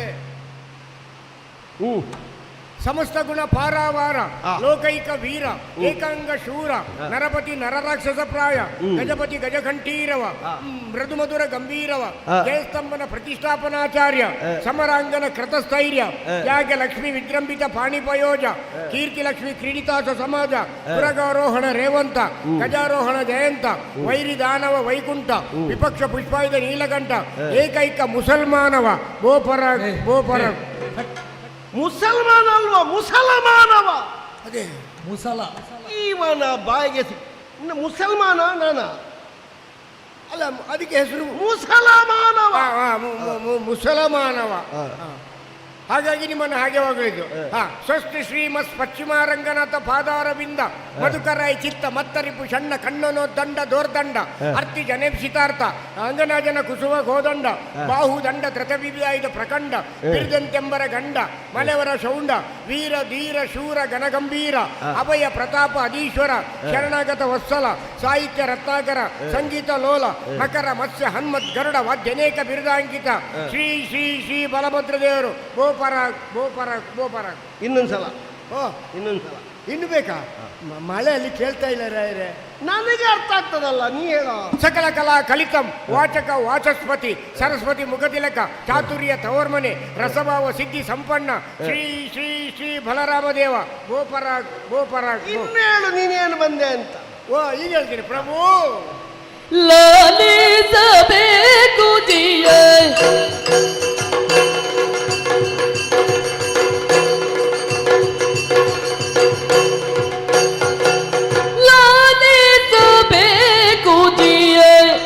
ಬಲಭದ್ರರಾಯ ಲಾಲಿಸಬೇಕು ಜಿಯ ಪುರದ ಬಾಹೆಯ ವರವನದೊಳಗೋರ್ವ ನಿರತ ಸನ್ಯಾಸಿ ಪಾರ್ವ ನೆಲೆಸಿಕೊಂಡಿರುವ ಕಾವಿ ವಸ್ತ್ರವ ನುಟ್ಟು ಕೈಯಲ್ಲಿ ಜಪಸರವ ತೊಟ್ಟು ದೇವರನ್ನು ತಲೆ ಕುಳಿತೀರ್ಪನಿಲ್ಲೇ ಲಾಲಿಸಬೇಕು ಜಿಯ. ಪ್ರಭು, ನೀವು ಬಹಳ ಕರ್ತವ್ಯ ನಿಷ್ಠೆಯಿಂದ ಇರಬೇಕು ಅಂತ ಹೇಳಿದ್ದೀರಿ. ನಾವು ಯಾವುದು ಮರೆತರೂ ಕರ್ತವ್ಯದ ಬಗ್ಗೆ ಹಿಂಜರಿಯುವವರಲ್ಲ. ಎಂದಿನಂತೆ ಇಂದು ಕೂಡ ಪ್ರಭಾಕರನು ತನ್ನ ಪ್ರಖರವಾದ ಪ್ರಕರಣವನ್ನು ಪ್ರಪಂಚಕ್ಕೆ ಪ್ರಸರಿಸುವಂತಹ ಶುಭಗಳಿಗೆ ಉಷೆ ನಿಶೆಯನ್ನು ಬೀಳ್ಕೊಡುವಂತಹ ಸಂದರ್ಭ, ಕತ್ತಲು ಬೆಳಕೊಳ್ದ ಆಲಿಂಗದ ತನ್ಮಧ್ಯೆ ಇದ್ದು ಯಾವುದನ್ನು ಎಲ್ಲಿ ಯಾವ ರೂಪದಲ್ಲಿ ಹೇಗೆ ಪೂರೈಸಬೇಕೋ ಅದೆಲ್ಲವನ್ನು ಆಯಾ ರೂಪದಲ್ಲಿ ಆಯಾ ಸ್ಥಳದಲ್ಲಿ ಪೂರೈಸಿ ವನಕ್ಕೆ ಬೇಕಾದಂತಹ ಪೋಷಾಕಗಳನ್ನು ಧರಿಸಿ ಹೀಗೆ ಬರಬರ್ತಾ ವನ ಪ್ರದೇಶಕ್ಕೆ ಬಂದಾಗ ನೀವು ಯಾವತ್ತು ಬಂದು ಕೂತ್ಕೊಳ್ಳುವ ಒಂದು ಆಟೋ ರಿಕ್ಷಾ ಉಂಟಲ್ಲ, ಎಂಥದ್ದು? ನೀವು ಯಾವತ್ತು ಬಂದು ಕೂತ್ಕೊಳ್ಳುವ ಒಂದು ಆಟೋ ರಿಕ್ಷಾ. ಆಟೋ ರಿಕ್ಷಾ ಅಲ್ವಾ, ವಟವೃಕ್ಷ. ನಾಲಿಗೆಯಲ್ಲಿ ನಾ ಬಿದ್ದು ಸಾಯುವುದೇ. ವಟವೃಕ್ಷ ಬುಡದಲ್ಲಿ ಒಬ್ಬ ಬಂದು ಕೂತಿದ್ದಾನೆ. ಯಾರು ಅಂತೇಳಿ ಗೊತ್ತಾಗ್ಲಿಲ್ಲ.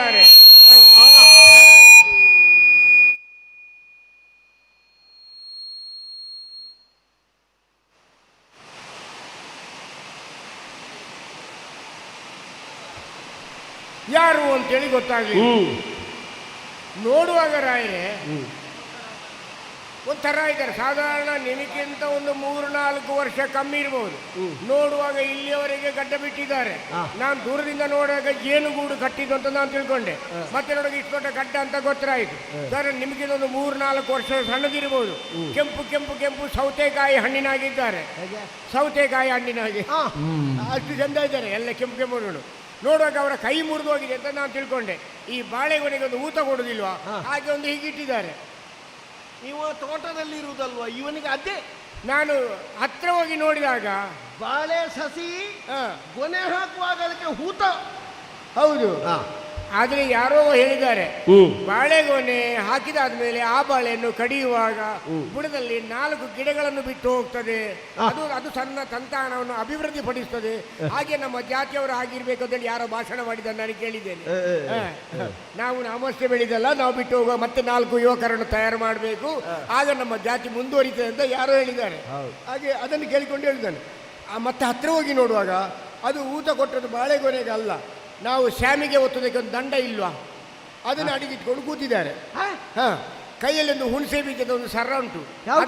ಹುಣಸೆ ಬೀಜದ ಸರ ಮಳೆಗಾಲದಲ್ಲಿ ತಿನ್ಲಿಕ್ಕೆ ಇವರು ಅದನ್ನು ಕೈಲಿಟ್ಕೊಂಡು ಪೂರಿ ಪೂರಿ ಬಾಜಿ ಸ್ವಾ, ಪೂರಿ ಪೂರಿ ಬಾಜಿ ಸ್ವಾ, ಪೂರಿ ಪೂರಿ ಬಾಜಿ ಸ್ವಾ ಅಂತಿದ್ದಾರೆ. ಹಾಗೆ ಹೇಳಲಿಕ್ಕೆ ಇವರ ಗುರುವಿನ ಕುಟುಂಬದವಲ್ಲ, ಹಾಗೆ ಅವರ ಗುರುವಿನ ಕುಟುಂಬದವರು ಬೇರೆ, ಅವರು ಮಧ್ಯಾಹ್ನದವರು ಅದಲ್ಲ ರೇ. ಹಾಗೆ ಹೇಳ್ತಾ ಇದ್ದಾರೆ.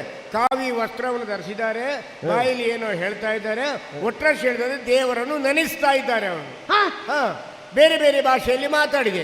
ಯಾವ ಭಾಷೆಗೂ ನನ್ನ ಉತ್ತರ ಕ್ರಿಯೆ ಸಿಗಲೇ ಇಲ್ಲ. ಹಾಗಿದ್ರೆ ಅವರು ಬಾಯಿ ಬಾರದೆ ಇದ್ದವರು ಇರಬಹುದು ಅಂತ ನಾನು ತಿಳ್ಕೊಂಡ್ರು. ಇದು ಮಾಡ್ತಾರೆ, ಬೇವ್ ಹೇಳ್ತಾ ಇದ್ದಾರಲ್ಲ, ಹಾಗಾಗಿ ಬಾಯಿ ಬರ್ತದೆ. ಹೌದು, ನೀ ಮಾತಾಡಿದವರಿಗೆ ಕೇಳುವುದಿಲ್ಲ. ಅವ್ರು ಹೀಗೆ ಮಾಡುವಾಗ ನಾನು ಲೆಕ್ಕ ಹಾಕಿದ್ದು ಇಷ್ಟೇ. ಬಟ್ಟೆ ಹೇಗುಂಟು, ಬಟ್ಟೆ ಹೇಗುಂಟು, ಬಟ್ಟೆ ಈ ಕಲ್ಲು ಕಡಿಯೋರು 1 ವಾರ ಒಗೆಯದೆ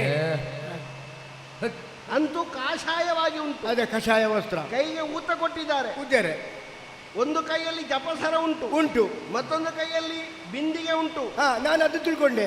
ಒಂದು ಸಣ್ಣ ಚೊಂಬು ಉಂಟು, ಚೊಂಬಿಗೆ ಕೊಂಡಿ ಉಂಟು.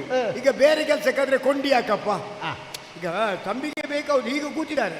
ಈಗ ಬೇರೆ ಕೆಲಸಕ್ಕಾದ್ರೆ ಕೊಂಡಿ ಯಾಕೆ ಅದಕ್ಕೆ, ಅದರಲ್ಲಿ ಸಣ್ಣ ನೀರು. ಅವರಲ್ಲಿ ಇರುವುದೇ ಕೊಂಡಿರುವುದಾದ್ರೆ, ಒಂದೇ ಹೌದಾದ್ರೆ ಎಲ್ಲದಕ್ಕೂ ಅದೇ ಕೊಂಡಿ ಇರ್ಲಿ ನಿನಗೆ ಅಲ್ಲ, ನಾನು ಯೋಚನೆ ಮಾಡಿದ್ದು. ಹಾಗೆ ಅಲ್ಲಿ ಕೂತ್ಕೊಂಡು ಈ ಮಳೆಯಲ್ಲೂ ದೇವರನ್ನು ನೆನೆಸ್ತಾ ಇದ್ದಾರೆ. ಯಾರು ಅಂತ ಗೊತ್ತಾಗದೆ ಬೇರೆ ಬೇರೆ ಭಾಷೆಯಲ್ಲಿ ಮಾತಾಡಿದ್ರು ಅರ್ಥವಾಗದ್ದರಿಂದ ನೀವು ಇದ್ದಲ್ಲಿಗೆ ಬಂದಿದ್ದೀರಿ. ಓ ಚರರನ್ನ ನುಡಿ ಕೇಳುತ್ತ ರಾಮನು ಘನ ಪರಿತೋಷವನ್ನು ತಾಳುತ್ತ ವರಯತಿಗಳನ್ನು ಕಂಡರಗಾದಾತನ ಜನ್ಮ, ವರಯತಿಗಳನ್ನು ಕಂಡರಗಾದಾತನ ಜನ್ಮ, ನರಕ ಬಾಧನ ಎಂಬುದನ್ನು ನಾನರಿತು ಸುಮ್ಮನೆ ಕುಳಿರೆ ಯೋಗ್ಯವೇ.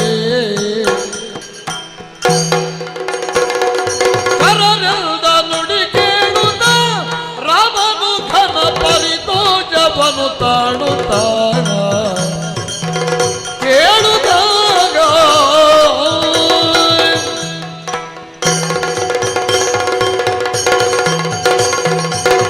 ಕಾರಣನೇ ಪ್ರಭು ಜನ್ಮವೇ ಸಾರ್ಥಕವಾಯಿತು.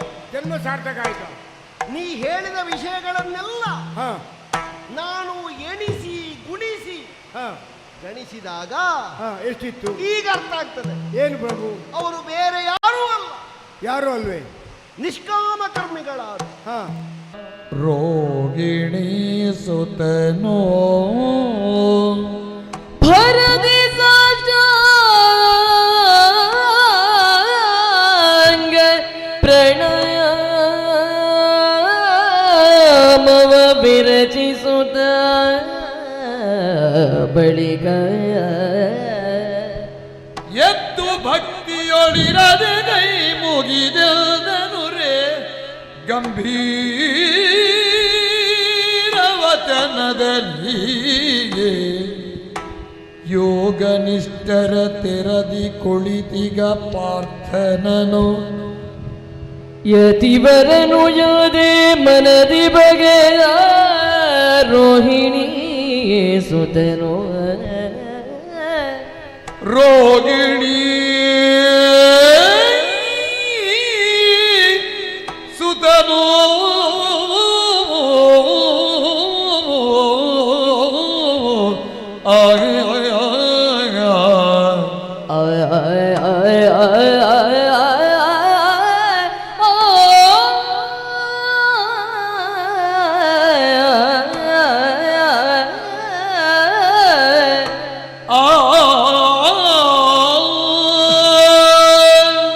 ಹರ ಹರ ಹರ ಹರಾಗಿ ಮಹಾಪುರುಷರ ಪಾದಿಯವರ ಇರವ ಇಚ್ಛಿಪೇನು ಯುದಿನಲಿ ವರ ಸಮಾಧಿಯಲ್ಲಿ ಮೈ ಮರೆದವರ ನುಡಿಸುವ ವರ ಸಮಾಧಿಯಲ್ಲಿ ಮೈ ಮರೆದವರ ನುಡಿಸುವ ಪರ್ಯಂತ ತಿಳಿಯ ನಿಂದಿನಲೇ ಹರ ಹರ ಹರ ಹರ ಹರ ಹರ ಹರ ಹರ ಹರ ಹರ ಹರ ಹರ. ಅದು ನಿನ್ನ ನಾಲಿಗೆಗೆ ಹಾಕಬೇಕು. ಹರ ಹರ ಅಲ್ಲ ನೀವು ಹೇಳಿದ್ದು. ಹರ ಹರ ಏನೋ ಹಾ ಇವರನ್ನು ನೀನು ನೋಡಿದ್ದು ತಡ ಆಯ್ತೋ? ಓಹೋ ಅಲ್ಲ, ನೀನು ಕಾಣದ ಹಾಗೆ ಯೋಗದಲ್ಲಿ ಅವರು ಮರೆತೇ ಬಿಟ್ಟಿದ್ದರು. ಛೇ ಎಷ್ಟು ಸಮಯ ಆಯ್ತೋ ಏನೋ ಇವರಲ್ಲಿ ಕೂತು. ಹೌದು ಇವರದ್ದಾದಂತಹ ಬೇರು ಪಾತಾಳಕ್ಕೆ ಹೋಗಿದೆಯೋ ಎನ್ನುವ ಹಾಗೆ ಹೋಗಿರ್ಬಹುದು. ನಾವು ಕೇಳ್ತೇವೆ ರಾಮಾಯಣದಲ್ಲಿ ಬಹಳ ಕತೆ. ಹಾ ತೃಣಬಿಂದು ಎನ್ನುವಂತಹ ಮಹರ್ಷಿಗಳು ಕುಳಿತು ಅದೆಷ್ಟೋ ಕಾಲ ಆದ ಹೊತ್ತಿನಲ್ಲಿ ಹಾ ಅವ ಹನುಮಂತ ಹೋದನಂತೆ. ಹಾ ಎಲ್ಲಿ ಲಂಕೆ ಉದ್ದನೆಗೆ ಇದೆಯೇ, ಆದರೆ ತೋರಿಸಿಕೊಡ್ತೇನೆ ಅಂತ ಹೇಳಿದ್ರು. ಯಬ್ಬ ಹೌದಪ್ಪ, ಹಾ ಪಾತಾಳದವರೆಗೆ ಇಳಿಬಿಟ್ಟಿರುವಂತಹ ಕೇಶರಾಶಿಗಳ ಬೇರನ್ನು ಮುರಿದು ಅವರನ್ನು ಉದ್ದ ಎತ್ತಿದಾಗ ಹನುಮಂತ. ಆ ಹಾ ಹಾ ಎಷ್ಟು ಸಮಯ ಆಯ್ತಾ ಏನು? ಬಹುಶಃ ನೀನು ಹಾ. ಆಗಾಗ ಮಾತ್ರ ತೋಟಕ್ಕೆ ಹೋಗುದು, ಯಾವಾಗಲೂ ತೋಟಕ್ಕೆ ಹೋಗುದಿಲ್ಲ. ಈಗ ನೀವು ಹೇಳಿದ್ರಿಂದ ನಾನು ನಿನಗೆ ಹೋಗ್ಲಿಲ್ಲ. ಯಾವಾಗ ಹೊತ್ತುಂಟು ಆಗ ಮಾತ್ರ ನೀನು ಕೆಲಸ ಮಾಡುದು. ನಿಮ್ಮ ಲೆಕ್ಕದಲ್ಲಿ ನಾನು ಪುರುಸೊತ್ತಿದ್ದಾಗ ಮಾತ್ರ ಹೋದದ್ದು ಅಂತ ಆಯ್ತು. ನನಗೆ ಇತ್ತೀಚೆಗೆ ನಿನ್ನ ಮೇಲೊಂದು ಅನುಮಾನ. ಅನುಮಾನ ಬರ್ತಾ ಉಂಟು. ಓಹೋ ಇಲ್ಲದೇ ಇದ್ರೆ ಇವರು ಹಾ ಸಮಾಧಿ ಆಗಿದ್ದಾರೆ. ಮತ್ತೆ ಅಷ್ಟು ಮಾತಾಡಿದ್ರು. ಅವರು ಮಾತಾಡದಿರುವುದಕ್ಕೆ ಕಾರಣ ಅವರು ಸಮಾಧಿ ಆಗಿದ್ದಾರೆ. ಈಗ ಯಾವ ಸಮಾಧಿ? ಜೀವಂತ ಸಮಾಧಿ. ಅಯ್ಯೋ, ಅದಲ್ವೋ, ಹಾ ಜೀವಂತ ಸಮಾಧಿ ಆದದ್ದಲ್ಲ. ಮತ್ತೆ ಅಷ್ಟಾಂಗ ಯೋಗಗಳಲ್ಲಿ ಒಂದಾದ ಹಾ ಸಮಾಧಿ ಸ್ಥಿತಿಯಲ್ಲಿದ್ದಾರೆ. ಓಹೋ ಧ್ಯಾನಧಾರಣ ಯೋಗಾದಿಗಳ ಆ ಸ್ಥಿತಿಯಲ್ಲಿ ಹೌದಾ? ಇವರು ಮೈ ಮರೆತಿದ್ದಾರೆ. ಹಾ ಎಲ್ಲ ಇವರ ಅಂಗಾಂಗಗಳನ್ನು ಒಳಗೆ ಎಳ್ಕೊಂಡಿದ್ದಾರೆ ಆಮೆ ಹಾಗೆ. ಹಾ ಒಂದು ಸೂಜಿಯನ್ನು ತಕೊಂಡೋಗಿ ಹಾ ಇವರ ಶರೀರಕ್ಕೆ ಚುಚ್ಚಿದ್ರೆ ಹಾ ಅವರಿಗೆ ಎಂಥದ್ದು ಅಂತಲೂ ಗೊತ್ತಾಗ್ಲಿಕ್ಕಿಲ್ಲ. ಸೂಜಿ ಚುಚ್ಚಿದ್ರೆ ಏನಾಗ್ಲಿಕ್ಕಿಲ್ಲ, ದಬ್ಬಣ ಚುಚ್ಚಿದ್ರೆ ನೋವಾಗ್ಬೋದು. ಪ್ರಪಂಚದ ಗೊಡವೆಯನ್ನು ಮರೆತು ಹಾ ಕೇವಲ ತನ್ನದಾದಂತಹ ದೃಷ್ಟಿಯನ್ನು ಹ್ಮ್ ಭಗವಂತನ ಪದಮೂಲದಲ್ಲಿರಿಸಿ ಯೋಗ ನಿಮಗ್ನರಾಗಿದ್ದಾರೆ. ಓಹೋ. ನೋಡವರ ಕಣ್ಣು ನೋಡು, ಹಾ ಮೂಗಿನ ತುದಿ ನೋಡ್ತಾ ಉಂಟು. ಹೌದು. ಏನದು? ಏನು? ಅರೆನಿಮೀಲಿತ ನೇತ್ರ. ಓ, ಭಗವದ್ ಧ್ಯಾನದಲ್ಲಿ ತತ್ಪರರಾಗಿದ್ದಾರೆ. ಹಾ ಅವರ ದೃಷ್ಟಿ ಮೂಗಿನ ಮೇಲೆ ಉಂಟು. ಗಾಳಿ ಬೀಸ್ತಾ ಉಂಟು, ಹಾ ಮಳೆ ಸುರಿಯುತ್ತಾ ಉಂಟು. ಹೌದು. ಯಾವುದರ ಗೊಡವೆ ಆದ್ರೂ ಅವರಿಗುಂಟಾ? ಇಷ್ಟು ಮಳೆ ಬರುವಾಗ ಅವರಿಗೆ ತಲೆ ಬೀಸಿಲ್ಲ, ನಮಗೆ ಮಾತ್ರ ತಲೆ ಬೀಸಿ. ಅವರಿಗೆ ಯಾಕೆ ಗೊಡವೆ ಇಲ್ಲ? ಅವರಿಗೆ ಮಾತಾಡ್ಲಿಕ್ಕಿಲ್ಲ, ನಮಗೆ ಮಾತ್ರ ಮಾತಾಡ್ಲಿಕ್ಕೆ ಉಂಟು ಇಲ್ಲ ಅಂತಲ್ಲ, ದೇಹದ ವ್ಯಾಮೋಹವನ್ನು ಬಿಟ್ಟು ಹಾ ತಾನೇ ಭಗವಂತ, ಭಗವಂತನೇ ತಾನು ಎನ್ನುವ ಭಾವದಲ್ಲಿ ತತ್ಪರತೆ. ಹಾ ಹಾ ಭಗವಂತನಲ್ಲಿ ಲೀನ ಆಗಿದ್ದಾರೆ. ಎಷ್ಟು ಸಣ್ಣ ಪ್ರಾಯ. ಹೌದು. ಪಾಪ ನೀನು ಹೇಳಿದ ಹಾಗೆ ಮೈಗೆ ಎಲ್ಲಿಯಾದರೂ ಯಾರಾದರೂ ಸ್ವಲ್ಪ ಹೀಗೆ ಮುಟ್ಟಿದ್ರೆ ರಕ್ತ ಹಾರುವಂತಹ ಪ್ರಾಯ. ಇಷ್ಟು ಸಣ್ಣ ಪ್ರಾಯದಲ್ಲಿ ಬಹುಶಃ ಅವರು ಮನೆ ಬಿಟ್ಟು ಬರಲಿಕ್ಕೆ ಕಾರಣ ಏನು? ಬಹುಶಃ ಗಂಡ ಹೆಂಡತಿಗೆ ಜಗಳ ಆಗಿ. ಹೇಳಿದೆಲ್ಲ ಒಂದು ಉಪಮೆ. ಹಣ್ಣಾದ ಸೌತೆಕಾಯಿಯ ಹಾಗೆ ಕಾಣ್ತಾರೆ. ಹೌದು ಹೌದು ಹೌದು. ಹಣ್ಣಾದ ಸೌತೆಕಾಯಿ ಅವರು ಅಲ್ಲ, ಅಷ್ಟೂ ಒಂದು ಅವರ ಕಾಂತಿ, ಅವರ ದೇಹದ ವರ್ಚಸ್ಸು. ವರ್ಚಸ್ಸು ಹೇಗೆ? ಏನು ಏನು ವರ್ಕರ್ಸ್ ಅವ್ರದ್ದು, ಏನು ವರ್ಕರ್ಸು ವರ್ಚಸ್ಸು. ಅದೇ ಮುಖದ ತೇಜಪ್ಪು, ಗಂಭೀರತೆ. ಆ ಗಾಂಭೀರ್ಯ ಮುಖಮುದ್ರೆಯನ್ನು ಹೊತ್ತು ಧ್ಯಾನಪರರಾಗಿರುವಂತಹ ಇವರನ್ನು ಕಂಡಾಗ ಕೈಲಾಸದಿಂದ ಸಾಕ್ಷಾತ್ ಪರಮೇಶ್ವರ ಬಂದನೆ, ವೈಕುಂಠದಿಂದ ನಾರಾಯಣ ಬಂದನೆ, ಸತ್ಯಲೋಕದಿಂದ ಬ್ರಹ್ಮನೇ ಇಳಿದು ಬಂದನೆ.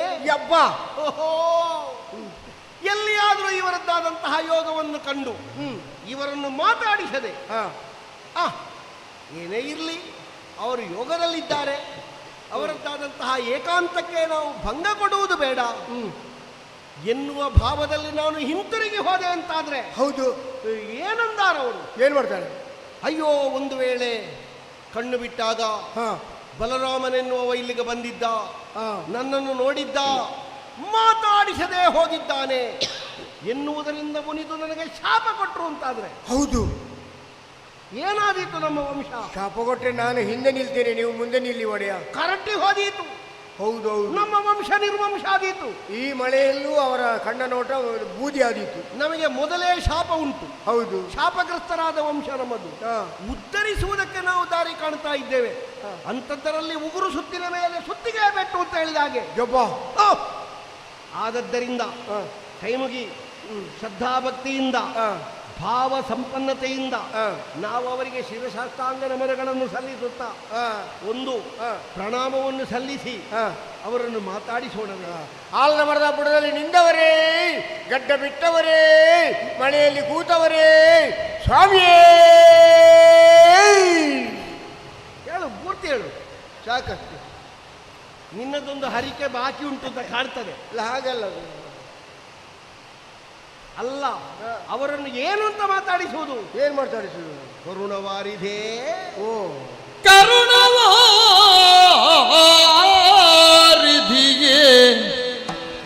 ಮಹಾಗುರುವರ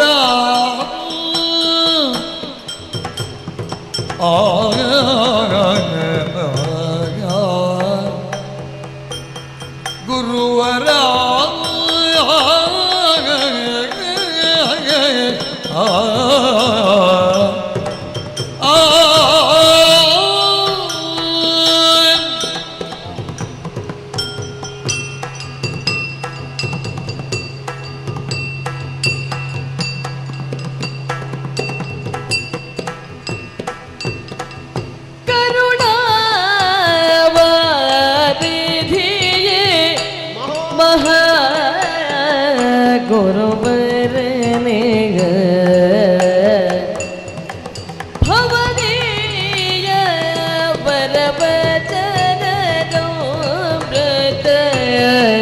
ವರ್ಷವನು ಭವದೀಯ ವರವಚನದಮೃತ ವರ್ಷವನು ಕರೆದು ತಾಪತ್ರಯದೊಳ್ಳುರೆ ಜೀವಿಸುವರನು ಕರೆದು ತಾಪತ್ರಯದೊಳ್ಳುರೆ ಜೀವಿಸುವರನು ಉತ್ತರಿಸಬೇಹುದು ನೆಲವಿನಿಲ್ದ ಉದ್ಧರಿಸಬೇಹುದು ನೆಲವಿನಿಂದ ಕರುಣವಾರಿಧಿಗೆ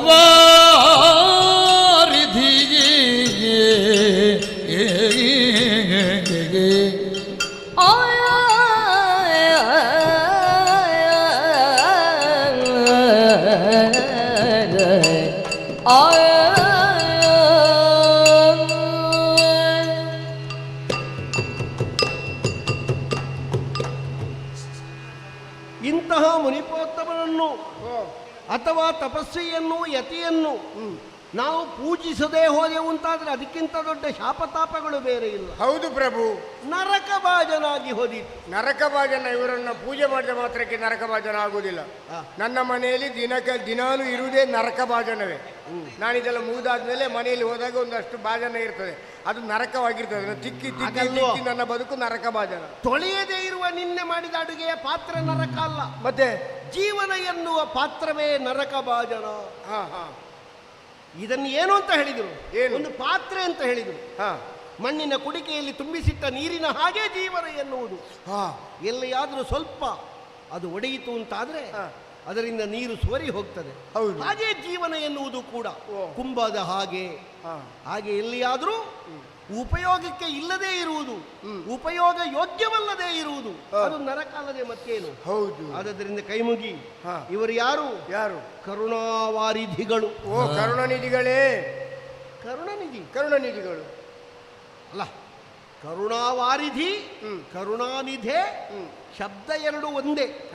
ಆದರೆ ಕರುಣೆ ಎನ್ನುವ ಕಣಗಳನ್ನು ತುಂಬಿರುವ ಸಾಗರೋಪಮವಾದಂತಹ ತೇಜಸ್ಸು ಓಜಸ್ಸಿನಿಂದ ಕೂಡಿರುವ ಕರುಣಾ ಸಮುದ್ರರಿವರು. ಹೌದು. ಆದದ್ದರಿಂದ ಕರುಣಾವಾರಿಧಿ, ವಾರಿನಿಧಿ. ಅಂದ್ರೆ ತುಂಬಿರುವ ಅಬ್ದಿಯ ಹಾಗೆ ಕರುಣೆ ಎನ್ನುವ ಪ್ರತಿಯೊಂದು ಕಣಗಳು ಇವರ ಅಂತರಂಗದಲ್ಲಿ ಹೃದಯಸ್ಥವಾಗಿ ತುಂಬಿ ತುಳುಕುತ್ತಾ ಇದೆ. ತುಂಬಿ ತುಳುಕ್ತಾ ಉಂಟದು. ಸ್ವಾಮಿ, ತಾಪತ್ರಯದಿಂದ ಬಳಲುವ ಮನುಷ್ಯರು ನಾವು. ಹೌದು. ಹೇಗೆ ತಾಪತ್ರಯ? ಹೇಗೆ ತಾಪತ್ರಯ ಉಂಟಪ್ಪ. ಎಷ್ಟು? ಅದು ನಮ್ಮ ಪಕ್ಕದ ಮನೆಯವನು ತಾಪತ್ರಯ ಹೇಳಿ ಪ್ರಯೋಜನ ಇಲ್ಲ. ಏನು? ಅವನು ಯಾವಾಗಲೂ ಹೇಳಿದ್ರು ಸಾವಿರಾರು ತಾಪತ್ರಯ ಮಾರಾಯ. ನಾನು ಒಂದು ದಿವಸ ಕೇಳಿದೆ ಏನು ಅಂತೇಳಿ, ಅದಕ್ಕೆ ಅವನು ಉತ್ತರ ಕೊಟ್ಟ.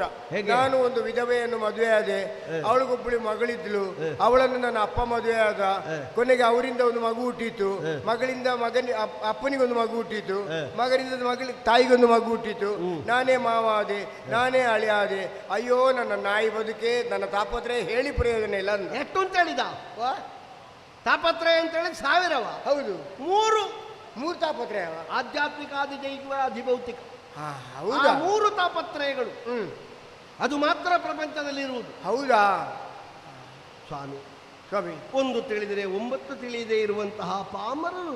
ಆದ್ರೂ ನಾವು ಇಷ್ಟು ಮಾತಾಡ್ತಾ ಇದ್ದೇವೆ. ನಾವು ಏನು ಮಾತಾಡುದು? ಸುಮ್ಮನೆ ನಮ್ಮ ಮಾತಿನಲ್ಲಿ ಅರ್ಥ ಉಂಟ?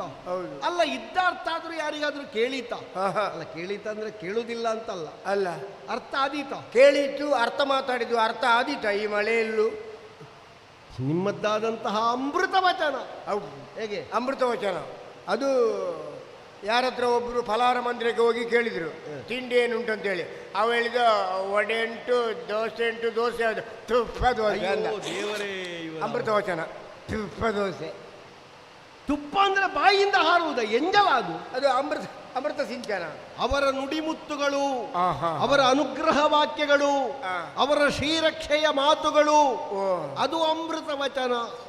ಹಾಗೆ ನಿಮ್ಮ ಅಮೃತ ವಚನವನ್ನು ನಮ್ಮ ಮೇಲೆ ಸಿಂಪಡಿಸಿ ತುಪ್ಪ ದೋಸೆ ಹೇಳಿದಾಗೆ ನಮ್ಮ ಜೀವನವನ್ನು ಕೃತಕೃತ್ಯವಾಗುವಂತೆ ಹೌದು ಅನುಗ್ರಹ ಮಾಡಬೇಕು ಅಂತ ಸಾಸಿರ ಪ್ರಣಾಮಗಳನ್ನು ಅರ್ಪಿಸುತ್ತಿರುವ ದ್ವಾರಕೆ ಎನ್ನುವ ನಗರದ ಅಧಿಕಾರಿಯಾದ ಬಲಭದ್ರನೆನ್ನುವ ಒಂದು ಜೀವ. ಸ್ವಾಮಿಯೇ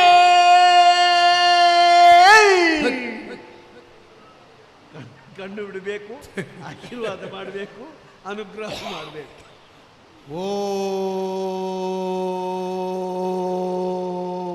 ಮಧ್ಯಾಹ್ನ ತಿಂದದ್ದು ಯಾವುದೋ ಒಂದು ಪದಾರ್ಥ ಇವರಿಗೆ ಆಗಲಿಲ್ಲ, ಈಗ ವಾಂತಿ ಮಾಡ್ತಾ ಇದ್ದಾರೆ. ಪ್ರಣವ ಮಂತ್ರ. ಓ, ಇವರು ಪ್ರಣಯದಲ್ಲಿರುವಾಗ ವಾಂತಿ ಆಗುವುದಾ? ಪ್ರಣಯ ಮಂತ್ರ ಅಲ್ವೋ, ಪ್ರಣವ. ನಾಭಿ ಮೂಲದಿಂದ ಹೊರಟು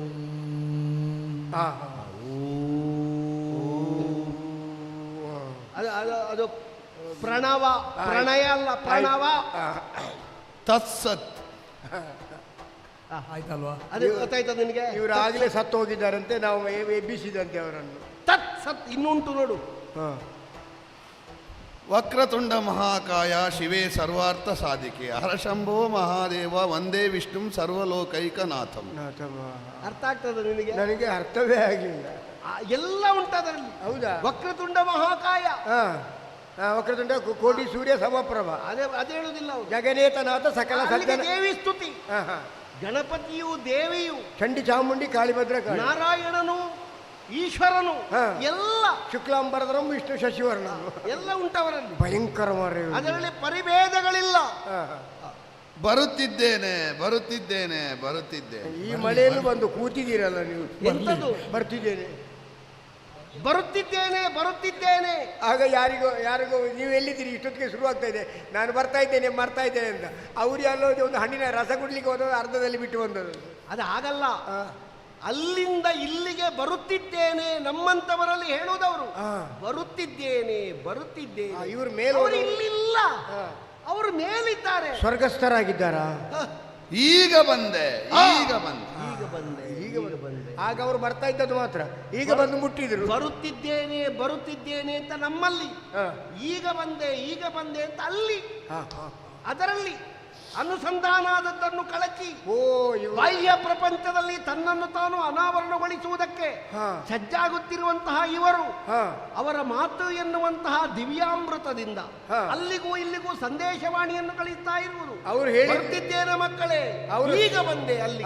ಸಂತಾನ ಮಾಡಲಿಕ್ಕೆ ಬರ್ತಾ ಇದ್ದೇನೆ ಸಂತಾನ ಅಲ್ವೋ, ಅನುಸಂಧಾನ. ಭಗವಂತನಲ್ಲಿ ಜೀವತತ್ವವನ್ನು ನೆಲೆಗೊಳಿಸಿ ಅನುಸಂಧಾನ. ನಾನು ತಿಳ್ಕೊಂಡೆ ಅಲ್ಲಿಂದ ಇಲ್ಲಿವರೆಗೆ ಸಂತಾನ ಮಾಡಲಿಕ್ಕೆ ಬಂದಿದ್ದೇನೆ ಈಗ ಬಂದೆ ಅಂತ. ಬಂದವರು ಕೂತ್ಕೊಳ್ಳಿ. ನಿನಗೆ ಸಂತಾನದ್ದೇ ನೆನಪಿರುವುದು, ನಿನಗೆ ಶಾಪ ಕೊಡ್ತಾರೆ ನೋಡವರು. ಯಾರಯ್ಯ ಯಾರಯ್ಯ ನಾನು ಯೋಗಾರೂಢನಾಗಿಯೇ ಈ ರೀತಿ ಪ್ರಾರ್ಥನೆ ಗೈವಾ. ಕಾರಣವೇನೋ ನಮ್ಮಿಂದ ಬೇಳೆನಿಂದ ಚಾರು ಭಕ್ತಿಗೆ ನಾ ಮೆಚ್ಚಿದೆನು. ಯಾರಯ್ಯ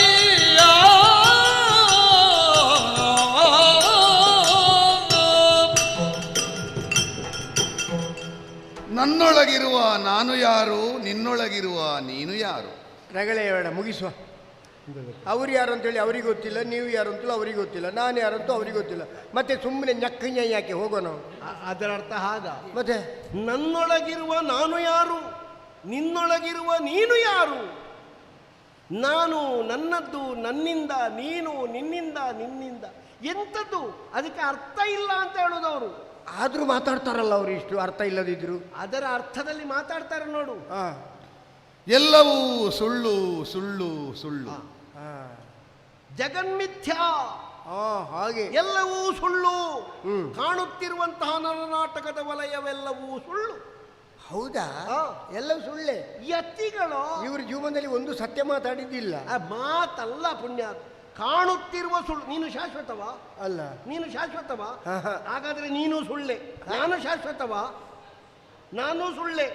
ಅವರು ಹೇಳ್ತಾರೆ ಹೊರಗೆ ಕಾಣುವುದೆಲ್ಲ ಸತ್ಯ ಅಲ್ಲ, ಒಳಗೆ ಬೇರೆ ಉಂಟು.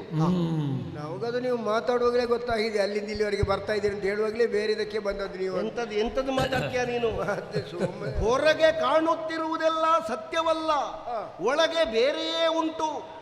ಮಹಾದ್ಭುತವನ್ನು ತುಂಬಿಕೊಂಡಿರುವಂತಹ ಪ್ರಪಂಚದ ವಿಶ್ವದಾದ್ಯಂತವಾಗಿರುವ ಅದ್ಭುತವಾದ ರಹಸ್ಯ ತತ್ವ ಯಾವನೂ ತಿಳಿದಿಲ್ಲ ಅಂತದರ ಅರ್ಥ. ಯಾವಾಗ ಸ್ಫೋಟ ಆಗುವುದು ಅದು ಒಳಗಿದ್ದದ್ದು, ಅದರ ರಹಸ್ಯ ಯಾರಿಗೂ ಗೊತ್ತಿಲ್ಲ. ಯಾವಾಗ ಮಳೆ ಬರ್ತದೆ, ಯಾವಾಗ ಬಿಡ್ತದೆ, ಇವರೊಂದು ಜಾತಿ ಗೊತ್ತಿಲ್ಲ ಯಾರಿಗೂ. ಇವರೊಂದು ಜಾತಿ ಜ್ವಾಲಾಮುಖಿ ಇದ್ದಾಗೆ, ಎಷ್ಟೊತ್ತಿಗೆ ಸ್ಫೋಟ ಆಗ್ತದೆ ಹೇಳಲಿಕ್ಕೆ ಆಗುದಿಲ್ಲ. ಇವರದ್ದು ಸ್ಫೋಟದ ವಿಷಯವೇ ಉಂಟಲ್ಲ. ಹೊರಗಿನಿಂದ ಮಾತಾಡುವವ ನಾನಾದರೂ ಒಳಗಿನಿಂದ ಮಾತಾಡಿಸುವವ ಬೇರೆ ಇದ್ದಾನೆ. ಅರ್ಥ ಆಯ್ತಾ ನಿನಗೆ? ಭಯಂಕರವಾದ ಇದು ಸಾಧ್ಯ. ನಾವೀಗ ಮಾತಾಡ್ತೇವೆ, ಹೌದಾ? ಹೌದು. ನಾನು, ನನ್ನ ಕೈ, ನನ್ನ ತಲೆ, ನನ್ನ ಕಣ್ಣು, ನನ್ನ ನಾಲಿಗೆ, ಯಾರ ನನ್ನ? ನಿಮ್ಮದೇ ಯಾವುದು? ಅದೆಲ್ಲ ನೀವು ಹೇಳಿದ್ದು ನಾಲಿಗೆ ಕಿವಿ ಮೂಗು. ನಾನು ಎನ್ನುವ ನನ್ನದರ ಒಳಗೆ ನಾನೊಂದು ಪ್ರತ್ಯೇಕವಾಗಿದೆ. ಮತ್ತೆ ಎಲ್ಲರೂ ಹೇಳ್ತಾರೆ ಮೊನ್ನೆದು ಬಾಳೆಗೊನೆ ಹಾಕಿದ್ದಕ್ಕೆ ಅದು ಯಾರ್ದು? ಅದು ಬಾಳೆಗೊನೆ ನಂದು, ಇದು ನಾಯಿ ಮರಿ ಅದು ನಂದು, ಅದು ಜಾಗ ಯಾರ್ದು? ನಂದು ಅಂತ ಹೇಳ್ತಾರೆ. ನನ್ನದ್ದು ಅಂತ ಹೇಳುವ ನಾನು ಪ್ರತ್ಯೇಕ ಇದೆ. ಅದಕ್ಕೆ ಆತ್ಮ, ಅದಕ್ಕೆ ಮತ್ತೊಂದರ್ಥದಲ್ಲಿ ಪರಮಾತ್ಮ. ನಿಮ್ಮ ಮಧ್ಯದಲ್ಲಿ ನಾನು ಸಿಕ್ಕಾಕೊಂಡು ಸತ್ನ ಅಂತ ನನಗೆ ನಿಲ್ಲು ಅರ್ಥ ತಡಿ, ನೀನು ಉದ್ಧಾರ ಆಗ್ತದೆ, ನಿನಗೆ ಅರ್ಥ ಆಗ್ತದೆ ನೋಡು. ಕೊನೆಯ ಚಕ್ರದಲ್ಲಿ ಇದ್ದೆ ನಾನು. ಕೊನೆಯ ಚಕ್ರದಲ್ಲಿ ಮತ್ತೆ ಮೂರು ಹೋಯ್ತ ಗಾಳಿ. ನಿನ್ನದು 4 ಚಕ್ರದ ಗಾಡಿಯದ್ದೇ ಮಾತಾಡ್ತಾರೆ. ಅದು ಮೂರು ಚಕ್ರದ ಬಾವಲಿಯಾಗಿ ನೇತಾಡುದ. ಕೊನೆಯ ಒಂದು ಚಕ್ರ ತಗೊಂಡು ನೀವು ಏನು ಮಾಡುದು ಸ್ವಾಮಿ? ಮತ್ತೆ ಈ ಮೂರಲ್ಲಿ ಹೋಗಿದೆ ಅಲ್ಲ. ಷಡ್ಚಕ್ರ ಅಂತ ಕೇಳಿದ್ಯಾ? ಷಡ್ಚಕ್ರ ದೊಡ್ಡದು, 6 ಚಕ್ರ. ಕುಂಡಲಿನಿ ಶಕ್ತಿಯ ಯೋಧ, ಅದು ಮೇಲೆ ನಿಲ್ಲುವಾಗ ಸಹಸ್ರಾರದಲ್ಲಿ ಹೋಗಿ ನಿಲ್ತದೆ. ಕುಂಡಲಿ ಅದು 6ನೇ ಚಕ್ರ. ಅಲ್ಲಿದ್ರು ಅವರು. ಕುಂಡಲಿ ಇರುವ ಶಕ್ತ ಮೇಲೆ. ಕುಂಡಲಿನಿ ಅಲ್ಲ, ನಿನ್ನ ಅಜ್ಜಿ ಕುಂಡಲಿನಿ. ಕುಂಡಲಿನಿ ಅಲ್ಲಿ ಅಲ್ಲಿ ಮಾಲಿನಿ ಉಂಟು ಅಲ್ಲ. ಯಮ, ಯಮ, ನಿಯಮ, ನಿಯಮ, ಯಮ, ನಿಯಮ, ಧ್ಯಾನ, ಧಾರಣ, ಪ್ರತ್ಯಾಹಾರ, ಧಾರಣ, ಅಷ್ಟಾಂಗ ಯೋಗಗಳ ಕೊನೆಯ ಸಮಾಧಿಯಲ್ಲಿದ್ದೆ ನಾನು. ಸಮಾಧಿ ಸ್ಥಿತಿ. ನಾನು ಆಗ ಹೇಳಿದೆಲ್ಲ ನೀವು ಹೇಳಿದ ಜಾಗೆಯಲ್ಲಿ ಅವರು ಸಮಾಧಿ ಮಾಡಿ ಕೂತಿದ್ದಾರೆ. ಸಮಾಧಿಯಲ್ಲಿ ಯೋಗಾರೂಢನಾಗಿದ್ದೆ. ಭಯಂಕರ ಮಾರು. ಇವರ ಶಬ್ದ ಜೀರ್ಣ ಆಗ್ಲಿಕ್ಕೆ ಬಹಳ ಕಷ್ಟ. ನಾನು ಅದನ್ನೇ ಯೋಗಾರೂಢ, ರೂಢಾವಸ್ಥೆ ಮೇಲೆ ಇದ್ರು. ನಾನು ಅವಳನ್ನೇ ನೆನೆಸಿಕೊಳ್ಳುತ್ತಿದ್ದೆ, ಅವಳು ನನ್ನನ್ನು ನೆನೆಸಿಕೊಳ್ಳುತ್ತಿದ್ದೆ. ನಾನು ಯಾರಿಗೂ ಸುದ್ದಿ ಮುಟ್ಟಿಸಿದ್ದಾರೆ ಇವರು ಬರ್ತಾಳೆ ಇಲ್ಲಿಗೆ ಅಂದ್ಕೊಂಡು. ಹಾಗಾಗಿ ಇವಳು ಅಲ್ಲಿ ಕಾಯ್ದಿರೋದು. ಅಯ್ಯೋ ದೇವರೇ, ಇವನಲ್ಲಿ ನಾನು ಬದುಕಲಿಕ್ಕಿಲ್ಲಪ್ಪ. ಇವರು ಯಾರಿಗೋ ಮಾತು ಕೊಟ್ಟು ಯಾರೋ ಇಲ್ಲಿ ನಿಲ್ಲಿಕ್ಕೆ ಹೇಳಿ ಯಾರನ್ನೋ ಬರ್ಲಿಕ್ಕೆ ಹೇಳಿ ನಿಂತದ್ದ. ಮರದಡಿಗೆ ಬರ್ತೇನೆ, ಅವಳನ್ನು ಕಾಯ್ತಾ ಇದ್ದೇನೆ ಅಂತ ಹೇಳುದು ಇಲ್ಲ. ನಮ್ಮಲ್ಲಿ ಕಸ್ತೂರಿ ಕೊಟ್ಟರು ಅದು ವಾಸನೆ ಬರ್ತದೆ ಬಿಟ್ರೆ ಪರಿಮಳ ಬರ್ಲಿಕ್ಕೆ. ನಮ್ಮಲ್ಲಿ ಒಬ್ಬ ಗುಡ್ಡಪ್ಪ ಇದ್ದ, ಅವನಿಗೆ ಯಾರೋ ಪತ್ರ ಬರೆದು ಅವನು ಬೆಳಿಗ್ಗೆ ಹೋದವ ಸಂಜೆವರೆಗೆ ಕಾದು ಕಾದು ಸಾಯಂಕಾಲ ಬರೋಗಿ ಈಗ ಮಾಡ್ಕೊಂಡು ಬರ್ತಿದ್ದ. ಅದು ಬಹುಶಃ ನೀನೇ ಕಾಯಿಸಿದ್ದು ಅಂತ ಕಾಡ್ತದೆ ನನಗೆ. ಅದಲ್ಲೂ ಹಾಗಲ್ಲ. ಅವಳು ಯಾರು? ಯಾರು? ನಾವು ತಾಯಿ ಎಂದು ಯಾವಳನ್ನು ಹೇಳ್ತೇವೋ, ಯಾವಳನ್ನು ಮಾತೃಶಕ್ತಿ ಅಂತ ಒಪ್ಪಿದ್ದೇವೋ, ಯಾವಳು ಈ ದಾತ್ರಿಯ ಸೃಷ್ಟಿಗೆ ಕಾರಣೀಭೂತಳು, ಯಾವಳು ಓಂಕಾರಾಕ್ಷರ ಪ್ರತಿಪಾದಿತವಾದ ಶುದ್ಧ ಬ್ರಹ್ಮ ಇದ್ದಾಳು, ಅವಳು ಜಗಜ್ಜನನಿ ತಾಯಿ ಮಾತೃಭೂಮಿ. ಅದೇ ಅಮ್ಮ. ಅವಳನ್ನು ಹೇಳುವುದವರು. ಅವಳೊಂದಿಗೆ ನಾನಿದ್ದರೆ ಹೊಸದರ ಸೃಷ್ಟಿಯಾಗುತ್ತದೆ. ಅವಳೊಂದಿಗೆ ತಾನಿದ್ದರೆ. ನೀವು ಹೇಳ್ತೀರಿ ಅಮ್ಮನನ್ನು ಕಾಯ್ತಾ ಇದ್ದಾರೆ ಅಂತ. ಇವಳು ಹೇಳ್ತಾರೆ ಅವಳು ಬಂದ್ರೆ ಹೊಸತೊಂದು ಸೃಷ್ಟಿ ಆಗ್ತದೆ ಅಂತೇಳಿ. ಇವರು ಭಯಂಕರ. ಅಯ್ಯೋ, ಹೊಸತರ ಸೃಷ್ಟಿ ಅಂತ ಹೇಳಿದರೆ ನಿನ್ನ ಈ ಸೃಷ್ಟಿ ಅಲ್ವೋ, ಅದು ಆ ಸಂಭಾಷಣೆಯಲ್ಲಿ ಆ ದೇವಿಯೊಟ್ಟಿಗೆ ಸಮಾಗಮವನ್ನು ಹೊಂದಿ ಅಥವಾ ಜೀವವನ್ನು ಅವಳೊಟ್ಟಿಗೆ ಭಾವದಿಂದ ಬೆರೆಸಿ ಅದು ಏನು ಸೃಷ್ಟಿಯ ಮೂಲದಲ್ಲಿರಬಹುದಾದಂಥ ಆವಿಷ್ಕಾರಗಳನ್ನು ಕಂಡುಕೊಳ್ಳುವ ಹೊಸ ಹೊಸ ಬಗೆ ವಿಜ್ಞಾನ ಅಂತ ಕೆಲವರು ಹೇಳ್ತಾರಲ್ಲ. ಹೌದು. ಜ್ಞಾನಯುಕ್ತವಾಗಿರುವಂತಹ ವಿಶ್ಲೇಷಣಾ ಮೂಲವಾದ ಅಜ್ಞಾನವನ್ನು ಹೋಗಲಾಡಿಸಬಹುದಾದಂತಹ ವಿಶೇಷ ತತ್ವಗಳು ಸೃಷ್ಟಿಸಲ್ಪಡುವುದಕ್ಕಿತ್ತು. ನಿಮ್ಮ ಜೊತೆಯಲ್ಲಿ 4 ಸಲ ಕೂತ್ಕೊಂಡ್ರೆ ಅದಕ್ಕೆ ಉತ್ತರ ನಾನು ಕೊಟ್ಟೇನೆ. ಈಗ ತಲೆಗೆ ಓಡುವುದಿಲ್ಲ ನನಗೆ. 6 ಜನರ ಉಪದ್ರವನ್ನು ಸಹಿಸುವುದಕ್ಕಾಗುವುದಿಲ್ಲ. 6 ಮಂದಿಗಳ ಉಪದ್ರವವನ್ನು ಸಹಿಸುವುದಕ್ಕಾಗುವುದಿಲ್ಲ. ಭಯಂಕರ. ಇವರಿಗೆ ಶತ್ರುಗಳಿದ್ದಾರೆ ಯಾರು? ಆಹಾ, ಕಾಮಕ್ರೋಧ ಲೋಭ ಮೋಹ ಮದ ಮತ್ಸರಗಳೆನ್ನುವ ಷಡ್ವರ್ಗಗಳ ಉಪದ್ರ. ಷಡ್ವೈರಿಗಳು. ನೀನು 6 ಮಂದಿ ಅಂತ ಹೇಳಿದ್ರೆ ನಿನ್ನ ಅಪ್ಪನ 6 ಮಂದಿ ಮಕ್ಕಳು ಅಂತ ಕಳಿಸಿದೆ. 5 ಭೂತಗಳು ಅನವರತವೂ ನಮ್ಮನ್ನು ಆವರಿಸಿ ನಿಂತಿದೆ. ಯಾವುದು 5 ಭೂತ? ಯಾವುದು? ಕೊಡಮಂದಾಯ, ಪಂಜುರ್ಲಿ, ಬೊಬ್ಬರಿಯ, ಲೆಕ್ಕೇಶ್ವರಿ, ಮರಳು ಚಿಕ್ಕು. ಭೂಮಿ, ನೀರು, ಬೆಂಕಿ, ಗಾಳಿ, ಆಕಾಶ, ಪಂಚಭೂತಗಳು ಇವರ ಕುಟುಂಬದ ದೈವಗಳೆಲ್ಲ ಸುತ್ತುವರಿದು ನಿಂತಿದ್ದಾವೆ. ನಿನ್ನದು ಲೆಕ್ಕೇಸಿರಿ ಕೊಡಮಂದಾಯ ಎಲ್ಲ ಕುಟುಂಬದಲ್ಲಿ ಇರಲೂಬಹುದು ಅಂತೇಳಿ. ಹಾಗಾಗಿಯೇ ನಾನು ಒಬ್ಬಳನ್ನು ಕೈ ಹಿಡಿದೆ, ಅವಳ ಕೈ ಬಿಡುವುದಕ್ಕಾಗುವುದಿಲ್ಲ. ಮತ್ತೊಬ್ಬಳನ್ನು ಕೈ ಹಿಡಿದೆ, ಅವಳು ಸರಿಯಾಗಿ ನಿಲ್ಲುವುದಿಲ್ಲ. ಇನ್ನೊಬ್ಬಳನ್ನು ಕೈ ಹಿಡಿದೆ, ಅವಳು ಎಷ್ಟಕ್ಕೂ ನಮ್ಮೊಂದಿಗೆ ಇರುವುದಿಲ್ಲ. ಹಾಗಾಗಿ ನಾಲ್ಕನೇ ಅವಳ ಕೈ ಹಿಡಿಯುವುದಕ್ಕೆ ಹೊರಟಿದ್ದೆ. ಇವ ದೊಡ್ಡ ಬೋರಿ ಬಸವ ಇವ ಆಯ್ತಲ್ಲ, ಸ್ವಾಮಣಿದವ ಇಲ್ವ ಇವ ಏನ್ ಹೇಳಿದ್ರು ಅವರು? ಇವ ದೊಡ್ಡ ಹೋರಿ ಒಬ್ಬಳನ್ನು ಕೈ ಹಿಡಿದೆ, ಎರಡನೇವಳು ಬಿಟ್ಟೆ, ಮೂರನೇವಳು ನಿಲ್ಲುವುದಿಲ್ಲ, ನಾಲ್ಕನೇವಳು ನೋಡುವುದಕ್ಕೆ ಹೊರಟಿದ್ದೇನೆ. ಏನು ಅವಳು ನಾಲ್ಕನೇ ಧರ್ಮಾರ್ಥ ಕಾಮ ಮೋಕ್ಷಕ್ಕೆ ಹೋಗಬಹುದಾದಂತಹ 4 ಅಂಗಗಳಲ್ಲಿ 3 ದಾಟಿ ಮೋಕ್ಷವನ್ನು ಪಡೆಯುವುದಕ್ಕೆ ಧರ್ಮವೆನ್ನುವ ಸಾಧನ ಎನ್ನುವ ಒಬ್ಬಳು, ಅರ್ಥವೆನ್ನುವ ಸಾಧನ ಎನ್ನುವ ಇನ್ನೊಬ್ಬಳು, ಕಾಮ ಎನ್ನುವ ಸಾಧನ ಎನ್ನುವ ಮಗದೊಬ್ಬಳು. ಒಬ್ಬಳಿಂದ ಇನ್ನೊಬ್ಬಳು, ಇನ್ನೊಬ್ಬಳಿಂದ ಮಗದೊಬ್ಬಳು. ಅದನ್ನು ತುಳಿದಾವಾಗ 4ನೇಯದ್ದು ಮೋಕ್ಷ. ನಾನು ತಿಳ್ಕೊಂಡದ್ದು ಹೇಗೆಂದ್ರೆ, ಮೊನ್ನೆ ಒಬ್ಬಳು 3 ಮಕ್ಕಳನ್ನು ಬಿಟ್ಟು ಬೇರೊಬ್ಬರ ಜೊತೆಲಿ ಓಡಿ ಹೋದ್ಲಲ್ಲ, ಅವಳನ್ನು ಹುಡುಕ್ತಾ ಬಂದದ್ದು ಅಂತ ತಿಳ್ಕೊಂಡೆ ನಾನು. ಇವನಿಗೆ ಒಬ್ಬಳು ಅಂತ ಹೇಳಿದ್ರೆ ಸಾಕು, ಹೆಂಡತಿಂತಲೇ ಆಯ್ತು. ನಾನು ಯಾವುದನ್ನೋ ಪಡೆಯಬೇಕು ಎನ್ನುವುದಾಗಿ ಹಂಬಲಿಸುವಾಗ ನಿಮ್ಮ ಪ್ರಾರ್ಥನೆ ಕಣ್ಣು ಬಿಡುವ ಹಾಗಾಯಿತು. ಆದರೆ ಒಂದೇ ಒಂದು ಬೇಸರ, ಅವಳು ಸಿಗುವ ಮೊದಲೇ ನೀವು ಬಂದಿರಲ್ಲ. ಗೊತ್ತಾಯ್ತಾ? ನೀವು ನಾನು ಹೇಳಿದೆ ಗಡಿಬಿಡಿ ಮಾಡಬೇಡಿ ಅಂತೇಳಿ, ನೀವು ಶಂಕ ಜಾಗಟೆ ಇಟ್ಕೊಂಡು ಹೋಗು ಅಂತೇಳಿ. ಬಹುಶಃ ಅವಳು ಬಂದಿದ್ದವಳು ಓಡಿ ಹೋದ್ಲು, ಇವರಿಗೆ ಸಿಗಲಿಲ್ಲ. ಅದು ಹಾಗಲ್ಲ. ಅವಳಲ್ಲಿ ತನ್ನ ಆತ್ಮನಿವೇದನೆಯನ್ನು ಮಾಡಿಕೊಳ್ಳುವ ಹಂತದಲ್ಲಿ ನಮ್ಮ ಭಾವಭಕ್ತಿಯ ಪ್ರತೀಕವಾಗಿರುವಂತಹ ಆ ಎಳೆತ ಅವರನ್ನು ಕೆಳಗೆ ಎಳೆದ ಕಾರಣ ಅವಳು ಸಿಕ್ಕುವ ಮೊದಲೇ ನೀವು ನನ್ನನ್ನು ಆವರಣ ಮಾಡಿದಿರಲ್ಲ. ಇವರಿಗೆ ನನ್ನ ಧ್ಯಾನದಿಂದ ಉತ್ಥಾನವಾಗುವ ಹಾಗಾಗಬೇಕಾಯ್ತಲ್ಲ. ಇವರ ಆತ್ಮವನ್ನು ಲೋಕಾರ್ಪಣೆ ಮಾಡಲಿಕ್ಕೆ ತಯಾರಾದ ಇಂಥ ಜೀವ ಬಿಡ್ಲಿಕ್ಕೆ ತಯಾರಾದ ಮತ್ತೆ ಹೇಳಿದ್ರು. ಯೋಗ ಅನುಸಂಧವ. ಕಣ್ಣು ಬಿಡುವಾಗ ನೀನೊಬ್ಬ ಪ್ರಾಣಿ. ತೆಗ್ದೊಂದು ಬಿಡಬೇಕಾರ ನಿಮ್ಮನ್ನು ಪ್ರಾಣಿ ಅಂತ ಹೇಳ್ತಾರಲ್ಲ, ಬಿಡ್ಲ ಒಂದು. ನಾನು ಪ್ರಾಣಿ ಅಲ್ವಾ? ನಾನು ಪ್ರಾಣಿ ಅಲ್ವಾ? ನೀವು ಪ್ರಾಣಿ ಆದರೆ ಹೀಗೆ ಮಾತಾಡ್ತೀರಿ. ನನಗೆ ಪ್ರಾಣ ಇಲ್ವಾ? ಉಂಟು. ಪ್ರಾಣ ಉಳ್ಳದ್ದೆಲ್ಲ ಪ್ರಾಣಿ, ಪ್ರಾಣ ಉಳ್ಳದ್ದೆಲ್ಲ ಪಶುಗಳು. ಪಶುಗಳು ಎನ್ನುವ ಅರ್ಥದಲ್ಲೇ ಪಶುಗಳನ್ನು ಸರಿಯಾಗಿ ನೋಡಿಕೊಳ್ಳುವ ಕಾರಣ ಶಿವನಿಗೆ ಪಶುಪತಿ ಅಂತ ಹೆಸರು. ಎಲ್ಲ ಪಶುಗಳು, ಕೆಲವು ಪಶುಗಳು 4 ಕಾಲಲ್ಲಿ ನಡೀತಾವೆ, ಕೆಲವು ಪಶುಗಳು 2 ಕಾಲಲ್ಲಿ ನಿಂತಿದ್ದಾವೆ. ಕೆಲವು ಪಶುಗಳಿಗೆ ಬಾಲಕೋಡು ಉಂಟು, ಕೆಲವು ಪಶುಗಳಿಗೆ ಅದಿಲ್ಲ ಅಷ್ಟೇ. ಈಗ ಸೊಳ್ಳೆ ಪ್ರಾಣಿಯೋ ಪಕ್ಷಿಯೋ ರಾಯರೇ? ಸೊಳ್ಳೆ ಪ್ರಾಣಿಯೋ ಪಕ್ಷಿಯೋ? ಅದೊಂದು ಜೀವ, ಅದಕ್ಕೆ ಸೊಳ್ಳೆ ಅಂತ ಹೇಳುದು. ಯಾಕಂದ್ರೆ ನಾನು ತುಂಬಾ ಪ್ರಾಣಿ ಪಕ್ಷಿಗಳ ವರ್ಗಕ್ಕೆ ಸೇರುವುದಿಲ್ಲ. ನಾನು ತುಂಬಾ ಸೊಳ್ಳೆ ಕೊಂದಿದ್ದೇನೆ, ಅದಕ್ಕೆ. ಹಾವು ಪ್ರಾಣಿಯ ಪಕ್ಷಿಯೋ ಅದು ಗೊತ್ತಿಲ್ಲ. ಪ್ರಾಣ ಉಂಟಲ್ಲ, ಅದು ನೆಲದಲ್ಲಿ ಹರಿದಾಡುವುದು. ನೀನು ಪ್ರಾಣಿ, ಅವನು ಮೃಗ. ಬಿಡ್ತೇನಿಗೆ ಒಂದು ಯಾರಂತ ನೋಡ್ಲಿಕ್ಕಿಲ್ಲ ನಾನು. ನೀನು ಮಾಡಿಕೊಂಡದ್ದು ನೀನು ಮೃಗ ಅಂತ ಅವರಿಗೆ ಸರಿ ಗೊತ್ತಾಗಿದೆ. ಇವರು ಪ್ರಾಣಿ, ನಾನು ಮೃಗ. ಮೃಗ ಬೇರೆ, ಪ್ರಾಣಿ ಬೇರೆ. ಅಂದ್ರೆ ಇಷ್ಟೇ, ಪ್ರಗತಿಶೀಲವಾದದ್ದು ಮೃಗ, ಪುರೋಗತಿಶೀಲವಾದದ್ದು ಪ್ರಾಣಿ. ನನ್ನ ತಲೆ ಮೇಲುಂಟು, ನಿನ್ನ ತಲೆ ಮುಂದೆ ಉಂಟು ಅಂತ ಹೇಳುದವರು. ಅಂದ್ರೆ ನಾನು ಪ್ರಾಣಿ, ತಲೆ ಮುಂದೆ ಇರೋದು ಪ್ರಾಣಿಯ. ಇವರು ಏನೋ ಬೇಡದು ಮಾತಾಡ್ತಿದ್ದಾರೆ, ನನಗೆ ಸಿಟ್ಟು ಬರಿಸಬೇಡಿ. ಮೃತ್ತಿಗೆಯ ಮೇಲೆ ಗಮಿಸುವವರೆಲ್ಲ ಮೃಗಗಳು. ಒಳ್ಳೆ ಮಾತಾಡ. ಭೂಮಿಯಲ್ಲಿ ನಡೆದಾಡುವವರೆಲ್ಲ ಮೃಗಗಳು. ನಿನ್ನ ತಲೆಯಲ್ಲಿ ಒಂದು ಮಣ್ಣಿನ ಹೆಂಟೆ ಉಂಟು. ಇವನು ಒಂದು ಬಿಡ್ಲ, ಒಂದು ಕೆಪ್ಪಿಗೆ ಬಿಡ್ಲ. ಯಾಕೆ ಇಷ್ಟು ದೊಡ್ಡ ಕಿರೀಟವನ್ನು ಇಟ್ಕೊಂಡಿದ್ದೀರಿ ನೀವು? ಇವರ ತಲೆ ಮೇಲೆ ಮಣ್ಣಿನ ಹೆಡಿಗೆ ಉಂಟು ಅಂತ ಹೇಳ್ತಾರೆ. ಇವರೇನು ಗೊಬ್ಬರ ಹೊರುವವರ? ಈಗ ಮಳೆ ಬರುವಾಗ ತೋಟಕ್ಕೆ ಗೊಬ್ಬರ ಹಾಕ್ಲಿಕ್ಕೆ ಬಂದವರು. ನಿನ್ನ ಲೆಕ್ಕ ಪ್ರಕಾರ ಇದೆಂತದ್ದು ನನ್ನ ತಲೆಯಲ್ಲಿ? ಕಿರೀಟ. ಯಾವುದರದ್ದು? ಚಿನ್ನ, ಬೆಳ್ಳಿದ್ದು.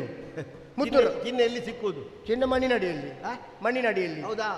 ಮಣ್ಣಿಗೂ ಚಿನ್ನಕ್ಕೂ ವ್ಯತ್ಯಾಸವನ್ನು ಕಾಣದೇ ಇರುವ, ಕಾಣುವುದಕ್ಕೆ ಮನಸ್ಸಿಲ್ಲದೆ ಇರುವ, ಎಲ್ಲವನ್ನು ಒಂದಾಗಿ ಕಾಣುವ ಅವರು ಚಿನ್ನ ಎಂದರೇನು, ಮಣ್ಣೆಂದರೇನು? ಪಾಪ ಅವರಿಗೆ ಅನ್ನವೂ ಒಂದೇ, ಸಗಣಿಯೂ ಒಂದೇ. ನಾವು ವಿಮರ್ಶೆ ಮಾಡಲಿಕ್ಕೆ ನಾವು ಯಾರು? ನಾವು ಅದನ್ನು ಪ್ರಭೇದ ಮಾಡಿದರೆ ಮಾತ್ರ ಅವರು ಎಲ್ಲವನ್ನೂ ಒಂದೇ ಅಂತ ತಿಳಿಯುವವರು. ನಮಗೆ ಚಿನ್ನದ ಕಿರೀಟವು ಒಂದೇ, ಬುಟ್ಟಿಯ ಮೇಲಿರುವ ಗೊಬ್ಬರವೂ ಒಂದೇ. ಅವನ ತಲೆಯ ಮೇಲೆ ಗೊಬ್ಬರ, ನಿನ್ನ ತಲೆಯ ಒಳಗೆ ಗೊಬ್ಬರ. ಗೊಬ್ಬರ ಅಲ್ಲ, ನನ್ನ ತಲೆಯ ಮೇಲೆ ಗೊಬ್ಬರ, ನಿನ್ನ ತಲೆಯ ಒಳಗೆ ಮೆದುಳಿನ ಬದಲಾಗಿ ಗೊಬ್ಬರ ಅಂತ ಹೇಳುದು. ಹಾಗಾದ್ರೆ ಸುತ್ತಮುತ್ತ ನರನಾಡಿಗಳೆಲ್ಲ ದನಗಳ, ಹಸುಗಳ? ಹಾಗಲ್ಲ, ನಿನ್ನ ತಲೆಯ ಒಳಗೆ ಚಿನ್ನದ ಅಪೇಕ್ಷೆ ಉಂಟು ಅಂತ ಹೇಳಿದೆ.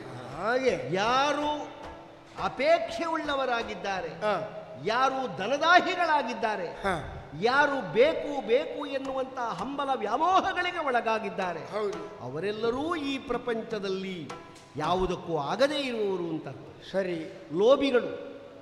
ಆದರೂ ನಿಮ್ಮ ಪ್ರಾರ್ಥನೆಗೆ ಮೆಚ್ಚಿದ್ದೇನೆ, ಚಾರು ಭಕ್ತಿಗೆ ಮೆಚ್ಚಿದ್ದೇನೆ. ಅಕ್ಕ ಚಾರುಮತಿಗೆ ಎಂಥದ್ದು? 4 ಬತ್ತಿ. ಅದು ಯಾವ ಭಾಷೆಯಲ್ಲಿ ಚಾರು ಚಾರು ಅಂದ್ರೆ ಅದು ಚಾರುಮತಿ, ದೇವರಿಗೆ 4 ಬತ್ತಿ ಇಟ್ಟು ಬರ್ತೇನೆ ಅಂತ ಹೇಳ್ತಾರೆ ಕೆಲವರೆಲ್ಲ. ಚಾರುಶೀಲೆ ಅಂದ್ರೆ ಏನು? 4 ಶೀಲವನ್ನು ಕಳ್ಕೊಂಡು. ಚಾರುಶೀಲೆ ಅಂದ್ರೆ ಒಳ್ಳೆಯ ಶೀಲ ಉಳ್ಳವಳು. ಹಾಗಾದ್ರೆ ಚಾರುಭಕ್ತಿ ಅಂದ್ರೆ? ಚಾರು ಭಕ್ತಿ ಅಂದ್ರೆ ನಿಮ್ಮ ಒಳ್ಳೆಯ ಭಕ್ತಿ, ನಿಮ್ಮ ಶುದ್ಧಾಂತಕರಣದಿಂದ ಹೊರಟಿರುವಂತಹ ನಿಸ್ಪೃಹವಾದಂತಹ ಭಕ್ತಿ. ಈಗ ಅಷ್ಟು ಒಳ್ಳೆಯವನಾದ್ರೆ ಮೊನ್ನೆ ನಮ್ಮ ಮಿತ್ರನೊಬ್ಬ ಹೇಳ್ತಾನೆ, ನಾನು ನಿಲ್ಲು ಮರ ಗಡಿಬಿಡಿ ಮಾಡಬೇಡ, ನಾನು ದೇವರಿಗೆ ಬತ್ತಿ ಇಡ್ತಾ ಇದ್ದೇನೆ ಅಂತ. ಅದು ಬೇರೆ ಪುಣ್ಯಾತ್ಮ. ದೇವರಿಗೆ ದೇವರಿಗೆ ಬತ್ತಿ ಇಡುವುದು ಅಂತ ಹೇಳಿದ್ರೆ ಪ್ರಾರ್ಥನೆ ಮಾಡುವುದಕ್ಕಿಂತ ಮೊದಲು ಎಣ್ಣೆಯಲ್ಲಿ ಮುಳುಗಿಸಿ ದೇವರಿಗೆ ಒಂದು ಬೆಳಕು ತೋರಿಸುವುದಕ್ಕೆ, ದೇವರ ಬೆಳಕನ್ನೇ ನಾವು ಹೊತ್ತಿಸಿ ದೇವರನ್ನು ನೋಡಿ ದೇವರ ಬೆಳಕಿನಲ್ಲಿ ನಾವು ನಮ್ಮನ್ನು ದೇವರಿಗೆ ತೋರಿಸುವುದಕ್ಕೆ ಒಂದು ಬೆಳಕಿದು. ಅದಕ್ಕೆ ಗ್ರಾಮ್ಯವಾದ ಭಾಷೆಯಲ್ಲಿ ನಾನು ದೇವರಿಗೆ ಬತ್ತಿ ಇಡುತ್ತಾ ಇದ್ದೇನೆ. ಅಬ್ಬೋ, ಇವಾಗ ದೊಡ್ಡ ದೇವರಿಗೆ ಬತ್ತಿ ಇಡುವ ಅಂತ ಹೇಳಿದ. ಮೆಚ್ಚಿದ್ದೇನೆ. ಏನು ಬಂದಿರಿ, ಎಲ್ಲಿಂದ ಬಂದಿರಿ, ಯಾರು ನೀವು, ಎಲ್ಲವನ್ನೂ ಹೇಳುವಿರಾ? ಚಳಿ ಉಂಟು ಅದಕ್ಕೆ ಮಂದಿರಿ. ಇಲ್ಲ, ಗುರುವರ್ಯ ಭಿನ್ನ ಗುರುವರ್ಯ ಸಂಸಾರಿಗಳು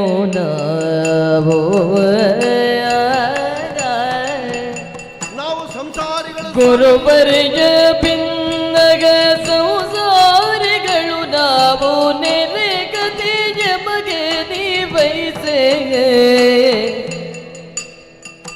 ವರ ಚಾತುರ್ಮಾಸ್ಯವನ ಸಗಲು ಯೋಮಯ ಪುರಕ್ಕೆ ಬದರೆ ಧನ್ಯನಗೆನು ಗುರುವರ್ಯ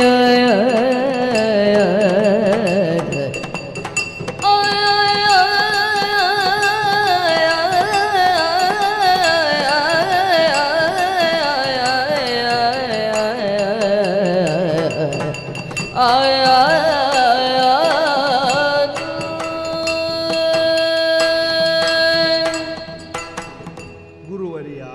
ಹಾ, ನಾನು ನೀನು ಅಂದರೆ ಈ ಪ್ರದೇಶವನ್ನು ದ್ವಾರಾವತಿ ಅಂತ ಹೇಳ್ತಾರೆ ಪ್ರಭು. ಓಹೋ, ಇದು ದ್ವಾರಕ. ದ್ವಾರಕ. ನಮ್ಮ ದೇಹವು ದ್ವಾರಕ. ನವದ್ವಾರಗಳಿಂದ ಒಡಗೂಡಿದಂತಹ ದೇಹವನ್ನು ದ್ವಾರಕ, ನವದ್ವಾರದಿಂದ ಒಡಗೂಡಿದ್ದು. ನಮ್ಮ ಅರಮನೆಗೆ 9 ಬಾಗಿಲು, ನಮ್ಮ ಶರೀರಕ್ಕೂ 9 ಬಾಗಿಲು. ಹೌದು ಸ್ವಾಮಿ. ನಮ್ಮ ದೇಹದ ಒಳಗೂ ಕೆಟ್ಟದ್ದು ಒಳ್ಳೆಯದು ಇರ್ತದೆ, ಹಾಗೆ ದ್ವಾರಕೆಯಲ್ಲಿಯೂ ಒಳ್ಳೆಯದು ಕೆಟ್ಟದ್ದು ಎರಡೂ ಉಂಟು. ನನ್ನೇ ನೋಟ ಇಟ್ಕೊಂಡು ಹೇಳ್ತೇನೆ, ನಾನು ಗೊತ್ತು. ಉಪಮಾಲಂಕಾರ. ನೀನು ಕೆಟ್ಟವ ಬೇಡ, ಅದು ಮೊದಲೇ ಬೊಬ್ಬೆ ಆಗ್ತದೆ, ಮಾತಾಡಬೇಡ. ನಂಗೆ ಸಿಟ್ಟು ಬಂದ್ರೆ ಗೊತ್ತಾಯ್ತಾ? ಅದು ನಿನ್ನನ್ನು ಕೆಟ್ಟವ ಅಂತ ಹೇಳಿದ್ದಲ್ಲ, ಒಂದು ರೂಪಕವಾಗಿ ತೋರಿಸುವಾಗ ಒಂದು ಒಳ್ಳೆಯದು ಒಂದು ಕೆಟ್ಟದ್ದು. ಅಭಿನಯ ವಿಶಾರದ ಇದು. ದೇಹದ ಒಳಗೂ ಬೇಡದ್ದು ಬೇಕಾದದ್ದೆಲ್ಲ ಇದೆ ಸ್ವಾಮಿ.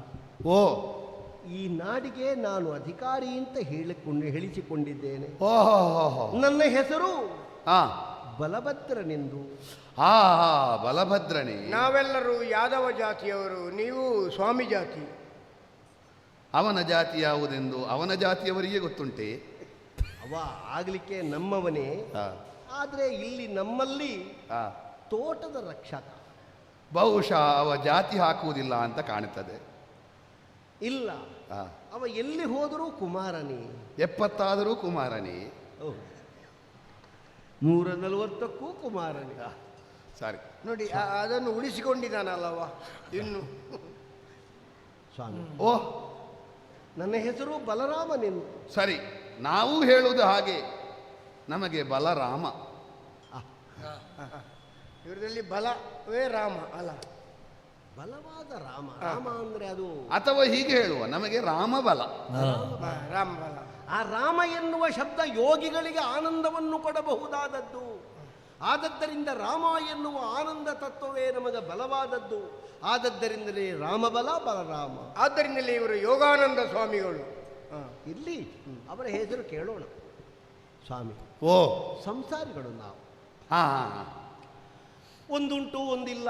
ಹಾ, ಯಾವಾಗ ನೋಡಿದರೂ ಕಿರೀಟ ಹೊತ್ತವರಿಗೆ ಕಿರುಕುಳ ತಪ್ಪಿದ್ದಲ್ಲ. ಹೌದು. ಕಿರುಕುಳ ಬದಿಯಲ್ಲೇ ಇರ್ತದೆ. ಅದು ತುಂಬ ಜನ ಕಟ್ಟಿ ಒಂದು ಸಣ್ಣ ಬೆವರಿಗೆ ಹುಳ ಆಗಿರ್ತದೆ, ಅದು ಕಿರು ಹುಳ. ಅದು ಆಗಾಗ ತುರಿಸ್ತಾ ಇರ್ತದೆ. ಅದು ನಿನ್ನನ್ನು ಹೇಳಿದವರು ಕಿರುಕುಳ ಬದಿಯಲ್ಲಿ ಇರ್ತದೆ ಅಂತ. ಹಾಂ ಓ, ನಮಗೆ ಜೀವನದಲ್ಲಿ ಏನು ಒಳಿತು ಕೆಡುಕು? ಹಾಂ, ಒಳ್ಳೆಯ ಕೆಲಸಗಳನ್ನು ಮಾಡುವುದು ಒಳಿತು, ಕೆಟ್ಟ ಕೆಲಸಗಳನ್ನೆಲ್ಲ ನಿರ್ಮೂಲ ಮಾಡುವುದು ನಮಗೆ ಕರ್ತವ್ಯ. ಹಾಂ, ಹಾಗಾದರೆ ಜೀವನದಲ್ಲಿ ಹುಟ್ಟಿ ಬದುಕು ಎನ್ನುವಂತಹ ಒಂದು ವಿಷಯವನ್ನು ದಾಟಿ ಸಾವು ಎನ್ನುವ ದವಡೆಗೆ ಸೇರುವುದಕ್ಕಿಂತ ಮೊದಲು ಏನು ಮಾಡಿದ ಎನ್ನುವುದನ್ನು ನಾವು ವಿಶ್ಲೇಷಪೂರ್ಣವಾಗಿ ನೋಡಿದಾಗ ಸತ್ಕರ್ಮಗಳನ್ನು ಮಾಡು, ಸತ್ಶೀಲತೆಯಿಂದ ನಡೆ, ಸತ್ಪ್ರಯೋಜನನಾಗು, ಹೀಗೆಲ್ಲ ಸತ್ಸಂಗವನ್ನು ಮಾಡುವುದರ ಮೂಲಕ ಸತ್ಪುರುಷರ ಸಂಘವನ್ನು ಮಾಡಿದರೆ ಒಳಿತು. ಸತ್ತು ಹೋಗುವ ಮೊದಲು ಸತ್ತು ಹೋಗುವ ಮೊದಲು ಸಾಯಬೇಕಾದ ದೇಹವೊಂದು ಮಾಡಬೇಕಾದ ಸತ್ಕರ್ಮ ಸಾಧನೆಗಳು. ನಿಮ್ಮಂತಹ ಯತಿಗಳನ್ನು ಕಂಡಾಗ ನಿಮ್ಮದ್ದಾದಂತಹ ಜೀವನ ಶೈಲಿ ನನಗೆ ನೆನಪಾಗ್ತದೆ ಸ್ವಾಮಿ. ಏನದು? ತಿಂಗಳು 12 ವರ್ಷಕ್ಕೆ ಅದನ್ನು 3 ಆಗಿ ವಿಂಗಡಿಸಿದ್ರೆ 4 ಸೆಕೆಗೆ ಹೋಯ್ತು, ಹೌದು, 4 ಮಳೆಗೆ ಹೋಯ್ತು, 4 ಚಳಿ, 4 ಚಳಿಗೆ ಹೋಯ್ತು. ಹಾಗಾದ್ರೆ ಈ ಮಳೆಗಾಲ ಎನ್ನುವಂತಹ 4 ಮಾಸಗಳು ಯತಿಶ್ರೇಷ್ಠರಿಗೆ ಚಾತುರ್ಮಾಸ್ಯ. ಅಂದ್ರೆ ಈ ಹೊತ್ತಿನಲ್ಲಿ ಕೆಲವೆಲ್ಲ ಜೀವಿಗಳು ಹುಟ್ಟುತ್ತಾ ಇರ್ತದೆ. ನಡೆದಾಡುವ ಹೊತ್ತಿನಲ್ಲಿ ಎಲ್ಲಿಯಾದರೂ ಗೊತ್ತಿಲ್ಲದೆ ನಿಮ್ಮ ಕಾಲಡಿಯಲ್ಲಿ ಒಂದು ಜೀವ ಹೋದರೂ ಅದು ಪಾಪ ಪ್ರಜ್ಞೆಗೆ ಕಾರಣವಾಗುತ್ತದೆ ಎನ್ನುವ ಕಾರಣಕ್ಕಾಗಿ ಇದ್ದಲ್ಲೇ ಇರುವ ಕ್ರಮ. ಭೂತದಯಾಪರರಾದಂತಹ ತಾವುಗಳು ಯಾರ ಸಾವಿಗೂ ಕಾರಣರಾಗಲಾರಿ. ಹೌದು, ನಮ್ಮ ಯೋಗ, ನಮ್ಮ ಭಾಗ್ಯ. ಜೀವನದಲ್ಲಿ ಇಷ್ಟು ಬೇಗನೆ ನಿಮಗೆ ಇಂತಹ ಒಂದು ನೈರಾಶ್ಯ ಭಾವ ಬಂದಿದೆ ಅಂತಾದ್ರೆ ನಿಮ್ಮಂಥವರನ್ನು ಸೇವಿಸುವುದು ನಮಗೆ ಅತ್ಯಂತ ಶ್ರೇಯಸ್ಕರವಾದ ಕಾರ್ಯ. ವಿರಾಗ ಅಂದ್ರೆ ಹಾಗೇ ಅರ್ಥ ಅಲ್ವಾ? ವಿಶೇಷ ರಾಗ. ಹೌದು, ವಿಶಿಷ್ಟವಾದ ರಾಗವನ್ನು ನೀವು ಹೊಂದಿದ್ದೀರಿ ಸ್ವಾಮಿ. ಕರಮುಗಿದು ತಲೆಬಾಗಿಸಿ ಸೊಂಟ ತಗ್ಗಿಸಿ ನಿಮ್ಮಲ್ಲಿ ಪ್ರಾರ್ಥನೆ. ಏನದು?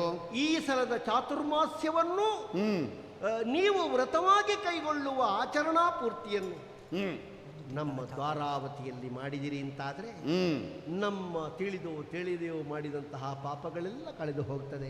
ಹೌದು, ಚಿತ್ತೈಸಬೇಕು ನಮ್ಮ ನಾಡಿ. ನಿಮ್ಮ 1 ತಿಂಗಳ ಚಾತುರ್ಮಾಸ್ಯವನ್ನು ನಮ್ಮಲ್ಲೇ ಕಳಿಬೇಕಂತೇಳಿ ತಮ್ಮಲ್ಲಿ ಕಳಕಳಿಯ ವಿನಂತಿ. 1 ತಿಂಗಳ ಚಾತುರ್ಮಾಸ್ಯ, 4 ತಿಂಗಳು ಚಾತುರ್ಮಾಸ್ಯ ವ್ರತ. 1 ತಿಂಗಳು ನಮ್ಮಲ್ಲೇ ಇದ್ದುಕೊಂಡು ಮತ್ತೆ 3 ತಿಂಗಳಿಗೆ ನಿನಗೆ 4 ತಿಂಗಳು ನಮ್ಮಲ್ಲಿಯೇ. ಈ ಕೆಲವರೆಲ್ಲ ಹೇಳ್ತಾರಲ್ಲ 5 ದಿವಸದ ಸಪ್ತಾಹವನ್ನು ನೋಡಲು ಮರೆಯದಿರಿ ಅಂದ್ಕೊಂಡು. ಇವ ಹೀಗಿದ್ದದೇ ಮಾತಾಡುದು. ಚಾತುರ್ಮಾಸ್ಯವನ್ನು ಮಾಡುವುದಕ್ಕೆ ನಮ್ಮ ಅರಮನೆಗೆ. ಹೌದು, ಮತ್ತೆ 3 ತಿಂಗಳು ಇವ ಮಾತಾಡುವಾಗಲೇ ನನಗೆ ಬರುವುದು ಬೇಡ ಅಂತ ಕಾಣ್ತ. ಆದ್ದರಿಂದ ಬರಲೇಬೇಕು. ಸಕಲವಾದುರೆ ಬಿಟ್ಟು ಗೌಹರಗಿರಿವನ ನಿಖರದೊಳಿಗಾಯತಿಗಳಿಗೆ ಸುಕರ ಪಟ್ಟಣ ಗ್ರಾಮ ಗೃಗವಾಸ ಯಮಗೆ ಸುಕರ ಪಟ್ಟಣ ಗ್ರಾಮ ಗೃಗವಾಸ ಯಮಗೆ ಬಾಧಕ ವೈಸಿ ತಪವನಾಚರಿಸಿ ಸಕಲವಾದುರೆ ಬಿಟ್ಟು ಗೌಹರಗಿರಿವನ ನಿಖರದೊಳಿಗ ಯತಿಗಳಿಗೆ ಅಯ್ಯ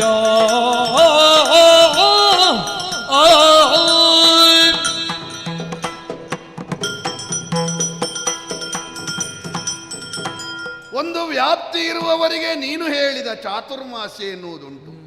ಆದರೆ ನಾವು ಹಾಗಲ್ಲ, ಮತ್ತೆ ಎಲ್ಲವನ್ನೂ ಬಿಟ್ಟವರು. ಮಾನ ಮರ್ಯಾದೆ ನಗೆ ನಾಚಿಗೆ ಎಲ್ಲ ಬಿಟ್ಟವರು ನಮ್ಮನೆಗೆ ಕರ್ಕೊಂಡು ಹೋಗುದು. ಅದರ ಅರ್ಥ ಆಗ ಮತ್ತೆ ಈಗ ಮಠವನ್ನು ಕಟ್ಟಿ ಆಶ್ರಮದಲ್ಲೇ ಬದುಕಿ 8 ತಿಂಗಳ ಕಾಲ ದರ್ಶನ ಭಾಗ್ಯವನ್ನು ಕೊಡುತ್ತಾ ಭಕ್ತಸ್ತೋಮವನ್ನು ಕಾಯುವಂತಹ ಒಂದು ಯತಿ ಪರಂಪರೆಯಲ್ಲಿ ವರ್ಷದ 12 ತಿಂಗಳ ಮಳೆಗಾಲದ 4 ತಿಂಗಳನ್ನು ಅನುಭವಿಸುವುದಕ್ಕೆ ಅದನ್ನು ಚಾತುರ್ಮಾಸ್ಯ ಎನ್ನುವ ವ್ರತಾಚರಣೆಯಲ್ಲಿ ಕುಳಿತಲ್ಲೇ ಕುಳಿತು ಭಕ್ತಸ್ತೋಮದ ಸೇವೆಯನ್ನು ಕೈಗೊಳ್ಳುತ್ತಾ ವಿಶಿಷ್ಟವಾಗಿರುವಂತಹ ವೈದಿಕ ಕಾರ್ಯಕ್ರಮಗಳಲ್ಲಿ ರಸವತ್ತಾಗಿರುವಂತಹ ವಿಶಿಷ್ಟವಾದ ಕಾರ್ಯಕ್ರಮಗಳನ್ನು ಕೊಡುತ್ತಾ ಒಂದು ಸಂಪನ್ನತೆಯನ್ನು ಒದಗಿಸುವುದು ಒಂದು ವಿಭಾಗ. ಇವರು ಹಾಗಲ್ಲ, ಮತ್ತೆ ಯಾವುದೂ ಇಲ್ಲ, ಮನೆ ಮಠ ಇತ್ಯಾದಿಗಳನ್ನೆಲ್ಲ ತೊರೆದು ತನ್ನ ಜೀವನವನ್ನೇ ಸರ್ವದಿಂದಲೂ ತ್ಯಜಿಸಿದ. ಯಾವ ರಾಗವೂ ಇಲ್ಲ, ಯಾವುದೂ ಬೇಡ ಇವರಿಗೆ. ಮತ್ತೆ ಅಂತವರಿಗೆ ಇದು ಬೇಕಾ ಅಂತ ಕೇಳುವುದು. ಇವರ ಸ್ವರಕ್ಕೆ ಯಾವ ರಾಗ ಆದ್ರೂ ಹತ್ತಿರ ಬಂದಿತ್ತ? ರಾಗ ನೀನು ಎಂಥದ್ದು ಹೇಳುದು? ನೀವು ಹೇಳಿದ್ರಿ ರಾಗ ಅಂತ ಹೇಳಿದ್ರಲ್ಲ. ಆಶೆ, ಆಮಿಷೆ, ಬೇಕು ಎನ್ನುವ ಭಾವ. ನಾವೆಲ್ಲ ಹಾಗೆ ಒಂದಕ್ಕೆ ಅಂಟಿಕೊಂಡರೆ ಅದರಲ್ಲೇ ಇರಬೇಕಾಗ್ತದೆ. ಮೊನ್ನೆ ಮಾಡಿದ್ದನ್ನು ಇವತ್ತು ತಿನ್ನುವುದು, ನಿನ್ನೆ ಮಾಡಿದ್ದನ್ನು ಬರುವ ವಾರ ತಿನ್ನುವುದು, ಇವತ್ತು ಮಾಡಿದ್ದನ್ನು ಒಂದು ತಿಂಗಳು ಬಿಟ್ಟು ತಿನ್ನುವುದು. ವಾಸನೆ ಬರಲಿಕ್ಕಿಲ್ಲ. ಎಂಥದ್ದ ಒಂದು ವಾರ ಬಿಟ್ಟು ತಿಂದರೆ ಅದು ಅವರು ಹೇಳುವುದನ್ನು, ಕರ್ಮದ ಫಲವನ್ನು ಹೇಳುವುದವರು. ಹಾಗೆಲ್ಲ ಜೀವನದಲ್ಲಿ ಬೇರೆ ಬೇರೆ ಶೈಲಿಗಳುಂಟು. ನಮಗೆ ಇವತ್ತಿನದ್ದೇ ಇವತ್ತು ಬೇಕು ಅಂತ ಇಲ್ಲ, ಯಾವತ್ತಿನದ್ದು ಒಂದೇ ಬೇಕು ಎನ್ನುವ ಭಾವಕ್ಕೊಳಗಾಗುವಾಗ ತಿಂತಾರೆ ಅವರು. ಅದು ಹೇಳಿದ್ರಲ್ಲ, ಮಣ್ಣು ಒಂದೇ, ಚಿನ್ನವು ಒಂದೇ, ಅನ್ನ ಒಂದೇ, ಸಗಣಿಯೂ ಒಂದೇ, ಅವರಿಗೆ ಯಾವುದೂ ಆಗ್ತದೆ. ಇನ್ನು ಮಾಡಿದ್ದು ತಿನ್ಲಿಕ್ಕೆ ಎಷ್ಟುಂಟು ಅಬ್ಬೋ. ಅದರ ಅರ್ಥ ಹಾಗ. ಮತ್ತೆ ನೀವು ಹೇಳಿ ಸ್ವಾಮಿ. ಕರ್ಮಫಲದ ಬಗ್ಗೆ ನಿರೀಕ್ಷೆ ಇಲ್ಲದ ಕಾರಣ ಸಕಲವನ್ನುರೆ ಬಿಟ್ಟು ಕರ್ಮಕ್ಷಯವನ್ನು ಮಾಡುವುದಕ್ಕೆ ಬೇಕಾಗಿ ಜೀವಿಸುವವರು. ಬದುಕಿನಲ್ಲಿ ಇಂಥದ್ದೊಂದು ಮಾಡಿದರೆ ಹೀಗೊಂದು ಸಿಗುತ್ತದೆ ಎನ್ನುವ ಕರ್ಮಕ್ಕೆ ಅಂಟಿಕೊಳ್ಳದೆ ತನ್ನನ್ನು ತಾನು ಕಳಚಿಕೊಂಡವರು. ಯಾರಿಗೆ ಯಾರುಂಟು ಎರೆಹುಳದ ಸಂಸಾರ. ಎರೆಹುಳದ ಸಂಸಾರ ಗೊಬ್ಬರ ಮಾರು ಹೋಗು. ಎರೆಹುಳದ ಸಂಸಾರ ಯಾರಿಗೆ ಯಾರುಂಟು ಎರವಿನ ಸಂಸಾರ. ಹಾಗೆ ಎಲ್ಲಿಯೋ ಒಂದು ಮನೆಯಲ್ಲಿಯೋ ಎಲ್ಲಿಯೋ ಒಂದು ನಗರದಲ್ಲಿಯೋ ಇದ್ದರೆ ಅಲ್ಲಿಗೆ ನಾವು ಬಂಧಿತರಾಗಿ ಹೋಗುತ್ತೇವೆ. ಈಗ ಇವರ ಮನೆ ಅರ್ಧದಲ್ಲಿ ಎಲ್ಲೋ ನಿಂತಿರಬೇಕು, ತಲೆ ಬಿಸಿಯಾಗಿದೆ. ಯಾವುದಾದ್ರೂ ಒಂದು ವಾಸಕ್ಕೆ ಅಂಟಿಕೊಂಡು ಯಾವುದಾದ್ರೂ ಒಂದು ನಿರ್ಬಂಧಕ್ಕೆ ಒಳಗಾಗಿ ನಮ್ಮನ್ನು ನಾವು ಒಡ್ಡಿಕೊಂಡರೆ ಆ ವ್ಯಾಮೋಹ ಎನ್ನುವುದು ನಮಗೆ ಅಂಟಿ ಬಿಡುತ್ತದೆ. ನಾವು ಕಾಂತಾರಹಿತರು, ಕಾಂತಾರಹಿತರು. ಇವರಿಗೆ ಕಾಂತಾರ 2ನೇ ಭಾಗವ 1ನೇ ಭಾಗವ? ಅದು 3ನೇ ಭಾಗ. ಸುಮ್ಮನೆ ಕೂತ್ಕೊ ನೀನು. ನಾವು ಕಾಂತಾರಹಿತರು, ಹೆಂಡತಿಯನ್ನು ಬಿಟ್ಟವರು. ನಾವು ಕಾಂತಾರಹಿತವಾಸಿಗಳು. ಕಾಡೆನ್ನುವ ನಿರ್ಜನವಾದ ಪ್ರದೇಶ. ಅರ್ಥ ಆಯ್ತಾ? ಹೆಂಡತಿಯನ್ನು ಬಿಟ್ಟು ಈಗ ಕಾಂತಾರಕ್ಕೆ ಬಂದ. ಹೆಂಡತಿಯನ್ನು ಬಿಟ್ಟದ್ದಲ್ವ, ಹೆಣ್ಣು ಎನ್ನುವ ವ್ಯಾಮೋಹದಿಂದ ದೂರ ಇದ್ದು ಕಾಂತಾರದ ಇಂತಹ ಒಂದು ಪ್ರಕೃತಿಯ ಮಡಿಲಾಗಿರುವ ಕಾಡಿನಲ್ಲಿಯೇ ತಮ್ಮದ್ದಾದಂತಹ ಜೀವನವನ್ನು ನಡೆಸಿ ಯಾವ ವ್ಯಾಮೋಹಕ್ಕೂ ಒಳಗಾಗದೆ ಇಲ್ಲಿರುವವರು. ಇವರಿಗೆ ಹೆಣ್ಣಂದ್ರೆ ಅಷ್ಟು ಇಷ್ಟ ಇಲ್ಲ. ಕಾಂತಾರದಲ್ಲೇ ನಾವಿರುವವರು. ಅಲ್ಲಿ ಯಾರು ಸಿಕ್ಕಿದ್ದಾರೆ? ಇವನಂತವರು ಹಾಗಲ್ಲ. ಕಾಂತಾರವನ್ನು 3 ಸಲ ನೋಡಿ ಅದು ಸರಿ ಇಲ್ಲ ಅಂತ ಹೇಳುವವರು. ಹೌದು, ನಮಗೆ ಇಷ್ಟವಾದದ್ದು ಯಾವುದೋ ದೃಶ್ಯಗಳು ಬರಲಿಲ್ಲ ಅಲ್ಲಿ. ಸರಿ ಇಲ್ಲ ಅಂತ ಹೇಳಿದ್ರು, ಅದು 3 ಸಲ ನೋಡಿದಾರಲ್ಲ. ಹೌದೌದು, ಹಾಗೆ ನೋಡಿದವರೇ ಮತ್ತೆ ಸರಿ ಇಲ್ಲ ಅಂತ ಹೇಳೋದು. ಸರಿ ಇಲ್ಲದೆ ಇದ್ರೆ 4ನೇ ಸಲದ್ದು ಬರ್ತದೆ ನೋಡಿ. ಆಯ್ತು. ನಾವು ಯಾವುದೇ ನಿಕೇತನದ ಒಳಗಿರುವ ಅನಿಕೇತನರು. ನಿಕೇತನ ಅಂದ್ರೆ ಮನೆ, ಅನಿಕೇತನರು ಅಂತ ಹೇಳಿದ್ರೆ ಮನೆ ಇಲ್ಲದೆ ಇರುವವರು. ಯಾವುದೇ ನಿಕೇತನಗಳಿಲ್ಲದ ಅನಿಕೇತನರು. ಅನಿಕೇತನ ಅಂದ್ರೆ ದೇವರು. ಒಬ್ಬ ಭಯಂಕರ. ಭಯಂಕರ ಅಲ್ಲ ದೇವರು, ದೇವರು ಭಯಂಕರ ಅಲ್ಲ. ಗಿರಿ, ಗುಹೆ, ಗೌಹರ ಇದೇ ನಮಗೆ ವಾಸಸ್ಥಾನ. ಏನು ನಿನ್ನ ಅರಮನೆಗೆ ಕರೆದುಕೊಂಡು ಹೋಗಿ ನಮ್ಮನ್ನು ಸೆರಮನೆಗೆ ಹಾಕುವುದಕ್ಕೆ ಯೋಚಿಸಿದ್ದೀಯೋ? ನಾವೆಲ್ಲ ಹಾಗೆ ನಮಗೆ ಬೇಕಾಗಿ ಬದುಕುವವರೇ ಅಲ್ಲ, ಮತ್ತೊಬ್ಬರಿಗೆ ಬೇಕಾಗಿ ಬದುಕುವವರನ್ನು ಸಂಕುಚಿತ ಮಾಡುವುದಕ್ಕೆ ಹೊರಟ ನಿನ್ನ ಮನಸ್ಸನ್ನು, ನಿನ್ನ ಭಾವವನ್ನು ನೋಡುವಾಗ ನಮಗೆ ರಾಗದ್ವೇಷಾದಿ ವಿಕಾರಗಳನ್ನು ಜಯಿಸಿದರೂ ಕೋಪ ಬರ್ತದೆ. ಶಾಂತರಾಗಬೇಕು. ಕೋಪ ಮಾಡಬೇಡಿ, ಕೋಪ ಮಾಡಬೇಡಿ. ಕೋಪವೆಂಬುದು ಕೇಳು ಪಾಪದ ನೆಲೆಗುಟ್ಟು, ಕೂಪದಳು ನೇನು ಹರಿದಂತೆ ನರಕಕ್ಕೆ ಕೋಪಿತಾಣಿಳು ಅಂತ ಇವರು ಅವರು ಹೇಳ್ತಿದ್ರು. ಅಯ್ಯೋ ಪುಣ್ಯಾತ್ಮರಿಗೆ ಗೊತ್ತಿಲ್ಲದಲ್ಲ. ಇವ ಎಲ್ಲಿಯೋ ಬೀದಿ ಬದಿಯಲ್ಲಿ ಸಿಕ್ಕಿದ ಪುಸ್ತಕದ ಒಂದು ಹಾಳೆ ಓದಿದ್ದಾನೆ. ಬಾಕಿದ್ದದೆಲ್ಲ ಗೆದ್ದಲು ತಿಂದದ್ದು ನಮ್ಮ ಪುಣ್ಯ. ಸ್ವಾಮಿ ಕೋಪಿಸಿಕೊಳ್ಳಬಾರ್ದು, ಹಾಗೆ ಕರೆದದ್ದಲ್ಲ ನಾವು. ಪರಹಿತವನು ಮಾಳ್ಪ ಪುರುಷರಿಗೆ ಕೇವಲ ಗಿರಿಗುಹೆ ವನಗಡದಿರುವೋ ಪುರ ಗ್ರಾಮ ಗೃಹದೊಳಗಿರಲು ಮತ್ತವರಿಗೆ ಕೊರತೆಯೇನುದನ ಬಲನೋವ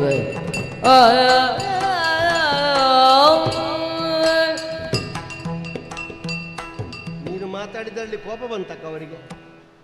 ಸ್ವಾಮಿ ಕೋಪಿಸಿಕೊಳ್ಳುವಾಗ ಓ ಯಾವ ಚಿತ್ರ ಭಾವದಲ್ಲಿಯೂ ನಾವು ನಿಮ್ಮನ್ನು ಕರೆದದ್ದಲ್ಲ. ಆ ಪರಹಿತವನ್ನು ಮಾಡ್ಪವರು ನೀವು. ನಮಗೆ ಪರಹಿತವೇ ಮುಖ್ಯ, ನಮಗೆ ಬೇಕಾಗಿ ಚಾತುರ್ಮಾಸ್ಯ ಇಲ್ಲ. ಜೀವನದಲ್ಲಿ ನಿಮಗಾಗಿ ನೀವು ಯಾವುದನ್ನೂ ಬಯಸಿದವರಲ್ಲ. ಇದು ನಮಗಾಗಿ ಸ್ವಾಮಿ, ನಮ್ಮ ಸಂತೋಷಕ್ಕಾಗಿ. ಈಗ ದೇವರಿಗೆ ನಾವು ಅಲಂಕಾರ ಮಾಡ್ತೇವೆ, ಅವರಿಗೆ ಬೇಕಾ? ಇಲ್ಲ. ಅವರನ್ನು ಅಲಂಕಾರ ಮಾಡಿ ನಾವು ಒಂದು ರೀತಿಯದ್ದಾದಂತಹ ಧನ್ಯತೆಯನ್ನು ಹೊಂದುವುದು. ಇನ್ನೂ ಕೇಳುವುದಿದ್ರೆ ದೇವರು ಯಾವುದನ್ನ, ಈಗ ನಿನ್ನ ವಿಷಯ ಹೇಳಿದ್ದಲ್ಲ, ನಾನು ಸಾಮಾನ್ಯರ ವಿಷಯ ಹೇಳಿದ್ದು. ನಾನು ದೇವರು ಯಾವುದನ್ನಾದ್ರೂ ತೆಗೆದುಕೊಳ್ಳುವುದು ಯಾವುದಾದ್ರೆ ಏನನ್ನೂ ಕೊಡ್ಲಿಕ್ಕಿಲ್ಲ ಅಲ್ವೇ? ಹೌದು. ಬಡಿಸುವುದಾದರೂ ನಮಗೆ ಮತ್ತೆ ಸಿಗುತ್ತದೆ ಎನ್ನುವ ಧೈರ್ಯದಲ್ಲೇ ಬಡಿಸುವುದು. ಹೌದಲ್ಲ? ಹೌದು. ಅದು ಹಾಗೆ ದೇವರು ಎನ್ನುವ ಏನನ್ನೂ ತಗೊಳ್ಳುವುದಿಲ್ಲ, ಆದರೆ ಭಾವದಿಂದ ದೇವರಿಗೆ ಅರ್ಪಿಸಿ ಅದನ್ನು ನಾವು ಪ್ರಸಾದ ಅಂತ ಸ್ವೀಕರಿಸುವುದು. ಸ್ವಾಮಿ, ನಿಮಗೆ ಯಾವುದೂ ಬೇಡ, ಆದರೆ ನಿಮಗೆ ಕೊಡುವುದರಿಂದ ನಮ್ಮದ್ದು. ನಾವು ದೇವಿ ಮಹಾತ್ಮೆಯ ಕಥೆ ಕೇಳಿದ್ದೇವೆ.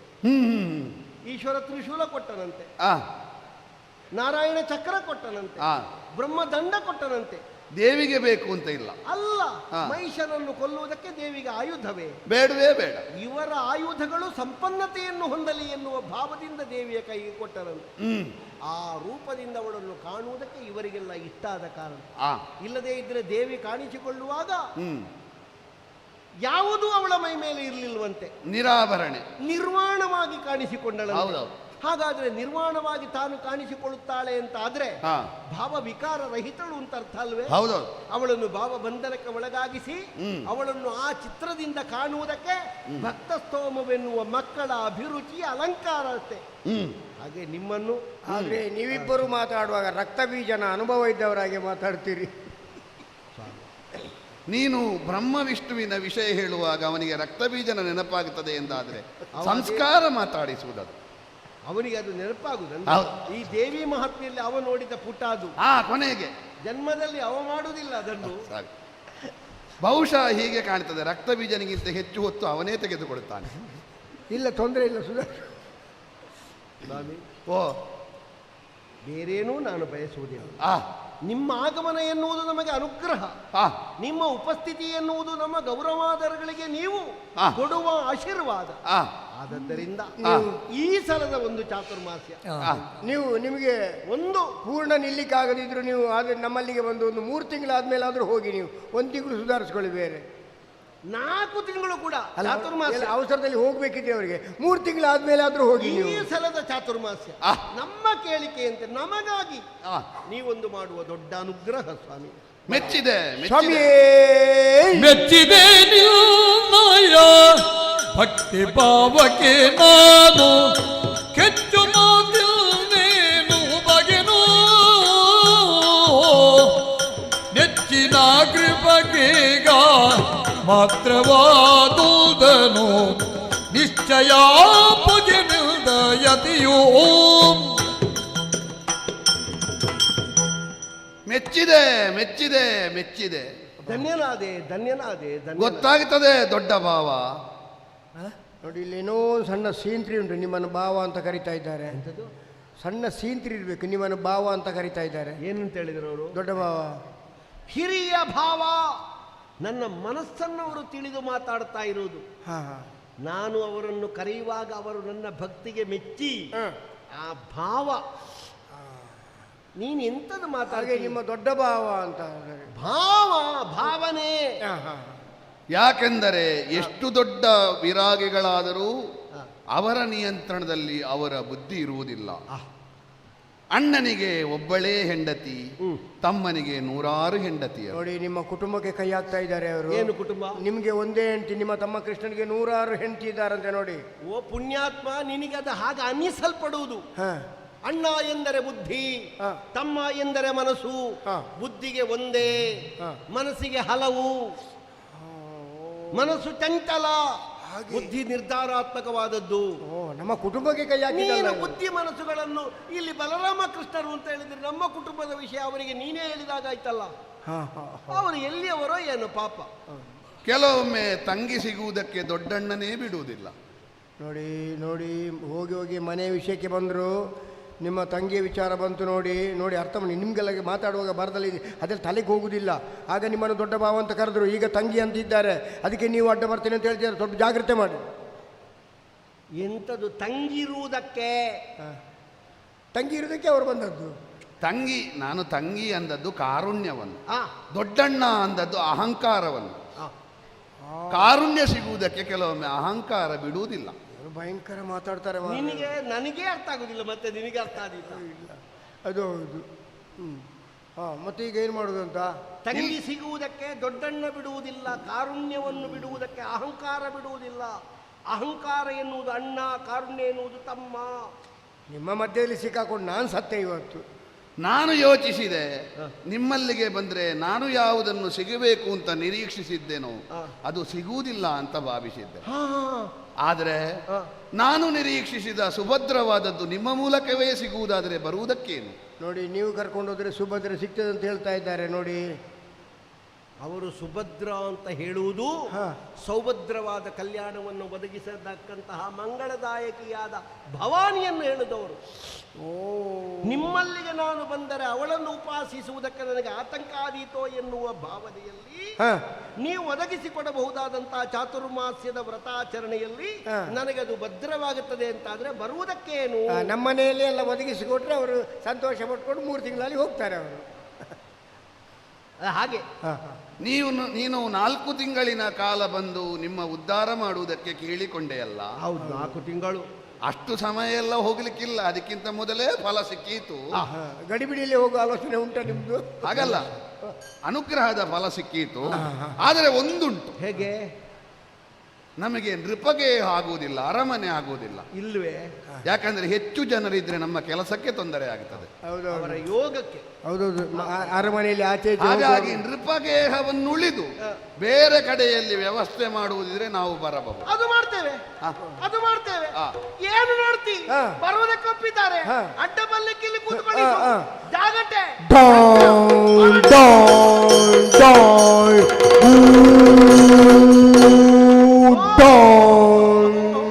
ಮೆರವ ಕಾಳಿಯ ಗುಡಿಯವರ ಸಮೀಪದೊಳೊಂದು ನೆರೆ ಶೋಭಿಸುತ್ತಿರ್ಪ ಪಟ ವೃಕ್ಷ ಮೂಲದೊಳು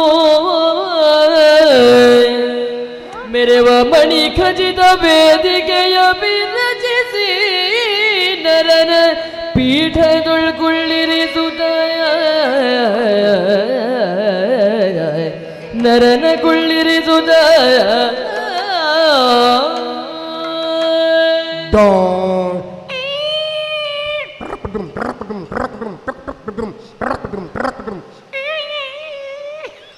ಬಂತಲ್ಲ ಬಂತಲ್ಲ.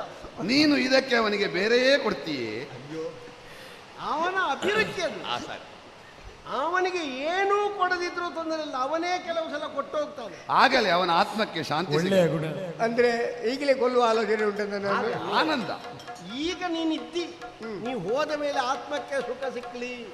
ಕೆಲವರೆಲ್ಲ ಹೇಳೋದಿಲ್ವಾ, ಎಂತ ಪುಣ್ಯಾತ್ಮರು ಅವರಿಗೆ ಸ್ವರ್ಗವೇ ಸಿಕ್ಕಲಿ. ಜೀವಂತ ಇರುವಾಗಲೇ ಯಾಕೆ ಹೇಳುವುದು? ಒಳ್ಳೆದು ಮಾಡಿದ್ದಾರೆ, ಹೋದ ಮೇಲೆ ಅಲ್ಲಿ ಸಿಕ್ಕಲಿ. ಆದ್ರೆ ಕೆಲವರು ಹಾಗೆ ಅಲ್ವಾ, ಅವನು ಹೇಗೆ ಬದುಕಿದ್ದಾನೆ ಅಂತ ಯಾರು ಕೇಳುದಿಲ್ಲ. ಒಳ್ಳೆ ಸತ್ನ, ಹೇಗೆ ಸತ್ತ, ಅಯ್ಯೋ ದೇವ್ರೆ ಸತ್ನ, ಪಾಪ ಎಷ್ಟು ಜೀವನದಲ್ಲಿ ಒದ್ದಾಟ ಮಾಡಿದ್ದಾರೆ, ಯಾರಿಂದ ಅಪಮಾನಗೊಂಡಿದೆ, ಅದನ್ನು ಯಾರೂ ಕೇಳುವುದೇ ಇಲ್ಲ. ಸೈತೇನಾ? ವರಕಾಳಿಯ ಗುಡಿ ಇದು ಪ್ರಮದಾವನ, ಮಹಾಪ್ರಮದೆಯಾದಂತಹ ಅಂಬಾ ಭವಾನಿ ಇರುವ ಜಾಗ. ಅವಳನ್ನು ಯಾರೂ ಉಪದ್ರ ಮಾಡುವವರು. ನಿಮಗೆ ಹೋಗುವಾಗ ಅಂಬಾ ಪ್ರಸಾದ ಸಿಕ್ಕಿತು. ಇಲ್ಲಿ ಹೆಚ್ಚು ಗಂಡಸರು ಬರುವುದಿಲ್ಲ. ಅಯ್ಯೋ, ಬಂದ್ರೆ ಹೆಂಗಸರು ಮಾತ್ರ. ಗಂಡಸರು ಬಂದ್ರೆ ವಟವೃಕ್ಷದ ಮೂಲದಲ್ಲಿರುವಂತಹ ಮಹಾಕಟ್ಟೆಯಲ್ಲಿ ದೇವಿಯ ಸಾನ್ನಿಧ್ಯದಲ್ಲೇ ನಿಮ್ಮನ್ನು ಉಪವಿಷ್ಟರಾಗುವುದಕ್ಕೆ ವ್ಯವಸ್ಥೆ ಮಾಡಿದ್ದೇವೆ. ಆದ್ರೆ ನಿಮ್ಮಲ್ಲಿ ಒಂದು ಪ್ರಾರ್ಥನೆ. ಏನು? ಇವರ ಸೇವೆಗೆ. ಹೌದು, ನಿಮ್ಮ ಸೇವ್ ಮಾಡ್ಲಿಕ್ಕೆ ಯಾರಾಗಬಹುದು? ನಿಮ್ಮ ಸೇವ್ ಮಾಡ್ಲಿಕ್ಕೆ ಯಾರಾಗಬಹುದು? ಸೇವೆಗೆ ಪುಣ್ಯ ಸೇವ್ ಮಾಡ್ಲಿಕ್ಕೆ ಯಾರಾಗಬಹುದು? ನೀನ್ ಇರ್ತೀಯಾ? ನನಗೆ ಆಗ್ಲಿಲ್ಲ. ನಿನ್ನ ಹೆಂಡತಿಯನ್ನು? ನನ್ನ ಹೆಂಡತಿ. ಅವ ನನ್ನ ಸೇವೆಗೆ ನಿಲ್ಲುವುದಾದ್ರೆ ನನ್ನ ಚಾತುರ್ಮಾಸ್ಯವೇ ಇಲ್ಲ. ಹಾಗಾದ್ರೆ ನನ್ನ ಹೆಂಡತಿಯನ್ನು ನಿಲ್ಲಿಸಲಿ, ಅವಳೊಮ್ಮೆ ಗುಣಮುಖಲಾಗ್ಲಿ, ಆದಷ್ಟು ಬೇಗ ನಿಮ್ಮ ಸೇವೆ ಮಾಡಿ. ನೀವು ಹೇಳಿ ಸ್ವಾಮಿ, ನಿಮಗೆ ಯಾರಾಗಬೇಕು ಹೇಳಿ. ನಿನಗತಿ ಪ್ರಿಯರಾಗಿ, ನಿನಗತಿ ಪ್ರಿಯರಾಗಿ ಮನದೀಶೆಯೋ ವೃತ್ತಿಯನ್ನು ಬಯಸುವರ ಕಂಡು ತೋಡೆಮ್ಮ ಸೇವೆಗೆ ನೀಡಲವರಿಗೆ ಮನದಿಷ್ಟವಾಗುವುದೆಲ್ದನು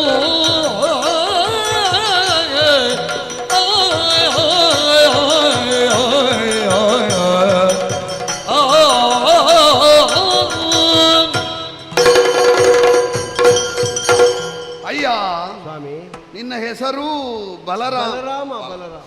ನಿನಗತಿ ಪ್ರಿಯರಾಗಿ ಆ, ಯಾರ ಶ್ರೇಯೋವೃದ್ಧಿಯನ್ನು ನಿನ್ನ ಮನಸ್ಸಿನಲ್ಲಿ ನೀನು ಅಪೇಕ್ಷಿಸ್ತೀಯೋ ಆ, ಅವರನ್ನು ನನ್ನ ಸೇವೆಗೆ ಇರಿಸಿಕೊಂಡೆ ಎಂದಾದರೆ, ಆ, ಯಾರ ಕಲ್ಯಾಣ ನಿನ್ನ ಇಚ್ಛೆ ಉಂಟೋ ಅವರನ್ನು ನನ್ನ ಮುಂಭಾಗದಲ್ಲಿ ಸೇವೆಗೆ ಇರಿಸು.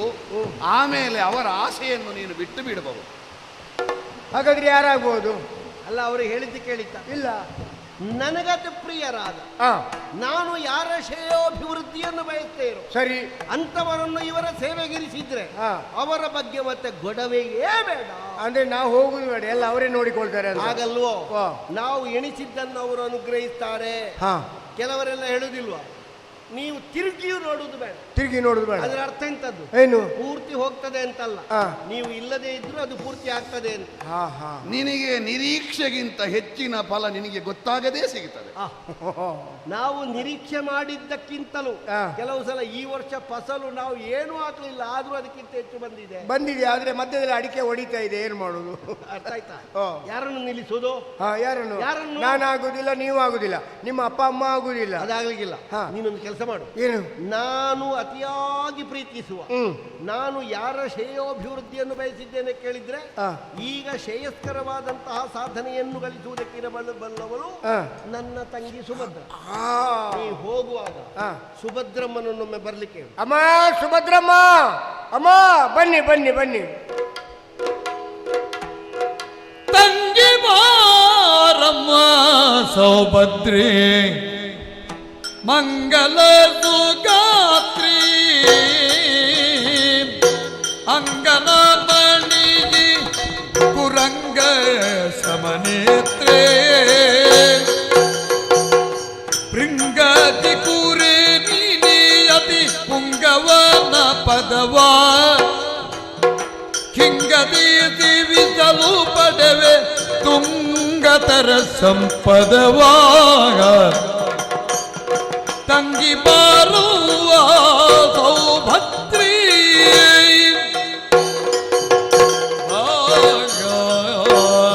ತಂಗಿ, ಅಣ್ಣ. ಸುಗಾತ್ರೆ, ಸುಭದ್ರೆ, ಅಣ್ಣ. ಕಲ್ಯಾಣ ಭದ್ರೆಯಾಗಿರುವಂತಹ ನೀನು ನಮ್ಮ ಮೆಚ್ಚಿನ ನೆಚ್ಚಿನ ಹೆಚ್ಚಿನ ತಂಗಿ. ಹತ್ತಿಲ್ಲ ಹಲವಿಲ್ಲ ಇಬ್ಬರು ಅಣ್ಣಂದಿರಿಗೆ ಕಣ್ಣಿನ ಮಣಿಯ ಹಾಗಿರುವಂತಹ ನಿನ್ನನ್ನು ಯಾಕೆ ಕರೆದೆ ಬಲ್ಲೆಯ? ಅಣ್ಣ, ಓ ನೀ ಕರೆಯುವಾಗಲೇ ಬಂದಾಡಿದವರು ಅತ್ಯಂತ ಶೀಘ್ರವಾಗಿ ಬರಬೇಕು ಅಂತ ಹೇಳಿದ್ರು. ನಾನು ನಿರೀಕ್ಷಿಸುತ್ತಲೇ ಇದ್ದವಳು ಈಗ ಕರೀತಾಳೆ ಅಣ್ಣ, ಮಾತಾಡುವುದಕ್ಕಿದೆ ಅಂತ. ಮೊದಲೆಲ್ಲ ಆದ್ರೆ ಕಳೆದೊಂದು 4-5 ವರ್ಷದ ಹಿಂದಾದ್ರೆ ನೀನು ಕರೆದ ತಕ್ಷಣದಲ್ಲಿ ಸಭೆ ಅಂತ ಇಲ್ಲ, ಮನೆ ಅಂತ ಇಲ್ಲ, ಪುಟಪುಟನೆ ಜಿಗಿಯುತ್ತಾ ಓಡುತ್ತಾ ಬಂದು ನಿನ್ನ ಹತ್ತಿರದಲ್ಲಿ ಕುಳಿತು ನಾ ಮಾತಾಡ್ತಾ ಇದ್ದವಳು. ಆಗ ನಿನಗೆ ಕೇವಲ ಪ್ರೀತಿ. ಹೌದು, ಈಗ ಪ್ರೀತಿಯ ಜೊತೆಯಲ್ಲಿ ಬುದ್ಧಿಯೂ ಬೆಳೆದಿದೆ. ಯೋಚನೆಯಿಂದ ವ್ಯವಹಾರ ಮಾಡಬೇಕಾದದ್ದು ಸತ್ಯವೇ. ಹಾಗಾಗಿ ಕರೆದ ತಕ್ಷಣದಲ್ಲಿ ಅಲ್ಲದೇ ಇದ್ದರು ಅಂತೂ ಬೇಗ ಅಂತೂ ಬಂದಿದ್ದೇನೆ ನಿನ್ನ ಹತ್ತಿರಕ್ಕೆ. ಮೊದಲು ಮಕ್ಕಳು ಯಾರಿದ್ದಾರೆ ಯಾರಿಲ್ಲ ಅಂತ ಇಲ್ಲ, ಒಟ್ಟು ಬರ್ತಾರೆ. ಹೌದು, ಸ್ವಲ್ಪ ಕಲಿತರೆ ಕರೆದ್ರೆ ಬರ್ತಾರೆ, ಹೆಚ್ಚು ಕಲಿತರೆ ಕರೆದ್ರೂ ಬರುವುದಿಲ್ಲ. ಹೌದು, ನಿಮಗೇನು ಗೊತ್ತುಂಟು? ಅಲ್ಲ, ಅದು ಕಲಿತ ಅಹಂಕಾರ ಇರ್ಬೋದು, ಆದ್ರೆ ನಾನು ಬೆಳೆದ ಹೆಣ್ಣು, ಹಾಗೆಲ್ಲ ಸಭೆಗೆ ಬರುವುದಕ್ಕಿಲ್ಲ, ಯೋಚನೆ ಮಾಡಿ ಬರಬೇಕಾಗ್ತದೆ. ಆದ್ರೆ ಈ ಹೊತ್ತಿನಲ್ಲಿ ಕರೆದಿದ್ದಿ ಅಂತ ಆದ್ರೆ ಏನೋ ಘನವಾದ ವಿಷಯವೇ ಹೇಳಲಿಕ್ಕುಂಟು. ಅಯ್ಯೋ, ನಮ್ಮ ಊರಿಗೆ ಯತಿವರೇಣ್ಯರೊಬ್ಬರು ಬಂದಿದ್ದಾರೆ ಮಗಳೇ. ಆ ರಾಜಬೀದಿಯಲ್ಲೆಲ್ಲ ಭಾರಿ ಸಂಭ್ರಮ ಎಲ್ಲ ಕೇಳ್ತಾ ಇತ್ತು. ಅಂದ್ರೆ ಅವರನ್ನು ನಾವು ಚಾತುರ್ಮಾಸ್ಯಕ್ಕೆ ಕರೆತಂದು ಇಲ್ಲಿ ಕುಳ್ಳಿರಿಸಿದ್ದೇವೆ. ಹೌದಾ? ಎಲ್ಲಿ ಅಣ್ಣ? ಅವರ ನಮ್ಮ ಕಾಳಿಕಾವನದಲ್ಲಿ. ಹೌದಾ? ಅಂಬಾವನದಲ್ಲಿ, ಪ್ರಮದಾವನದಲ್ಲಿ. ಹಾಗಾದ್ರೆ ಇನ್ನು ಸದ್ಯಕ್ಕೆ ಹಾಗಾದ್ರೆ ಇನ್ನು ನಾವಲ್ಲಿ ಸುತ್ತಾಡುವುದಕ್ಕೂ ಇಲ್ಲ ಕಾಣ್ತದೆ. ಅವರ ಸೇವೆಗೆ ನಿನ್ನನ್ನು ಇರಿಸುವುದು ಅಂತ ತೀರ್ಮಾನ ಮಾಡಿದ್ದೇನೆ ನಾನು. ಯಾರನ್ನು? ನಿನ್ನನ್ನು. ನನ್ನನ್ನು? ಅವರ ಸೇವೆಗೆ ನಾನು ಹೋಗಬೇಕಾದ್ದು? ಹೇಗೆ? ಏನಣ್ಣ ನೀನು ಮಾತಾಡುವುದು? ಅಣ್ಣಲಾಲಿಸು ಪರ ಗಂಡಸರನ್ನು ಕಣ್ಣಿಲ್ದ ಕಂಡೆಲ್ದಿಗಾದರರಿಗೇನು ಅಣ್ಣ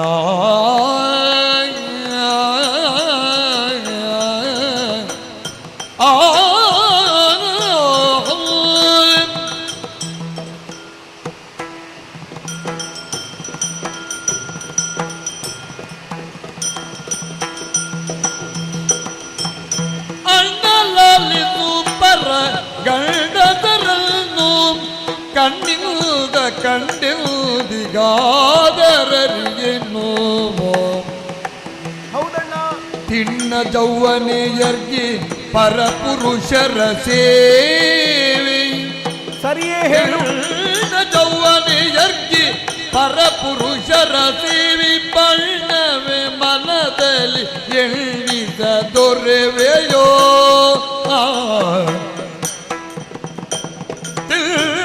ಯೌವನೆಯರ್ಗೆ ಪರ ಪುರುಷರ ಸೇವೆ ಬಣ್ಣವೇ ಮನದಲ್ಲಿ ಎಲ್ಲಿದ ದೊರೆವೆ ಅಣ್ಣ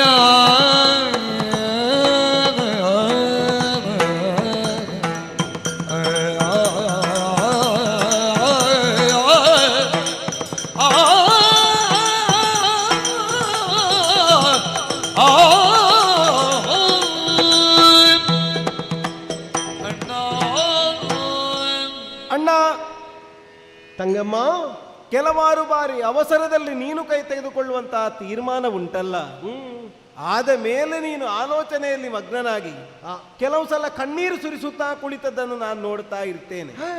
ಎಂಥದ್ದು? ಏನಾದ್ರೂ ಒಮ್ಮೆಗೆ ಪಕ್ಕನೆ ತೀರ್ಮಾನವನ್ನು ತೆಗೆದುಕೊಂಡು ಬಿಡುವುದು ನೀನು. ಅರಸನಾದವ ಹಾಗೆ, ಅದನ್ನು ಆಲೋಚನೆ ಮಾಡ್ಲಿಕ್ಕಿಲ್ಲ. ಅಣ್ಣ, ಮನೆಗೆ ಬೆಂಕಿ ಬಿದ್ದಿದೆ, ಇನ್ನು ಬಾವಿ ತೋಡಿ ಆಗಬೇಕು ಅಂತ ಇಲ್ಲ. ಬೆಂಕಿ ಬಿದ್ದಕ್ಕೆ ಏನು ವರುಷ ನೀರಾದ್ರೂ ಹಾಕುದೇ.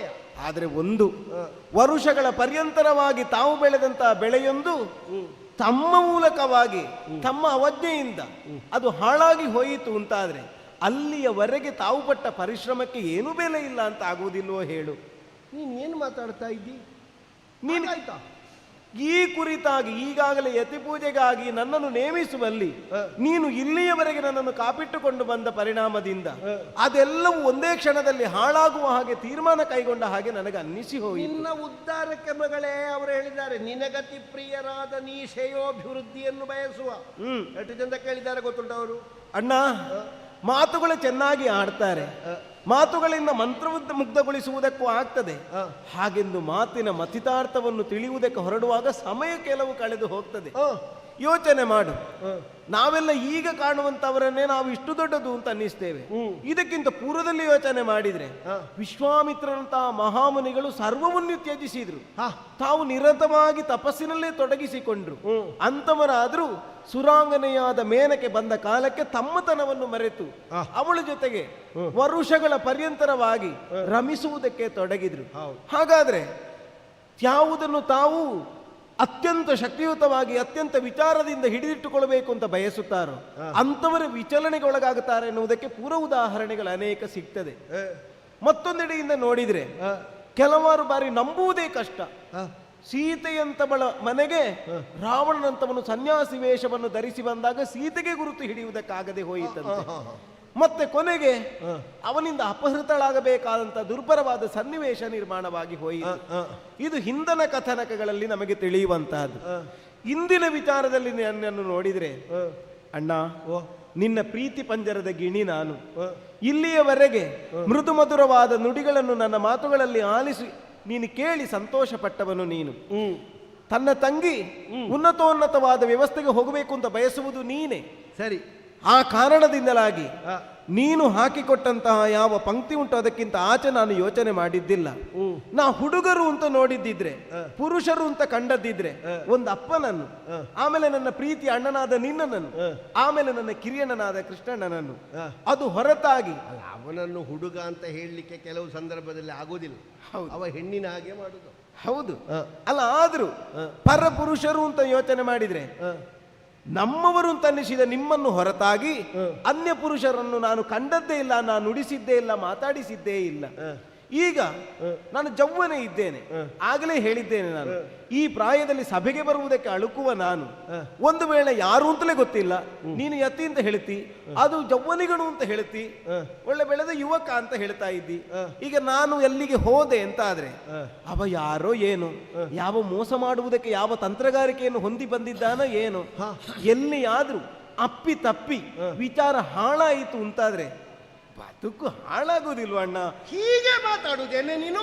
ಕೀಗೆ ಬೇಡುವರೆ ತಂಗಿ ಕನಕಲ ತಾಗಿ, ಹೀಗೆ ಬೇಡುವರೆ ತಂಗಿ, ಹೀಗೆ ಬೇಡುವರೇನೆ ಯೋಗಿ ವರ್ಯರನು ಎಲ್ಲಾಗಿ ಸೇರಿಸಿ ಸರ್ವ ಭೋಗವ ಪಡೆಯದಿ, ಹೀಗೆ ಬೇಡುವರೆ ತಂಗಿ ಕನಕಲ ತಾಗಿ, ಹೀಗೆ ಬೇಡುವರೆ ತಂಗಿ. ಬಂಗಾರದ ಬಳ್ಳಿಯ ಹಾಗೆ ಬೆಳಕುತ್ತಿರುವ ನಿನ್ನನ್ನು ಕನಕಲತಾಂಗಿ ಅಂತ ಹೇಳಿದರೆ ಇಷ್ಟೊಂದು ಕಾಠಿಣ್ಯ ಭಾವದಿಂದ ಮಾತಾಡುವುದೇನೆ? ಹೀಗೆ ಬೇಳುವರೆ ನಾನು ಇರುವ ವಿಚಾರ ಹೇಳಿದನ್ನ ಎಲ್ಲಿ ತಪ್ಪಿದೆ ಹೇಳು ನೀನು?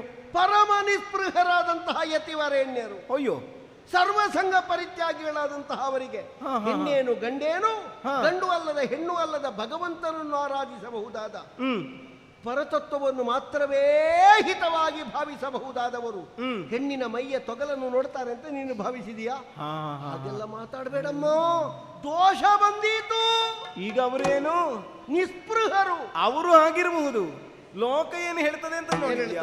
ಈ ಅತೀಂದ್ರರು ನಿಸ್ಪೃಗರಾದರೆ ಅಸೂಯೆ ಉಳ್ಳವರದ ನೋಡುವರೇ, ಬಾಯಿ ಬಡಿಕತನದಿಂದ ಏನಾದರೂ ಹೇಯದ ನುಡಿಗಳ ಬೇಡದೆ ಮಾಡರು ಅಣ್ಣ.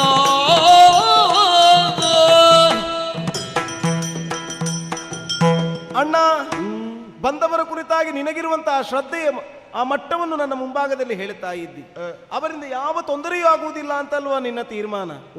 ಅಲ್ಲ, ನನಗೂ ಏನು ಅವರ ಮೇಲೆ ಸಂಶಯ ಇದ್ದು ಮಾತಾಡಿದ್ದಲ್ಲ, ಸ್ವಲ್ಪ ಆಲೋಚನೆ ಮಾಡಬೇಕಾಗಿತ್ತು ಅನ್ನುವುದನ್ನಷ್ಟೇ ನಾ ಹೇಳಿದೆ ಹೊರತು ಏನು ನಿನಗಿರುವ ಶ್ರದ್ಧೆಯ ಕುರಿತಾಗಿ ನನ್ನ ಆರೋಪವೂ ಇಲ್ಲ. ಆದರೆ ಅವರು ಯತಿಗಳಿರಬಹುದು, ಅವರು ನಿಷ್ಪೃಹರೇ ಇರಬಹುದು. ಅಣ್ಣ, ನಾವು ಬದುಕುವುದು ಸಮಾಜದಲ್ಲಿ ಅಂತ ತಿಳಿಯಬೇಕು. ನಿನ್ನದ್ದು ಸಮಾಜ ಪಾಠವ ನನಗೆ? ಪ್ರಜಾವರ್ಗದ ಮಧ್ಯದಲ್ಲಿ, ಮಂದಿಗಳ ಮಧ್ಯದಲ್ಲಿ. ಸಮಾಜದಲ್ಲಿ ಎಂತದ್ದು ಎಂತದ್ದು? 100ಕ್ಕೆ 100. ಹೌದು, ಒಂದು ಮಾತ್ರ ಇಲ್ಲ ಬಿಡು. ಅಣ್ಣ, ಎಲ್ಲವೂ ಪೂರ್ಣ ಅಂತ ಹೇಳಲಿಕ್ಕೆ ಆಗುವುದಿಲ್ಲ. ಯೋಚನೆ ಮಾಡು, ಜನಾಪವಾದ ಅನ್ನುವುದು ಯಾರನ್ನು ಬಿಟ್ಟು ಹೋಗಿದೆ ಹೇಳು? ಸೀತೆಯಂತ ಪರಮ ಪುನೀತೆಯ ಕಥೆಯನ್ನು ನಾ ಮತ್ತೆ ನೆನಪಿಸ್ತೇನೆ ನಿನಗೆ. ದಶರಥನಂತವನ ಕಳೆದು ಹೋದವರು ಆಕಾಶ ಪಥದಲ್ಲಿ ಕಾಣಿಸಿಕೊಂಡು ರಾಮನಿಗೆ ಹೇಳಿದ್ರಂತೆ ಪರಮ ಪುನೀತೆ ಅಂತ. ಆದರೂ ರಾಮ ಅಗ್ನಿ ಪರೀಕ್ಷೆಯ ಮೂಲಕವಾಗಿ ತಿಳಿದುಕೊಳ್ಳಬೇಕು ಅನ್ನುವ ಕಾರಣಕ್ಕೆ ಸೀತೆಯನ್ನು ಅದಕ್ಕಾಗಿ ಉದ್ಯುಗಿಸಿದನಂತೆ. ನಾಳೆ ನಿನ್ನನ್ನು ಹಾಕಿದ್ರೆ ಆಯ್ತು, ಅಪವಾದ ಬಂದ್ರೆ ಬೆಂಕಿಗೆ. ನೀನು ಅದೇ ಹೇಳಿದ್ದು, ನನ್ನನ್ನು ಬೆಂಕಿಗೆ ಹಾಕಿದ್ರೆ ಮತ್ತೆ. ಹಾಗಲ್ವೇ, ಪತಿವ್ರತೆಯರನ್ನು ಬೆಂಕಿಯೂ ಏನು ಮಾಡುವುದಿಲ್ಲ ಅಂತ. ಅದೌದು, ಪತಿವ್ರತೆಯನ್ನು ಹೌದು, ನಾನು ಅದನ್ನ ಹೇಳುವುದು. ಅವಳನ್ನು ಬೆಂಕಿಗೆ ಹಾಕಿದಾಗ ಮತ್ತೆ ಪರಮ ಪುನೀತೆಯಾಗಿ ಕಾಣಿಸಿಕೊಂಡರು. ಹಾಗೆಂದು ಅಯೋಧ್ಯೆ ಸೇರಿದ ಅವಳನ್ನು ಅಪವಾದ ಅನ್ನುವುದು ಬಿಟ್ಟು ಹೋಯಿತಾ? ಇಲ್ಲ. ಊರಿನ ಯಾವುದೋ ಮೂಲೆಯಲ್ಲಿರುವ ಒಬ್ಬಾತ ಬಟ್ಟೆ ತೊಳೆಯುವವನಾದ್ರೂ ಸೀತೆಯ ಚಾರಿತ್ರ್ಯದ ಕುರಿತಾಗಿ ಕಳಂಕವನ್ನು ಮಾತಾಡುವುದಕ್ಕೆ ಮುಂದಾಗಿ, ಉಡುವ ಬಟ್ಟೆಯಲ್ಲಿ ಕಲೆ ಹುಡುಕುವವ ಜೀವನದ ಬಟ್ಟೆಯಲ್ಲಿ ಕಲೆ ಉಂಟು ಅಂತ ರಾಮನಿಗೆ ಬೆರಳು ತೋರಿಸಿ. ಹೌದಾ? ಹಾಗಾದ್ರೆ ಯೋಚನೆ ಮಾಡು, ಆ ಕಾಲದಲ್ಲಿ ಅಷ್ಟೊಂದು ವ್ಯವಸ್ಥೆ ಇರುತ್ತಾ ರಾಮರಾಜ್ಯವೆನ್ನುವುದನ್ನು ಅಷ್ಟೊಂದು ವೈಭವೀಕರಣವಾಗಿ ಹೇಳುತ್ತಾ ಇದ್ದಾಗಲೂ ಈ ಕಾಲದಲ್ಲಿ ಯೋಚನೆ ಮಾಡಣ್ಣ, ಈ ಯಾದವರು ಹೇಗಿದ್ರು, ಅನಾಗರಿಕರ ಹಾಗೆ ಬದುಕುತ್ತಾ ಇದ್ರು. ಅಂತವರಿಗೆ ಒಂದು ಸರಿಯಾದ ನೆಲೆಯನ್ನು, ಬೆಲೆಯನ್ನು ಕಟ್ಟಿಕೊಡುವಲ್ಲಿ ಎಷ್ಟೊಂದು ಪರಿಶ್ರಮ ಪಟ್ಟೆ ನೀವು. ಯಾದವ ಕುಲದ ಪ್ರತಿಷ್ಠಾಪನಾಚಾರ್ಯನಾಗಿ ನೀವು ಕಾಣಿಸಿಕೊಂಡಿರಿ. ಆದರೂ ಕೂಡ ನಿಮ್ಮ ಕುರಿತು ಎಷ್ಟು ಅಪವಾದದ ಮಾತುಗಳು ಬರ್ತಾ ಇಲ್ಲ, ದಿನಂಪ್ರತಿ ಬರ್ತದೆ. ಅಣ್ಣ, ಪುರುಷನಾದರೂ ತನಗೆ ಬಂದಂತಹ ಅಪವಾದವನ್ನು ಸದ್ಯಕ್ಕೆ ಬಂದ ಒಂದು ಕಳೆ ಎನ್ನುವ ಹಾಗೆ ಭಾವಿಸಿ ಅದನ್ನು ತೊಳೆಯುವುದಕ್ಕೆ ಪ್ರಯತ್ನ ಪಡಬಹುದು. ಆದ್ರೆ ಕೈಯಲ್ಲಿರುವ ಗಾಜಿನ ಪಾತ್ರೆ ಬಿದ್ದು ಪುಡಿ ಆಯಿತು ಅಂತ ಆದ್ರೆ ಮತ್ತೆ ಅದನ್ನು ಸೇರಿಸುವುದಕ್ಕಾಗುವುದಿಲ್ಲ. ಹಾಗಾಗಿ ಹೆಣ್ಣನ್ನು ದರ್ಪಣ ಕಪೋಲೆ ಅಂತ ಹೇಳುವುದು. ಅವಳಿಗೆ ಒಂದು ವೇಳೆ ಅಂತಹ ಅಪಮಾನದ ಕಿಡಿ ಹತ್ತಿತು ಅಂತಾದ್ರೆ ಆ ಬೆಂಕಿಯನ್ನು ಆರಿಸುವಂತಹ ನೀರು ಮತ್ತೆ ಎಲ್ಲಿಯೂ ಸಿಕ್ಕುವುದಕ್ಕೆ ಸಾಧ್ಯವೇ ಇಲ್ಲ. ಇವತ್ತು ನೀನು ಕೊಂಡು ಹೋಗಿ ಅಲ್ಲಿ ಬಿಡ್ತಿ, ನಾನವರ ಸೇವೆಗಾಗಿ ಶ್ರದ್ಧೆಯಿಂದ ಮಾಡ್ತೇನೆ. ಆದ್ರೆ ನಿನ್ನ ಮೇಲೆ ದ್ವೇಷ ಇರುವ ಯಾರೋ ಅಂಧಕರೋ ಅಥವಾ ಭೋಜರೋ ಕುಕ್ಕುರರೋ ಯಾರೇ ಇರಬಹುದು, ಒಂದೊಂದು ಮಾತುಗಳನ್ನು ಹೇಳಿ ಹೋಗ್ತಾರೆ. ತಿಳಿದು ರಾಮನಂತವನು ತನ್ನ ತಂಗಿಯನ್ನು ಹೋಗಿ ಯಾವನೋ ಒಬ್ಬ ಯತಿ ಬಂದಿದ್ದಾನೆ ಎನ್ನುವುದಕ್ಕೆ ಸೇವೆಗೆ ನಿಲ್ಲಿಸಿದ್ದಾನೆ. ಅಲ್ಲಿ ಏನಾಗುತ್ತಾ ಉಂಟೋ ಏನು, ಎಂಥದ್ದೋ ಏನು, ಕಾಣದೇ ಇದ್ದರೂ ಒಂದು ಆಳಿಗೊಂದು ಮಾತನ್ನ ಆಡುತ್ತಾರೆ. ಹಾಗಾಗಿ ನಾ ಹೇಳುವುದು, ಈ ವ್ಯವಸ್ಥೆಯಿಂದ ಯೋಚನೆ ಮಾಡು. ಅಪವಾದದ ಹೊರೆಯನ್ನು ಹೊರುವುದಕ್ಕೆ ಮತ್ತೆ ನಾವು ಆಲೋಚಿಸುವುದಕ್ಕಿಂತ ಕೊರಳು ಕೊಡುವುದಕ್ಕಿಂತ ಮೊದಲೇ ಯೋಚನೆ ಮಾಡಬಹುದಲ್ಲ. ಈಗ ಊರಿಂದ ಅಪವಾದ ಬಂದೀತು, ನಿನಗೆ ವರನ ನಿಶ್ಚಯ ಆಗಿದೆ, ನಿನ್ನನ್ನು ಯಾರಿಗೆ ಕೊಡುವುದು ಅಂತ ಈಗಾಗಲೇ ನಿರ್ಣಯ ಆಗಿದೆ. ನೀನು ಇವರ ಸೇವೆ ಮಾಡಿದ್ದರಿಂದ ನನ್ನ ಶಿಷ್ಯನಾದ ಕೌರವ ನೀನು ಬೇಡ ಅಂತ ಹೇಳಲಿಕ್ಕಿಲ್ಲ. ಒಂದು. ಇನ್ನೊಂದು, ನಾನು ನಿನ್ನನ್ನು ಸಂಶಯಿಸುವುದಿಲ್ಲ. ನಿನಗೊಂದು ಕತೆ ಗೊತ್ತುಂಟ? ಏನಣ್ಣ? ಬಂದವ ಏನಿದ್ರು ನಾವು ಗಟ್ಟಿ ಇದ್ರೆ ಯಾರಿಂದ ಏನು ಮಾಡುವುದಕ್ಕೂ ಸಾಧ್ಯ. ಈ ಕಳ್ಳತನ ಮಾಡುವವ ಬಾಗಿಲು ಸರಿ ಇಲ್ಲದಿದ್ರೆ ಒಳಗೆ ನುಗ್ಗುವುದು. ನಮ್ಮ ಬಾಗಿಲು ಗಟ್ಟಿ ಉಂಟು ಅಂತ ಬಾಗಿಲ ಬಗ್ಗೆ ಭರವಸೆ ಉಂಟು ನನಗೆ, ನಿನ್ನ ಶೀಲದ ಬಗ್ಗೆ ನನಗೆ ಭರವಸೆ ಉಂಟು ತಂಗಿ. ಅಣ್ಣ, ಊರಿನವರು ಮಾತಾಡಿದ್ರೆ ಊರಿನವ ಸತ್ತ, ಊರಿನವ ನಾನು ಊರಿಗಾಗಿ ತಂಗಿಯನ್ನು ಸಾಕಿದ್ದ. ಏನು ಊರು ಮುಖ ತೋರಿಸಬೇಕಲ್ಲ. ಊರ್ದೇನವರದು. ಊರಿನವರು ಮಾತಾಡಿದ್ರೆ ಊರು ಮುರ್ದೇನವರದು. ಹೌದಾ? ಹಾಗಾದ್ರೆ ನೀನಷ್ಟು ಧೈರ್ಯ ಕೊಡ್ತಿಂತಾದ್ರೆ ನಾನು ನಿನ್ನ ಜೀವನಕ್ಕೆ ಭದ್ರವಾದಂತಹ ಒಂದು ಬದುಕನ್ನು ಒದಗಿಸುವಲ್ಲಿ. ಆಮೇಲೆ ಏನಾದ್ರೂ ಆದ್ರೆ ನಾನಲ್ಲ. ಯಾರು? ನಾನೇ. ಈ ಪ್ರಸಂಗದಲ್ಲಿ ನಾನೇ. ನೀನೇ ಮತ್ತೆ ಮಾತಾಡ್ಬೇಕು. ನನಗೆ ಗೊತ್ತಿಲ್ಲ ಮತ್ತೆ. ಅವ ಕಳ್ಳ ಕೃಷ್ಣ ಇದು ಯಾರಿದ್ದು? ನಾನು ಇದನ್ನು ಬಿಟ್ಟುಕೊಡುವುದಿಲ್ಲ. ನಾನು ನಿನ್ನನ್ನೇ ತೋರಿಸುವುದು. ಮತ್ತೆ ಯಾರಲ್ಲಿ ಕೇಳಲಿಕ್ಕಿಲ್ಲ. ನಾನು ಈಗ ಮಾತಾಡಬೇಡ ನೀನು. ಇಲ್ಲ.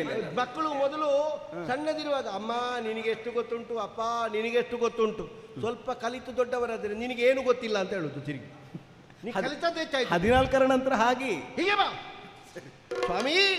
ಓ ಇದು ನೀವು ಅವತ್ತು ಕೇಳಿದಿರಲ್ಲ ನನ್ನಲ್ಲಿ. ಹೌದು. ನಿನಗತಿ ಪ್ರಿಯರಾದ ನೀನು ಯಾರ ಶ್ರೇಯೋಭಿವೃದ್ಧಿಯನ್ನು ಬಯಸ್ತೀಯೋ ಇವಳು ನನ್ನ ತಂಗಿ. ಇವಳ ಹೆಸರು ಸುಭದ್ರಾ ಅಂತ. ಇವಳ ಬದುಕು ಬಂಗಾರವಾಗುವಂತೆ ಭದ್ರವಾಗುವಂತೆ ನೀವೊಂದು ಆಶೀರ್ವಾದ ಮಾಡಿ ಅವಳಿಗೊಂದು ಅನುಗ್ರಹದ ವಾಕ್ಯ ಹೇಳಬೇಕು ಅಂತ ನನ್ನ ಭಾವ. ನಿನ್ನ ಕೈ ಮುಗಿ ಅಡ್ಡಬೀಳು, ಪಾದಗಳಿಗೆ ನಮಸ್ಕಾರ ಮಾಡಿದ್ದೇನೆ. ನಿನ್ನ ಮುಂದೆಯೇ ಅನುಗ್ರಹ ಹೇಳುತ್ತೇನೆ. ತರುಣಿ ಸ್ವಾಮಿ. ತರುಣಿ ಬಾ ತ್ರೈಲೋಕ್ಯದಲ್ಲಿ ವಿಜಯ ತಾನೇ ನಿಲ್ಲರಸಾಗಿ ಬಾಳುವುದೀ ನಿರತ ಸುಖಿಯಾಗೆಂದು ಪಾತ ನನಗೆರಗಿದ ಅಂಬುರುಗಲೋಚನೆಯ ಬರಸಿದನು ತರುಣಿ ಬಾಗ.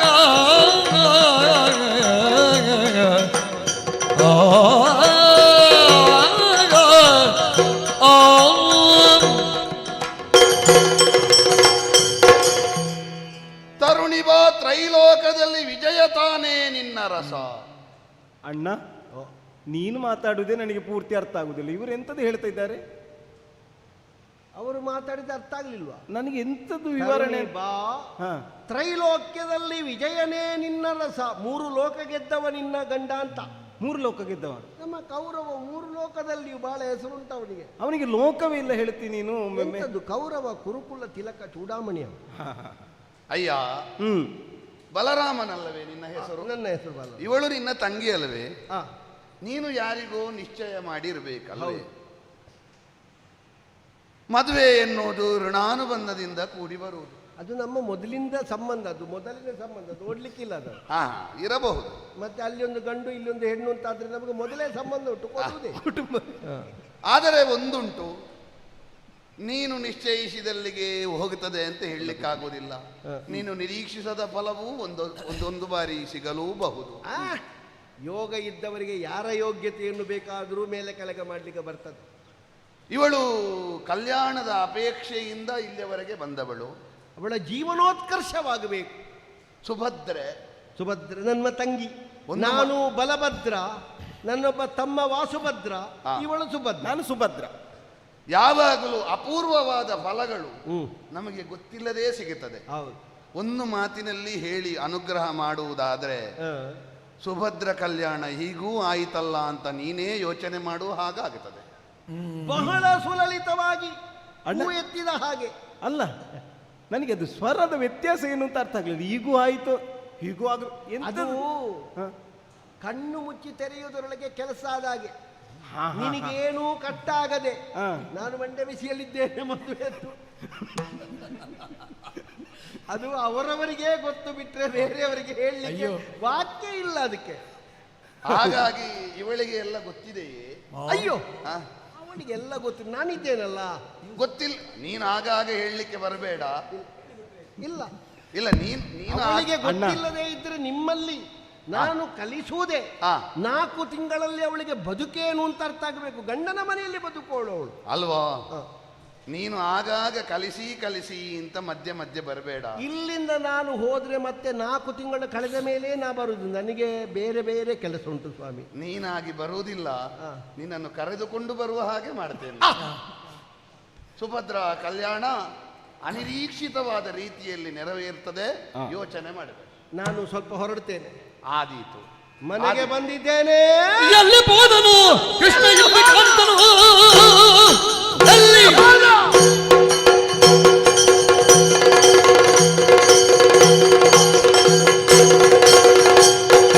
ಹೋದನು ಕೃಷ್ಣ, ಎಲ್ಲಿ ಕಾಣಿತನು? ಎಲ್ಲಿ ವಲ್ಲವನ ಬಂದಿರ್ಪರವರಾಯಿ ಎಲ್ಲವರ ಗಂಡು ವಲ್ಲವಲ್ಲೋಗಿ ವಂದಿಸಿದರಲ್ಲಿ ಬಂದದ ಕಾಣಿನವರ ಊರಿಗೆ ಊರೇ ಸಂಭ್ರಮದಲ್ಲಿ ನಲಿಯುತ್ತಾ ಉಂಟು. ಸುಭದ್ರವಾದಂತಹ ವಾತಾವರಣ. ತಂಗಿಯಾದ ಸುಭದ್ರೆಯನ್ನು ಯತಿ ಶ್ರೇಷ್ಠರ ಸೇವೆಗಿರಿಸಿದ್ದೇನೆ. ಇವ ಇಲ್ಲ ಹೇಳಲಿಕ್ಕೆ, ಯುವರಾಜ ಪೀಠದಲ್ಲಿ ಕೂತುಕೊಳ್ಳಬೇಕಾದವ. ಮಹಾರಾಜನಾದ ನಾನು ಕೈ ತೋರಿಸುವಲ್ಲಿ ಆಗಬೇಕಾದ ಕೆಲಸವನ್ನು ಮಾಡಿ ಪೂರೈಸಬೇಕಾದವ. ಯಾರ ಮನೆಯಲ್ಲಿ ಸೊಕ್ಕುತ್ತಾ ಇದ್ದಾನೋ, ಯಾರ ಮನೆಯಲ್ಲಿ ಬೆಣ್ಣೆ ಮುದ್ದೆಗೆ ಕೈ ಹಾಕ್ತಾ ಇದ್ದಾನೋ ಗೊತ್ತಿಲ್ಲ.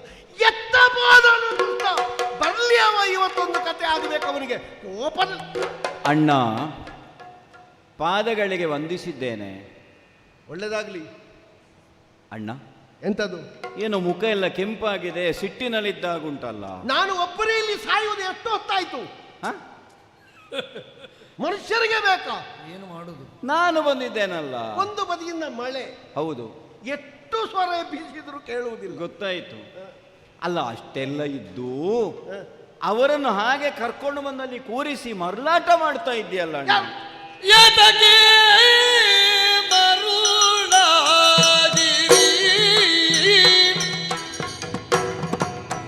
ಅಣ್ಣಯ್ಯನಿ, ಎದಗೆ ಮರುಳಾಗಿರಿ, ಏತಕಿ ಪರಿ ಮರುಳಗಿರಿ ಬಂದ ತಿರುಗುಳದ ನೆಲೆಯ ನರಿಯದೆ ನೀತಿ ಭಾಗಿರನಾಗಿ ತಂಗಿಗ ನೋತು ಒಪ್ಪಿಸಿ ಕೊಡುವರೇ ದಿಟಯೇ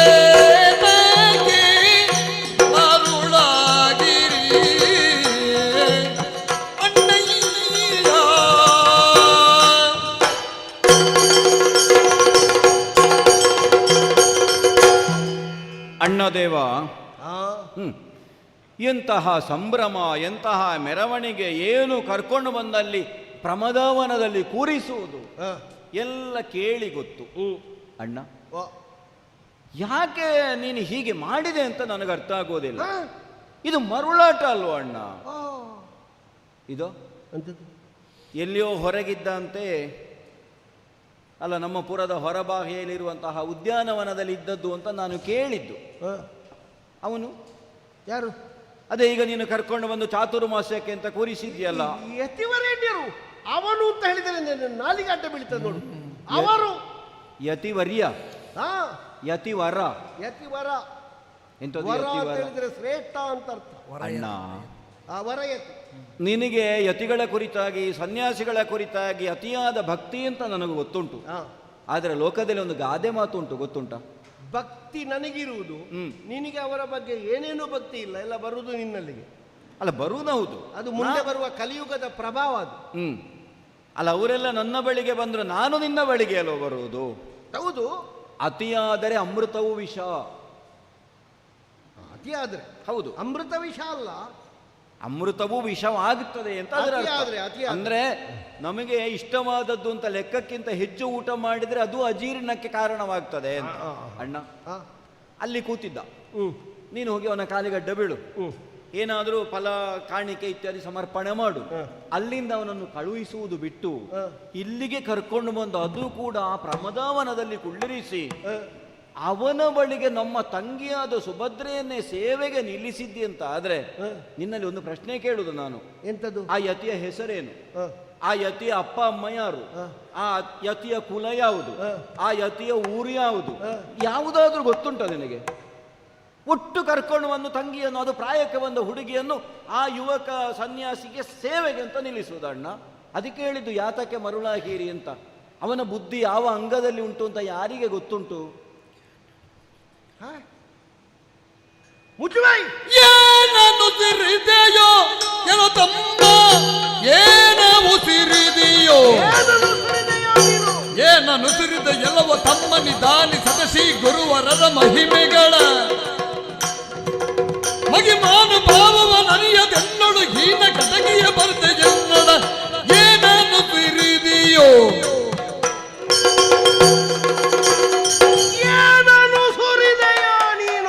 ಒಬ್ಬೆ ಹಾಕಬೇಡ, ನಾನು ಇದ್ದದ್ದು ಹೇಳಿದ್ದೆ. ಕೋಪ. ಒಂದು ಮಾತಾಡುವುದಕ್ಕೆ ತಲೆಬುಡ ಇಲ್ವಾ? ಒಂದು ಮಾತಿಗೆ ಮುಖ ಬೇಡುವ? ಒಂದು ಮುದುಕ ಸನ್ಯಾಸಿ ಆದ್ರೆ ಆಗ್ತಿತ್ತು. ಅವ ಯುವಕ ಅಂತೆ, ಮಿರಿ ಮಿರಿ ಮಿರಿ ಮಿರಿ ಮಿಂಚುವ ಶರೀರ ಅಂತ ಅವನದ್ದು. ಅವನ ಅಪ್ಪ ಯಾರು? ಅವನ ಅಮ್ಮ ಯಾರು? ಅವನ ಊರು, ಅವನ ಕುಲ ಯಾವುದು? ಅವನ ಹೆಸರು ಯಾವ ದೇಶ? ಋಷಿ ಮೂಲ, ನದಿ ಮೂಲ, ಸ್ತ್ರೀ ಮೂಲ. ಯಾಕೆ ಶಾಸ್ತ್ರ ಮಾಡಿದ್ದು? ಕೇಳಬಾರ್ದು ಅಂತ. ಏನು 4 ಜನರಿಗೆ ಪಾಠ ಮಾಡಲಿಕ್ಕೆ ಮಾತ್ರ ಇರುವುದಾ? ಅದನ್ನೆಲ್ಲ ಕೇಳಲಿಕ್ಕಿಲ್ಲ. ಸರ್ವಸಂಗ ಪರಿತ್ಯಾಗಿಗಳಾದಂತಹ ಕಾಮವನ್ನು ವರ್ತಿಸಿದ ಏನು ಲಕ್ಕನೆ ಹೊಳೆಯುತ್ತಾ ಇದ್ದಾರೆ ಈ ಪ್ರಾಯದಲ್ಲಿ. ಏನು ಏನು ಸನ್ಯಾಸಿಗಳಾಗಿದ್ದಾರೆ. ಜೀವನದಲ್ಲಿ ಏನು ಪ್ರಾಯ? ಈ ಪ್ರಾಯದಲ್ಲಿ ಬರಬೇಕಾದದ್ದು ಸನ್ಯಾಸ. ಅದೇ ಮುದುಕನಾಗಿ ಹೇಳಲಿಕ್ಕೆ ಕೊಡುವುದಿಲ್ಲ ಅಂತಾದ ಮೇಲೆ ವೃದ್ಧನಾರಿ ಪತಿವ್ರತ ಅಂತ ಹೇಳಿದಾಗೆ ಮುದುಕರಲ್ಲ ಸನ್ಯಾಸಿಗಳಾಗಬೇಕು. ಈ ಪ್ರಾಯದಲ್ಲಿ ಇಂತಹ ಯುವಕನ ಬಳಿಗೆ ನೀನು ಯುವತಿಯಾದ ನಮ್ಮ ತಂಗಿಯನ್ನು ಕಳುಹಿಸುವುದು? ಪಂಚೇಂದ್ರಿಯಗಳನ್ನು ಬಿಗಿ ಹಿಡಿದು ಬಾಹ್ಯ ಪ್ರಪಂಚಕ್ಕೆ ತನ್ನನ್ನು ತಾನು ತೋರಿಸಿಕೊಳ್ಳದೆ ಆತ್ಮಾರಾಧನದಿಂದ ಅಂತರ್ಮುಖಿಯಾಗಿ ಭಗವತತ್ವವನ್ನು ಸಾಕ್ಷಾತ್ಕರಿಸಿಕೊಂಡು ನಾನೇ ಅದು, ಅದುವೇ ನಾನು ಎನ್ನುವಂತಹ ಸೋಹಂಭಾವದಲ್ಲಿ. ಎಂಥದ್ದು ಎಂಥದ್ದು ನಿನಗೆ ಅರ್ಥ ಆಗುವುದಿಲ್ಲ. ಅದು ನನಗೂ ಪೂರ್ತಿ ಗೊತ್ತಾಗ್ಲಿಲ್ಲ. ಅಂತ ನೀನು ಮಾತಾಡಿಸಿದ್ದೆ ಹಾಗಾದ್ರೆ ಅವರ ಹತ್ರ? ಮತ್ತೆ ಮಾತಾಡಿದ್ರು ಅವರು? ಮಾತಾಡಿದ್ರಲ್ಲಿ 10 ಮಾತಿನಲ್ಲಿ 2 ಅರ್ಥ ಆದ್ದು ನನಗೆ. ಹೌದಾ? ಅದು ಅರ್ಥ ಇಲ್ಲದ್ದಲ್ಲ, ನಿನಗೆ ಪರತತ್ವ. ಅದು ಕೆಲವೆಲ್ಲ ನಮಗೆ ಜೀರ್ಣ ಆಗುವುದಿಲ್ಲ. ಅದು ಬ್ರಹ್ಮಸೂತ್ರ. ಅದಕ್ಕೆಲ್ಲ ಅರ್ಥ ಹುಡುಕಬಾರ್ದು. ಅದನ್ನು ನಾವು ಕಂಡು ಕೈ ಮುಗಿಬೇಕು, ಪುರಸ್ಕರಿಸಬೇಕು. ಹೌದೌದು. ಅದಕ್ಕೆ ನಾವು ಸರ್ವ ಸಮರ್ಪಣಾ ಭಾವದಿಂದ ಒಪ್ಪಿಸಿಕೊಳ್ಬೇಕು. ಕೆಲವರು ಅದುವೇ ಕೈ ಹಿಡಿದು ನಮ್ಮನ್ನು ನಡೆಯುತ್ತದೆ. ಆಯ್ತು. ಅದೀಗ ನಮ್ಮನ್ನು ಕೈ ಹಿಡಿದು ನಡೆಸ್ತದಲ್ಲ ಬೇರೆಯವರ ಕೈ ಹಿಡಿದು ಕರ್ಕೊಂಡು ಹೋಗ್ತದ? ಅದು ಗೊತ್ತಾಗುವುದಿಲ್ಲ. ನಾನು ಕೈಗೆ ಕೊಟ್ಟಾಗ ಹೇಳಿದ್ದಾರೆ ನೀನಿನ ವಿಷಯ ಬಿಡು ಅಂತ. ನೋಡು ಎಂತದ್ದು ಅಂತ. ನೀನು ವಿಷಯ ಬಿಡು ಅಂತ. ಅದರ ಅರ್ಥ ಆಗಲ್ಲ. ಮತ್ತೆ ಇವಳ ಬಗ್ಗೆ ನೀನು ಚಿಂತಿಸಬೇಡ.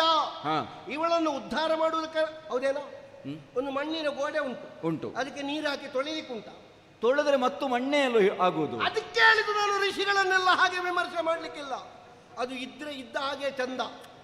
ಏನನ್ನು ಸುರಿದೆ ತಮ್ಮ, ಈ ಪ್ರಸಂಗದಲ್ಲಿ ನಿನ್ನ ವಿಷಯವೇ ಇಲ್ಲ. ನಿನ್ನನ್ನು ಹೊರಗಿಟ್ಟೆ ನನ್ನ ಪ್ರಸಂಗ.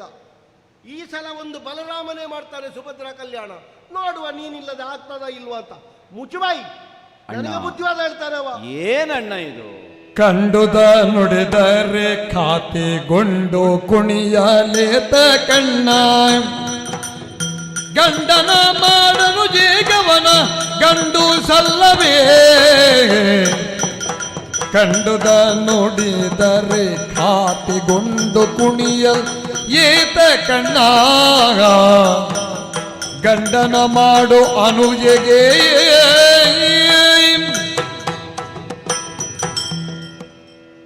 ಇದ್ದದ್ದನ್ನು ಇದ್ದ ಹಾಗೆ ಹೇಳಿದರೆ ಎದ್ದು ಬಂದು ಎದೆಗೆ ಒದೆದರು ಅಂತ ಒಂದು ಮಾತುಂಟು.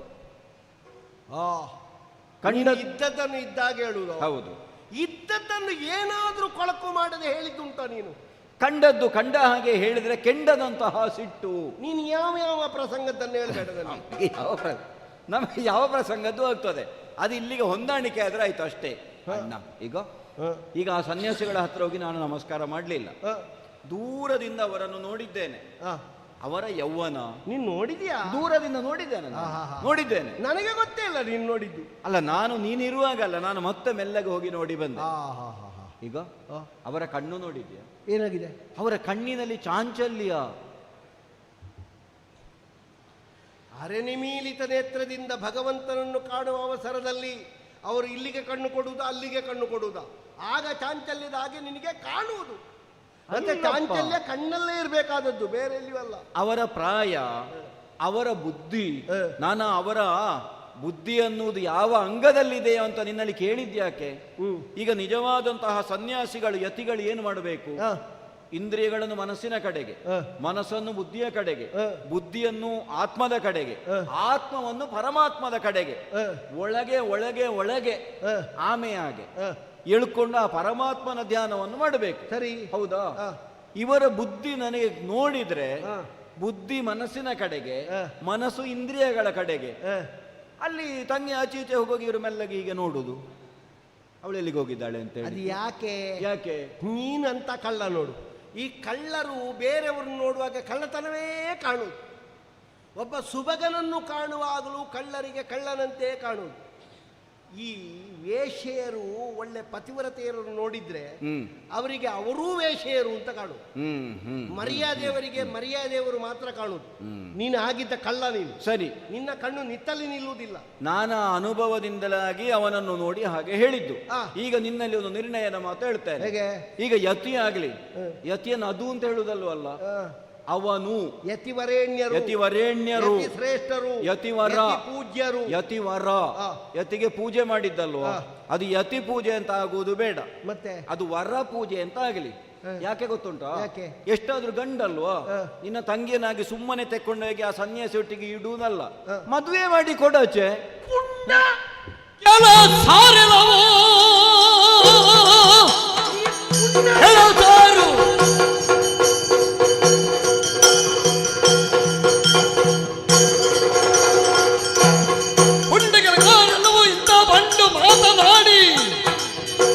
ನರಕ ಕುಂಡದಲ್ಲಿ ಬೀಳದಿರು ದುಡ್ಡಂತ ಗರುವದಿ ನೀನು ಮದುವೆ ಮಾಡಿ ಕೊಡಲ್ಲ, ಮುಗೀತಲ್ಲ ಅಲ್ಲಿಗೆ. ನಿನಗೆ ಯತಿಗಳನ್ನು ಕಂಡ್ರೆ ಪೂಜ್ಯ ಭಾವ ಉಂಟು ಅಂತ ನಾನು ಗ್ರಹಿಸಿದ್ರೆ ನೀನು ಯಾವಾಗಲೂ ಇಷ್ಟು ಹಾಳಾದದ್ದು? ಅಲ್ಲ, ಗಂಡು ಸಲ್ಲುವೆ ಸುಮ್ಮನೆ ಒಟ್ಟಿಗಿಟ್ಟು ಅಪವಾದ ಬರುವುದು. 3-4 ತಿಂಗಳು ನಮ್ಮ ತಂಗಿ ಆ ಹುಡುಗನೊಟ್ಟಿಗೆ ಇದ್ದಳು ಅಂತ, ಅದಕ್ಕಿಂತ ಮೊದಲೇ ಮದುವೆ ಮಾಡಿ ಬಿಟ್ರೆ ರಗಳೆ ಇಲ್ಲಲ್ಲ. ಬಾಹ್ಯವಾಗಿ ಅವರನ್ನು ಗಂಡು ಹೆಣ್ಣು ಅಂತ ಲಿಂಗಭೇದದಿಂದ ಗುರುತಿಸುವುದಕ್ಕೆ ಅವರು ಹಾಗೆ ಇದ್ದಾರ? ಅವರು ತುಳಸಿ ರಸ ಕುಡಿಯುವವರು. ಬೆಂಕಿಯೊಟ್ಟಿಗೆ ಬೆಣ್ಣೆ ಇಟ್ಟ ಹಾಗಾಗ್ತದೆ. ಎಂಥದ್ದು ಬೆಂಕಿಯೊಟ್ಟಿಗೆ ಬೆಣ್ಣೆ? ಅಣ್ಣ, ಬೆಂಕಿ ಬೆಣ್ಣೆ ಹಳೆ ಕತೆ ಕೇಳಲಿಲ್ಲ ಎಂಥದ್ದು ಅಂತ. ಇದೇ ರೀತಿಯಾಗಿ ಸನ್ಯಾಸಿ ವೇಷವನ್ನು ಹಾಕಿಕೊಂಡು ಕಾವಿ ವಸನವು ಕೈಯ ಜಪಸರ ಕೋವಿ ದಂಡಕ ಮಂಡಲ ಗೊತ್ತುಂಟ? ಹೌದು. ಸನ್ಯಾಸಿ ರೂಪದಿಂದ ಬಂದು ಭಿಕ್ಷೆಯನ್ನು ಕೊಡಿ ಭಿಕ್ಷೆಯನ್ನು ಕೊಡಿ ಅಂತ ಕೇಳಿದ ಆ ಕಪಟ ಸನ್ಯಾಸಿ ರಾವಣ ಕೊನೆಗೆ ಸೀತೆಯನ್ನೇ ಕದ್ದುಕೊಂಡು ಹೋದ. ಇವನು ಇನ್ನು ಯಾವ ದೃಷ್ಟಿ ಇಟ್ಟುಕೊಂಡು ಇಲ್ಲಿಗೆ ಬಂದಿದ್ದಾನೋ, ಎಲ್ಲಿಂದ ಬಂದಿದ್ದಾನೋ ಒಂದು ನನಗೆ ಅನುಮಾನ ಬಲವಾಗ್ತಾ ಉಂಟು. ಆ ಪ್ರಸಂಗ ನೀನು ಹೇಳಿದ್ದರಿಂದ ಕೇಳ್ತೇನೆ. ಇಲ್ಲಿ ಮಾರೀಚ ಯಾರು? ಜಿಂಕೆ ಯಾರು? ಅಲ್ಲಿ ಸೀತೆ, ಇಲ್ಲಿ ಸುಭದ್ರ. ಅಲ್ಲಿ ರಾವಣ, ಇಲ್ಲಿ ಸನ್ಯಾಸಿಗಳು. ಹೌದಾ? ಹೌದು. ಇಲ್ಲಿ ಮಾರೀಚ ಯಾರು? ಈ ಪ್ರಸಂಗದಲ್ಲಿ ಮಾರೀಚ ಬೇಕು ಅಂತ ಇಲ್ಲ, ಮತ್ತೆ ಈ ರೂಪದಿಂದ ಬಂದದ್ದು ಅಂತ ನನಗೆ ಅನುಮಾನ ಉಂಟು ನಿನ್ನದ್ದು. ಏನಣ್ಣ? ನೀನೇ ಏನಾದ್ರೂ ಬಂದದ್ದು ಮಾಡ್ತೀಯ. ನನ್ನ ಮೇಲಿನ ಹಾಗೆಯಿಂದ ಎಂತದಾದ್ರೂ ಪ್ರಸಂಗ ತಿರುಗಿಸಿ ಬರೀ. ಚೇ ಅಲ್ಲಪ್ಪ, ಇದ್ದದ್ದನ್ನು ಹೇಳಿದ್ದು ನಾನು, ಹಾಗಾಗ್ತದೆ ಅಂತ. ನೀ ಪುಂಡ, ನಿನಗೆ ಪುಂಡಾಟಿಕೆಯೇ ಕೆಲಸ. ನಿನಗೆ ನೀ ಮಾಡುವುದೇ ಹುಡುಗಾಟ. ಅಣ್ಣ, ನಾಳೆ ದಿನ ಏನಾದ್ರೂ ಹೆಚ್ಚು ಕಡಿಮೆ ಆಗಿ ಮತ್ತೆ ಕೃಷ್ಣ ನೀನು ಬರಬೇಕು ಅಂತ ಹೇಳಿದ್ರೆ ಆಗ್ಲಿ ಹೆಚ್ಚು ಕಡಿಮೆ, ಆಗ್ಲಿ ಹೆಚ್ಚು ಕಡಿಮೆ. ನೋಡುವ. ಹೆಚ್ಚು ಕಡಿಮೆ ಆದ್ರೆ ಸೀಮಂತ ಮಾಡಿ ಏನು ಆಗ್ಲಿ. ನಿನ್ನಲ್ಲಿ ಯಾರು ಕೇಳ್ತಾರೆ? ಹಾ, ನಾನು ನಿರ್ಣಯ ಮಾಡಿದ್ದು ಕೌರವನಿಗೆ ಕೊಡ್ತೇನೆ ಅಂತ. ಕೌರವನಿಗೆ ಹೆಣ್ಣಿಲ್ಲ ಅಂತಾದ್ರೆ ಬೇರೆ ಹೆಣ್ಣು ಕೊಟ್ಟೇನು. ನನ್ನ ಶಿಷ್ಯ, ಅವನಿಗೆ ಕೊಡಬೇಕಾದ ಹೆಣ್ಣು ಇವನೊಟ್ಟಿಗೆ ಓಡಿ ಹೋದ್ರೆ ನಾನು ಮಂಡೆ ಬೋಳಿಸಿಯೇನು, ನಿನಗೇನು ಆಗುವುದಿಲ್ಲ. ಆದ ಮೇಲೆ ಮತ್ತೆ ನನ್ನನ್ನು ಕರೆಯುವ. ನಿನ್ನನ್ನು ಯಾರು ಕರ್ತಿದ್ದಾರೋ? ನೀನು ದೊಡ್ಡ ಜನವ ನೀನು. ಹ, ದ್ವಾರಾವತಿಯಲ್ಲಿ ನೀನಿಲ್ಲದೆ ಯಾವ ಪ್ರಸಂಗವೂ ಆಗುವುದಿಲ್ವ? ಒಂದು ನೋಡಬೇಕು ನನಗೂ. ಬಲರಾಮನಿಗೆ ಮದುವೆ ಮಾಡಿಸಲಿಕ್ಕೆ ಆಗ್ತದ ಇಲ್ವೋ ಅಂತ. ನಾನೆಂಥದ್ದು ಇಲ್ಲಿ ಒತ್ತಲಿಕ್ಕೆ ಮಾತ್ರ ಅಲ್ಲ, ನಾನು ಹೇಳಿದ್ದು ಮತ್ತೆ ಮೊದಲಿಂದ ಹಾಗೆ ಆಗೋದು ಬೇಡ. ನೀನು ಬರಬೇಡ. ನೀನು ನಾನಿಲ್ಲ. ಕಲ್ಯಾಣದಲ್ಲಿ ನಾನು ಹೇಳಿದ ಹಾಗೆ ನಾನಿಲ್ಲ. ಆಯ್ತಲ್ಲ? ನೀನಿಲ್ಲ. ಹೆಚ್ಚು ಕಡಿಮೆ ಆದ್ರೆ ಮತ್ತೆ ನನ್ನನ್ನು ಹೇಳಬಾರದು. ಹೆಚ್ಚು ಕಡಿಮೆ ಆದ್ರೆ ಇಂಥದ್ದು ಹೆಚ್ಚು ಕಡಿಮೆ ಆಗುದು. ಹೆಚ್ಚು ಕಡಿಮೆ ಆದೀತಾ? ಸ್ವಲ್ಪ ಕಡಿಮೆ ಆಗಲಿ, ತೊಂದರೆ ಇಲ್ಲ. ಹೆಚ್ಚು ಕಡಿಮೆ ಆದೀತಾ? ನಾನಿದ್ದೇನೆ ನಷ್ಟ ಭರಿಸಲಿಕ್ಕೆ. ನನ್ನದು ಸೇವೆ ಅಂತ ತಿಳ್ಕೊ.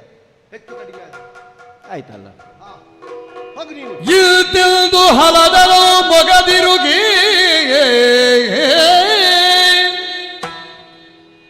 ಮುರಗರು ಮುಂತಪ್ಪ ಕಜ್ಜಕ್ಕೆ ನಿರಾತಂಕಮಾಯ್ತಿಲ್ದು ಸಂತೋಷವು ತಾಳ್ದೋ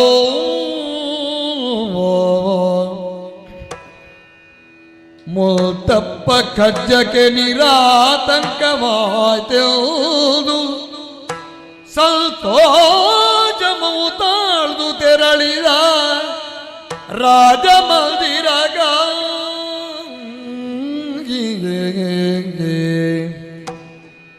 ಮುರಹರೋ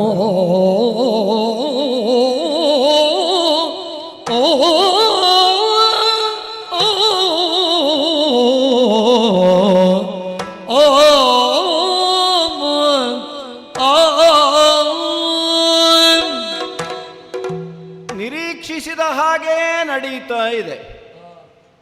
ಏನನ್ನು ಅಣ್ಣ ಮಾಡ್ತಾನೆ ಅಂತ ನಾನು ಆಲೋಚನೆ ಮಾಡಿದ್ದನೋ ಹಾಗೆಯೇ ಆಯಿತು. ನೀನು ಬರಬೇಡ ಅಂತ ಹೇಳಿದನಲ್ಲ, ಕೌರವನಿಗೆ ವಿವಾಹ ಮಾಡಿ ಕೊಡ್ತೇನೆ ಸುಭದ್ರೆ ಎನ್ನುವಂಥ ನಿರ್ಣಯ ಮಾಡಿದವ ನಮ್ಮ ಅಣ್ಣನಾದಂತಹ ಬಲಭದ್ರ. ಆದರೆ ಅರ್ಜುನನನ್ನೇ ಇಲ್ಲಿಗೆ ಕರೆತಂದು ಯತಿವೇಷದಲ್ಲಿರುವವನನ್ನು ಕುಳ್ಳಿರಿಸಿ ಯತಿ ಪೂಜೆಯನ್ನು ಮಾಡಿದ್ದಾನೆ ಅಂದರೆ ಅರ್ಥ ಏನು? ಪರೋಕ್ಷವಾಗಿ ವರಪೂಜೆಯನ್ನೇ ಮಾಡಿದ್ದಾನೆ ಅಂತ. ಮುಂಬಪ್ಪ ಕಜ್ಜಕ್ಕೆ ನಿರಾತಂಕಮಾಯಿತು. ಮಾತ್ರವಲ್ಲ, ನಾನು ಹೊರಡುವ ಕಾಲದಲ್ಲಿ ಭಾಮೆಯಲ್ಲಿ ಆಡಿದ್ದು ಅದನ್ನೇ. ಸುಭದ್ರೆಗೆ ಮನಸ್ಸಿರುವುದೇ ಅರ್ಜುನನ ಮೇಲೆ ಅಂತ. ಒಂದು ಪ್ರಕರಣದಲ್ಲಿ ಆಕೆಯೂ ಅರ್ಜುನನನ್ನು ನೋಡಿದ್ದಾಳೆ, ಅರ್ಜುನನು ಅವಳನ್ನು ನೋಡಿದ್ದಾನೆ. ಹಾಗಾಗಿ ಎಷ್ಟು ಒಳ್ಳೆಯ ವಸ್ತು ಆದರೂ ಅದು ಯೋಗ್ಯರ ಕೈಗೆ ಸೇರಬೇಕು. ರೂಢಿಯಲ್ಲಿ ಒಂದು ಮಾತುಂಟು, ಅದು ಗಂಗಾ ನದಿಯ ನೀರೇ ಆದರೂ ಪವಿತ್ರವಾದಂತಹ ಒಂದು ಪಾತ್ರೆಯಲ್ಲಿರಬೇಕು ಹೊರತು ಕೊಳಕಾದ ಪಾತ್ರೆಯಲ್ಲಿದ್ದರೆ ಅದನ್ನು ಕುಡಿಯುವುದಕ್ಕಾಗುವುದಿಲ್ಲ, ಅದಕ್ಕೆ ಮೌಲ್ಯವೂ ಬರುವುದಿಲ್ಲ. ನಮ್ಮ ತಂಗಿಯಾದಂತಹ ಸುಭದ್ರೆ ನಮ್ಮ ಅತ್ತೆಯ ಮಗನಾದಂತಹ ಅರ್ಜುನನ ಕೈ ಸೇರಿದರೆ ಮಾತ್ರ ಜೀವನದಲ್ಲಿ ಸಾರ್ಥಕತೆಯನ್ನು ಪಡೀತಾಳೆ. ನಿಜ ಅರ್ಥದಲ್ಲಿ ಕಲ್ಯಾಣ ಆಗುವುದು ಹಾಗೆ, ಸುಭದ್ರಾ ಕಲ್ಯಾಣ. ಭವಿಷ್ಯದಲ್ಲಿ ಅದು ನಡೆಯುವುದಕ್ಕಿದೆ. ಕೌರವನ ಕೈಗೆ ಎಟಕುವಂತಹ ವಸ್ತು ಅವಳಲ್ಲ ಅಂತ ನಮಗೂ ಒಂದು ಸಮಾಧಾನ ಆಯಿತು. ನೋಡೋಣ, ಎಲ್ಲವನ್ನು ಮಾಡಿ ಏನೂ ಗೊತ್ತಿಲ್ಲದವನ ಹಾಗೆ ನನ್ನ ಅರಮನೆಯ ಕಡೆಗೆ ತೆರಳುತ್ತೇನೆ. ಶುಭವಾಗಲಿ.